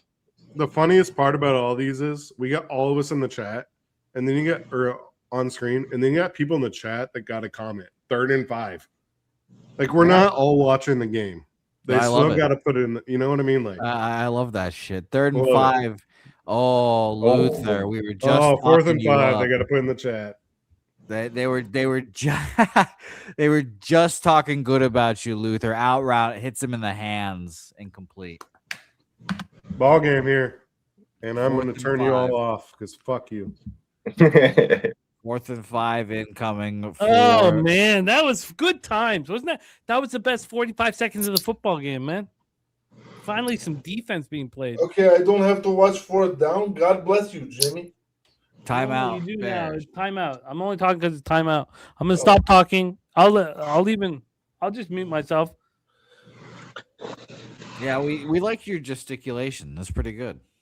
Oh, an excellent use of gesticulation, Jose. Pronounced well as well. Perfectly. Don't ask me to speak French though. Oh, look. Janek. Unless it's my last name. Yes, it is. It's funny. It's in my blood, and I butcher the language. Yeah, how is your last name Okay. French? Let's not worry about last names here. We Tell have me the when it biggest comes out of play. timeout for you guys so I can turn you off. Yeah, no. Yes, it's time. It's time. It's time. Tell I'm me to also gonna turn leave. you I'm off? also gonna leave. You don't need. Okay, I'll just mute myself. I'll mute No, myself. tell me to turn just you mute off. yourself. Okay, here. turn me I'll off. get the call Turn here, you- guys. Don't you worry. I'll give the call. Here it is in 4th and 5. 33 seconds left in the ball game. Caleb Williams has called the play. Michael Shanahan, Kyle is actually his name, is pacing around the sideline. 4th and 5. They're motioning out a wide receiver. He snaps it. He's looking. He throws it wide open. Cole wide open. Kmet, first down. Loveland. On that is Loveland. Thank you. I've just assumed white tight end Cole Kmet. But it is indeed Loveland. That tattoo sleeve shouldn't give it away. Man. Timeout, Bears. Their final timeout. 25 seconds They're left. so fucking close, bro. Oh, that 12 might be yards. the best thing ever that they've called a timeout, but fuck, they're close. Yep, 12-ish yard line there. He's wide open. Yet nobody even. God damn it! What's that Yeah, linebacker doing? That linebacker. I think you give up something short and just fucking hope that clock runs out. This is sketchy as fuck. My God. Every throw has to be in the end zone here. I mean, there's enough time to spike it, but they got. Still, You can hit the sideline quick. I would hope that Big Bob Sala would guard the sidelines here. That's like his entire goal. It's a chess match that we're about to see here. This is the chess match of its finest. Because if you're San Francisco, I think you even think about burn. I think you burn one of them timeouts just to see what look they're giving you out there. 1st and 10, and Caleb throws it away. Close to getting sacked, but he threw it away. 5 seconds. That's fine. Take another 10, quick out route to the other seconds. side. Try and get the ball on the sideline. Something a little closer. 21 seconds left. 2nd and 10. And again, it is spike territory, but I haven't seen it yet, down but here. I know I'm dead.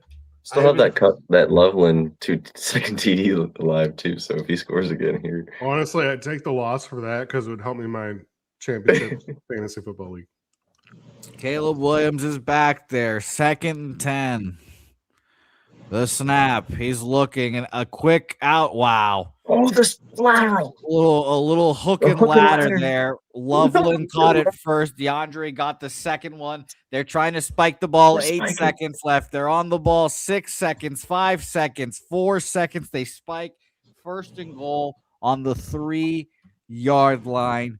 4 seconds left. 1 play left in the ball game there. Very One cool play hook left and in the ladder game. play, but no timeouts there. Really fucked them. And they just got that spike in there. So pretty impressive. Respect for that big balls call. What a game. Yeah. Crazy game. I'll tell Ella that one of her birthday messages will be the absolute perfect. Well, they snap the ball here. Caleb's looking. He almost gets sacked. He jumps away from the lineman. He's looking. He's throwing, and it is incomplete. Wow. Niners. Let's go!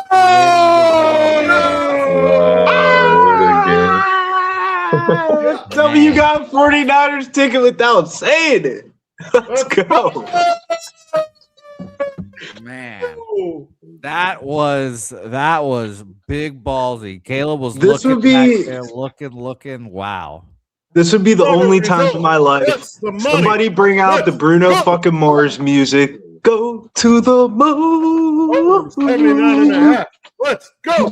Luther Burton is hurt in the end zone. Let's but, go. That is fine. We don't need him for next week. I can't. This is a solo. Oh, man. This is a celebration. Oh, no, I can't do it. I needed Brizzy full solo song with Go to the Moon, man. I needed to go to the moon. I don't need That was a one-time thing. I'm not sure what TJ's doing. TJ's flossing for sure. He's flossing his teeth. Flossing.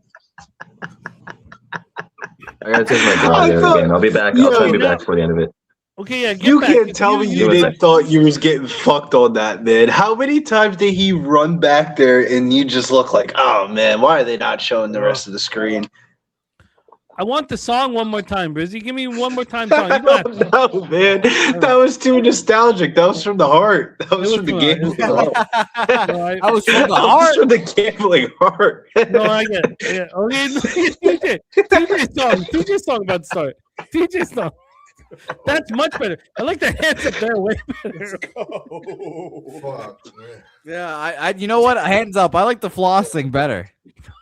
No, I'm not doing that. I'm not doing that. I'm not doing that big screen. Oh man, the Gorkle also getting all that papier Gorkle. Let's go, Gorky. Do the Bro, floss. I'm a mess. I don't know what just fucking happened. You got it all. We just got lucky. We did get lucky, man. We got so lucky. There's no way the Bears weren't supposed to score there. Cheers, guys. Fuck. No, I don't know if we got lucky. But They took an extra 8 seconds to spike the ball for no reason. It was like, we just want to pull on you just a little bit to get those live betters in there. What a game. What I a caught that Sunday. live under What a 85 and a fucking half. Sunday. It was this, I think, overall, and for those that didn't catch with the Bears, I think they'll even agree that this was the highest profitable game that we've been a part of. Yeah. Really, from a group standpoint, because so many of our colleagues and friends focus on player props, and those cappers got paid out disgusting. Bro. Man. Shouts to Spenny Penny Bombs for real, though. You know, we're dancing about our 49ers tickets. My man hit a plus 700 live bet on the show, not counting all the other bets that Spenny hit on the show. 20-1 live, and we'll go over it. They'll go over it. Gorky, what were you about to say, my man? I cannot believe that cash. Not at all. We did not. I have now no you're words. gonna be don't talk shit about the San Francisco 49ers. I have no words except you need a defensive line. Well, look, nobody's asking the 49ers to win the Super Bowl. Don't you think that was a We great? just need them to fucking win on a Sunday night, Gorky. great, Damn, dude. You're like, Ella why? came on here and said 49ers would win. Yeah, but oh my God, I did not expect that they wouldn't one time be able to pressure him. Would you take them to win by 11 plus? Damn, be fucking happy for the 49ers. Of course you took them by 11 plus. We might not ever bet on them for the rest of the year unless it's an over. So be happy. Money line, doesn't it? Yeah, you hit the money line. I'm fucking with you, Gorky. Don't take my dumbness so serious. I just No, you and I should entertain the masses with some great programming, bro. Well, we can talk about it off screen. I'm not sure. I'm not sure if Jose is going to come back on. No, he's not. I don't. He was wonderful this evening. Smooth vocals.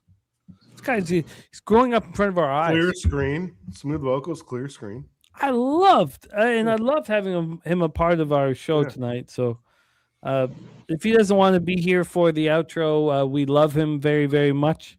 And I know that Helga is house sitting, and he's got to be here on our stream tomorrow. As his friendship with me, he has to be here tomorrow. So, it's. I got a question. I'm sorry, and this is my stupidness. What the fuck is house sitting mean?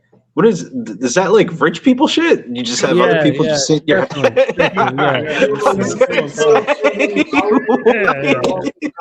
sure. Yeah. You're just hopefully inviting somebody to stay at your house. Like, No, man. And you'd be the funniest stand-up comic if you put this bit together. Now, look, I'm 46 and I'm a gambler now. But if 25 years ago we'd have coffee tomorrow, you'd punch this shit up and you would destroy at the club. I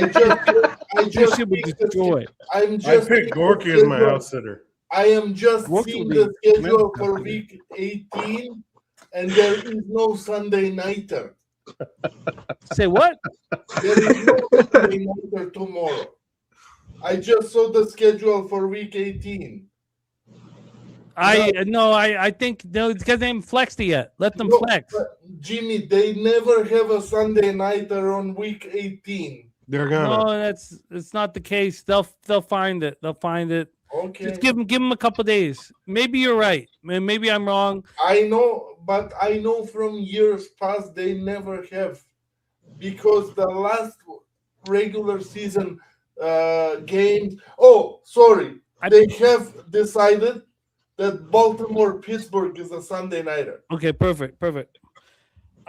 Let's go around the horn and put a bow on the proceedings. But I do want to give a shout out to cappers that aren't on the screen. I guess Spenny's getting blown right now. He better be. He's got a ton of cash. He's been in a long relationship, and sometimes you stop getting blown. Oh yeah, that happens. Yeah, but alcohol's got to be involved. Look, we're just trying to honestly provide gambling information. So let's not play pretend. And although we always want to be blown, sometimes I don't know. You either stop getting blown or have to force getting blown. So it's tricky. Sorry, go. Tricky line you walk. I said nobody's pretending, bro. Yes. This is real life. Yeah. No, I love it, Gorky. Mr. Spenny Penny, let's go through the winners because it's almost all winners. This is a live betting stream's dream. Fucking what? I even caught my last under. I even caught the under 85 and that. Look, I was the asshole all day long, but the final score, let me go to my bets. But it was just ridiculous. I was settled. I lost. My first under was 58. Dead in the water in the first 58 and a half. My second under was 62 and a half. Then I threw down a 69 and a half. Those were all losers. $100 pops. We cashed $300 on the Niners -3 -115. We cashed $300 on the Niners double result at +120. And then just to legitimize our live action, I cashed the under 85 and a fucking half. Hey, TJ, isn't that a big win? That's a big win because it takes out. It's only 200. But also respect what you're doing. Yeah. And you normally don't do that. I played the ass clown and I still lost live, but God, that did not make me want. Yeah. And something about what we do together. Yeah. Gorky, Brizzy, TJ, you guys are the perfect guys for this. What we're working on together. I'm gonna wake up tomorrow. I'm gonna be pumped the fuck up, and it's not about. I know that my pre-flop action was strong after getting crushed on Christmas. It's a roller coaster ride. It takes a certain person to handle it appropriately, figure out their ability to develop in the game. And I'm not putting this on anybody, but if you can find your way, it's not necessarily about your worth as a gambler with the night before, but just getting a little validation. Oh yeah, it's still a validation. Like, it's so stupid, but just a little bit. It's so stupid. It's a small bet. It's much more important for the Niners to cover. But here's the thing: your pregame action means a little more. Way more. Well, for me, it's 3-1 for everybody. Yeah. So you lost your pregame under, but you hit your -3 and double result and the double result. So you came up on top. Yes. Okay. Well, that's what matters. Hey. It's such a battle that we're facing here, and God damn, it's not about when you go to bed for me. It's about when you wake up. Like this shit, I'm so inspired and excited, and fuck, I love this shit so much. I know that I've been waxing a little too long here. Let's go around the horn, put bows on this. But Spenny's back from a fresh hummy. Spenny. Loveland over 43.5 receiving and anytime touchdown. Cash. Minus 110 and plus 225. Jade Walker over 13.5 receiving, anytime touchdown. One of two cash. Yeah. The touchdown didn't cash. Yeah, you got close at the end. Bourne over 16.5 receiving. Cash. Tungus over 32.5 receiving, anytime touchdown, cash. Farrell, did Farrell get a touchdown? No Farrell. Okay, so those were the first setup bets. The SGP at 19.7 to 1 cashed. Walker 10 plus, Tungus 25 plus, Loveland 30 plus, Tungus touchdown, Loveland touchdown. 19.7 to 1. Juszczyk live at 7 to 1 cash. Did McCaffrey catch the over 161.5 live? No, he didn't. Surprisingly. Did TMC get the extra touchdown? No, those other live bets didn't cash. Yeah. So it's I'll put it into the numbers, but I think it's like you're plus 26.5, plus 27 units. Something like that, yeah. Spending unbelievably spectacular work. 29, 30, 21. Yeah, probably, yeah, like 26, 27 probably. I think it's also important as we go through this is to actually break down the real success and non-success. Now, if it's not successful, we can just disregard it or whatever. But we don't disregard it. Well, let's just be accountable. Yeah, that's all. That's what we're nobody's selling anybody anything here, and no one, it's not nothing. I mean, it's not. Is there a way I can bet only? Yeah, I know there's an answer to this, but I'm trying to also be kind of funny about it. But is there any way I can bet only the offense of San Francisco 49ers next week? I know the answer already. Team totals, yeah, team totals. Yeah. But Spenny, spectacular work. That was thank you, my guy. Incredible. I think it's the finest job that we've seen in a live stream without just one bet hitting, where it's across the board. Dougie Wise, free bands, play today, 49ers cashing. Gorky, cashing with the 49ers, Jaguar parlay. TJ, CMC over 17.5 rushing and over 16.5 rushing, cash. 49ers team total over 27.5. The live bet didn't come through, but excellent work. Brizzy, Purdy over 1.5 touchdowns. Jennings, anytime touchdown. Jennings, 3+ receptions. Plus 200, cashing for Brizzy. And then 49ers and Burden cashing. Very nice. Hopefully hopefully the Lakers can fucking win a basketball game and we'll really make some fucking money. Now I know the sound. Now I know the sound. Yeah, if I say Brizzy's cashing, I'll hear that kind of. Nice job, Brizzy. You crushed it. LJ, Purdy interception, McCaffrey anytime touchdown plus 200. I don't believe Purdy threw the second interception, but excellent work. Yeah, Purdy had his second INT, did he not? Did he? No. I thought it was called back with a flag. It got called back on the flag. We would not be here cashing some 49ers tickets if they didn't call that back. It was illegal. Oh yeah, you're right. For NFL Pub Hub, Bobano cashing the over 51, the 49ers over 27.5. Couple. Oh, also, Peter Loshak and Troy Torrance did not get their Bears plus 3.5. No, but you did. No, it just gives me a chance. They're ahead of me. I'm. No, but I'm saying about this one. You cashed. You got the chance to. It's a interesting thing. We got about 7.4 up for grabs. It's like 76 entries. We're very close in the top 5.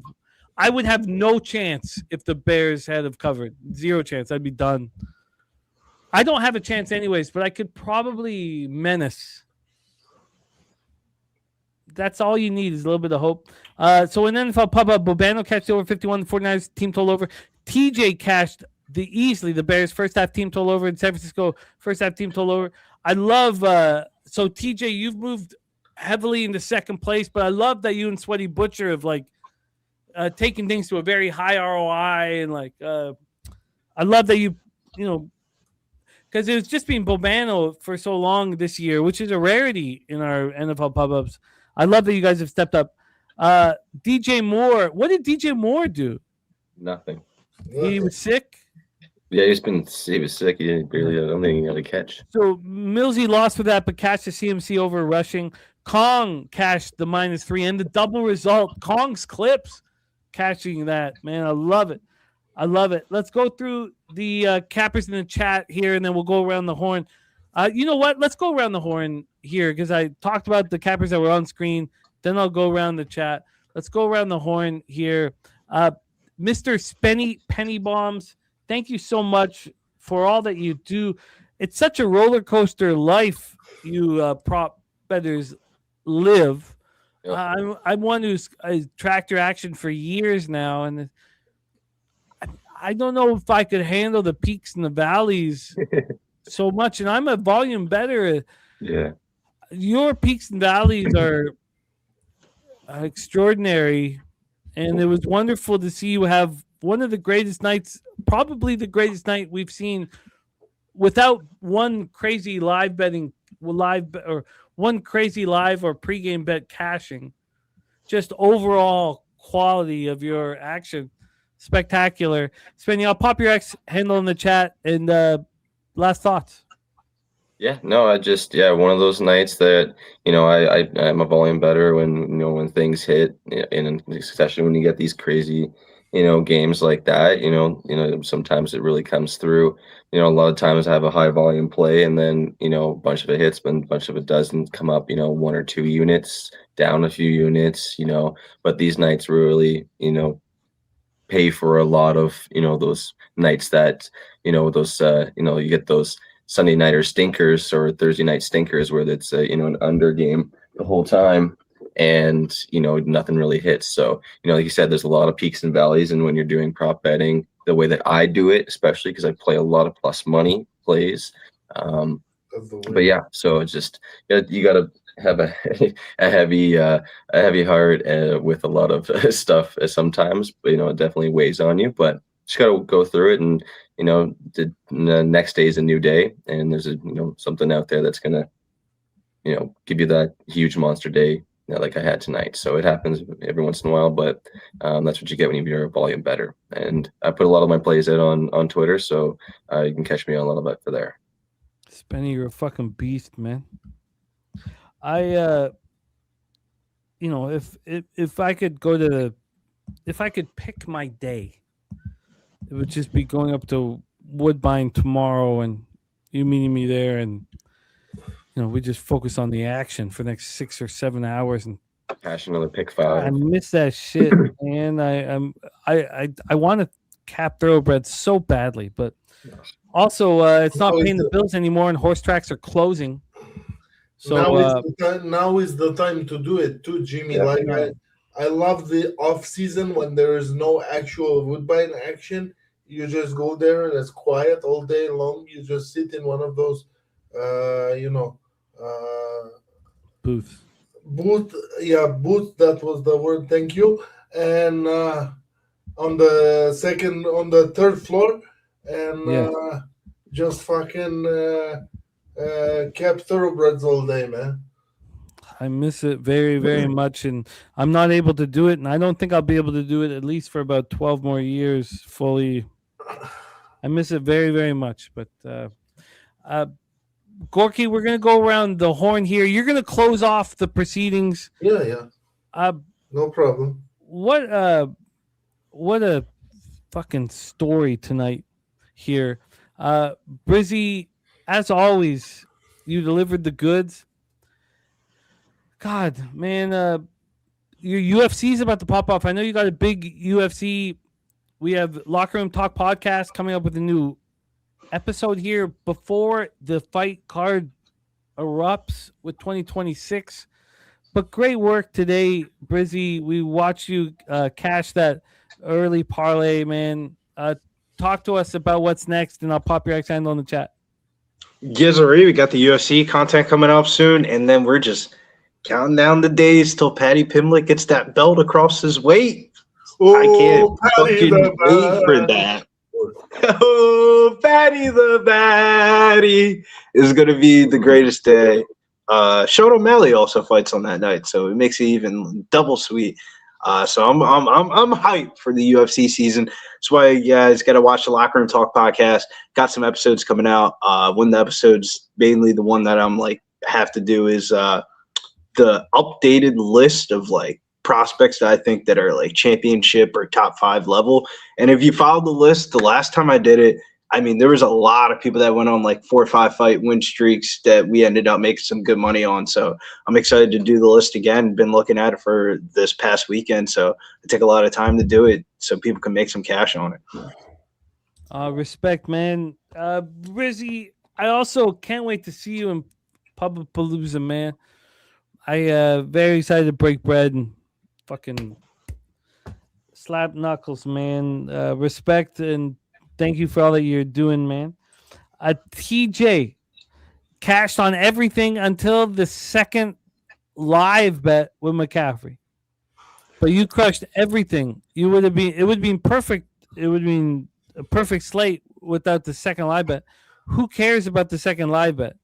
The plan of attack was perfect. You annihilated this evening's proceedings, and we have to make this shit worthwhile. We spend our time studying it, preparing for it, and then we watch it all take place. It's tricky when we're doing it live, but you did spectacular work. Before the main bets were your first half overs for both the Bears and the 49ers. You gave them an NFL pub up. They both cashed very easily. Then on top of that, those were full bets.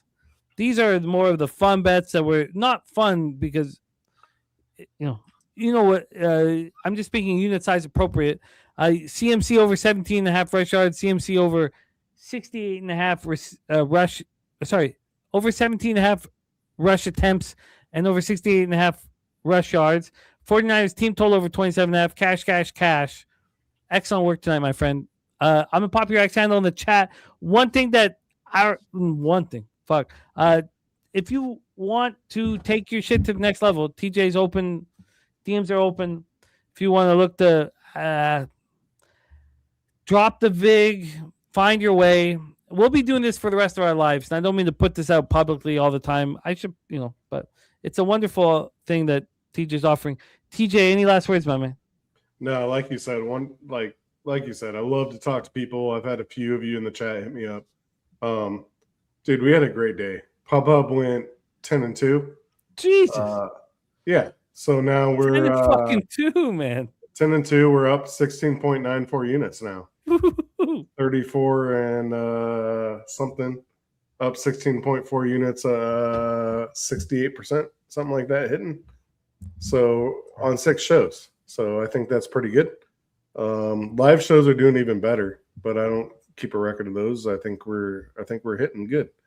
I'm just trying to share my knowledge out there, guys, and I'm not a great NFL bettor. MLB is my game, and you guys know that. So love to be part of the community, and it's been fun. Please come to Pub. It's going to be my first year. I want to meet everybody. I can't wait. I love to learn from you guys. So pleasure to be part. Thank you. You're a beast, man. A beast. Our man, the Goracle, is going to put a bow on our proceedings. I would like to thank the cappers that were rocking with us on screen. Troy Torrance, Peter Loshak, LJ from H-Town. That was our squad. And then here, Spenny watching you destroy tonight, man. God, you know how much I believe in you, man. The highs and lows, the roller coaster ride, that's the toughest thing for us to handle. So it's the psychology of handling the roller coaster ride. Because if you can stay on for the ride, it goes up at some point. And you need to be able to handle it and figure it out and learn about it and all that shit. And I've been watching you do that for years, my man. Spending excellent work. TJ, I love the wisdom that you're providing, and I love all of I believe in our group so much, and the Goracle. What an addition, revelation to the crew here. Thank you all for rocking with us. I want to just quickly go through cappers that got paid in full tonight. Nasty Nate, Niners first quarter money line. We had, Curtis Berry with Purdy first interception. Jade, man. Myron writing that wrong.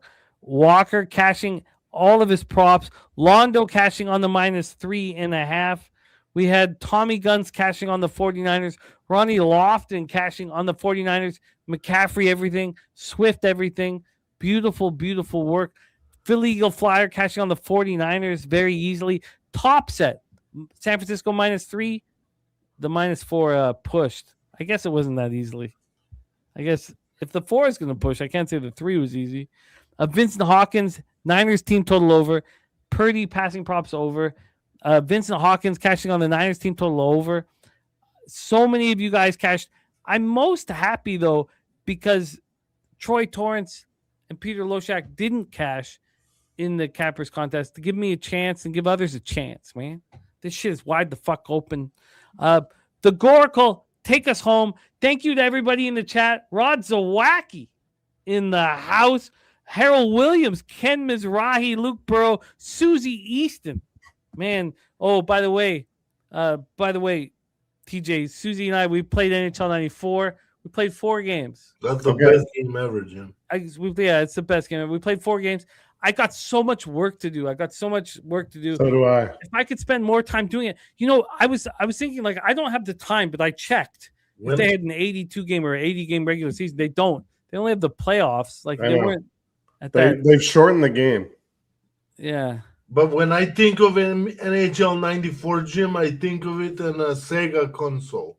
Of course. Yeah, well, that's how they play it, but Sega's it still is like they shorten it, and it seems so slow.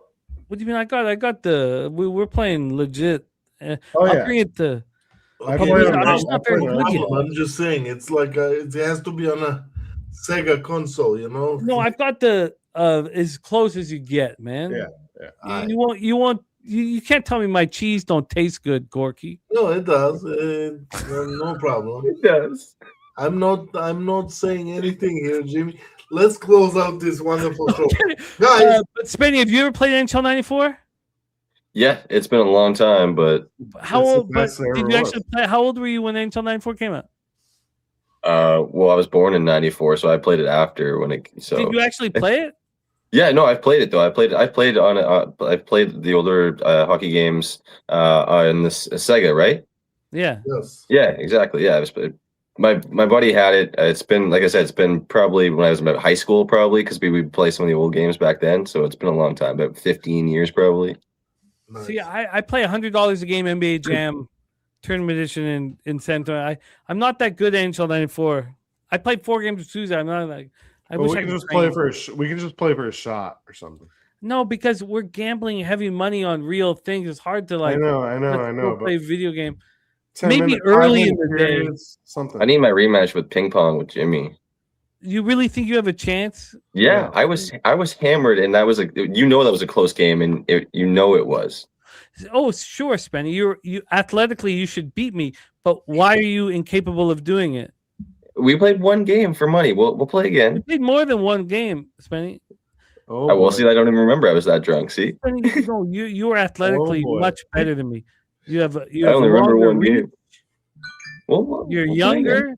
Your eyes, I can't even barely see. And I'm drunk. So was I. We'll get there. We'll play again. That was I'll play ping pong too. That was probably the night this man ended up in the. Oh yeah, wait. What do you mean, TJ? You play pong? Yeah, I play pong. I played hockey for years, bro. I played pong. You better bring your fucking money to Paba Palooa, man. You don't think I'll show up with money? Oh no, I know you show up with money, but will you show up with ping pong skills? American money. No, he wants ping pong money, bro. I don't know. I'm certain I'm better than you at ping pong. What can you give me one idea that would put a kind of wrench in my I armor. want plus 3.5. I will play you $100 a game immediately as you get to set foot in San Antonio. At plus 3.5? Yes. Wow, without ever seeing me play. Yes. $100 a game plus 3.5 immediately. All right, I'll think about it. Okay. Hey, I love you guys in the chat. Rod Dwacky, JR Smooth, Ken Mizrahi, Susie Easton. I mean, God, man, she's just magic, man. I can you believe I just got to spend Christmas playing NHL 94 with her, and she's in our chat, and she's I don't want to get caught up and emotional, but the best sister a brother could have. I love you guys. Thank you for supporting us here at Pub Sports Radio. The Goracle. We're going to give you a full stream. I got my fingers on the 1s and 2s. Take us home, Goracle, because there's a better place, right? We're all moving towards it. Goracle, take us home. There's a better place, guys. It's called the sesh tomorrow morning.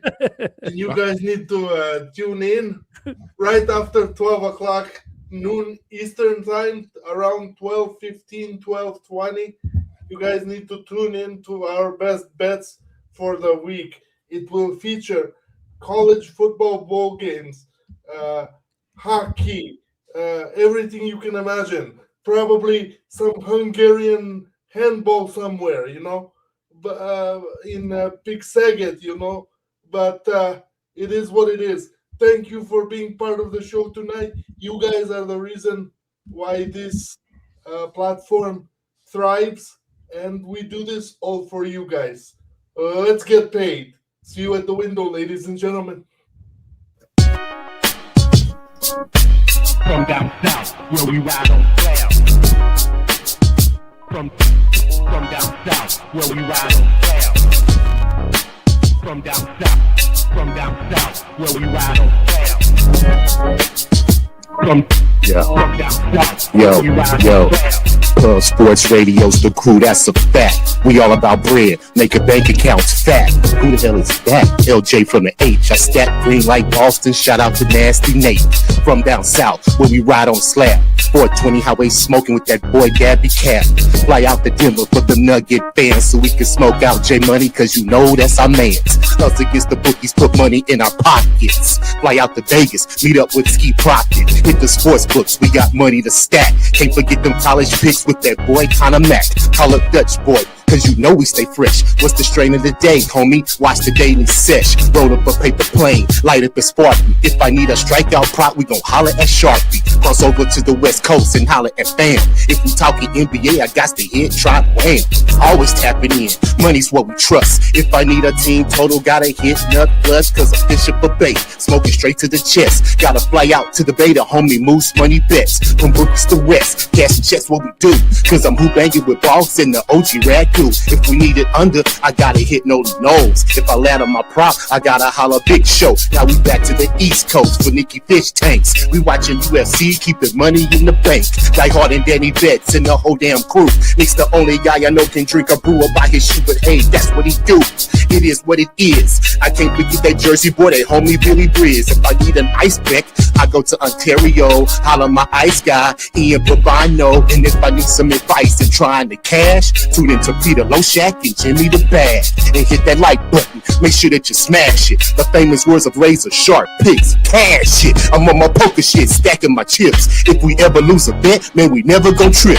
Cause I'm Mike Knight M, pimp slap player of the day. Ron Crawford spreadsheet, what more can you say? It's how we stay paid each and every day. Can't forget about the producer, say hey Jose. Tell your mother, your father, your son and your daughter, cause nothing's going down without the Don Jeff Slaughter. All you low baggers, hold it down in the chat. If you missed all that, the remix will be back. Yeah.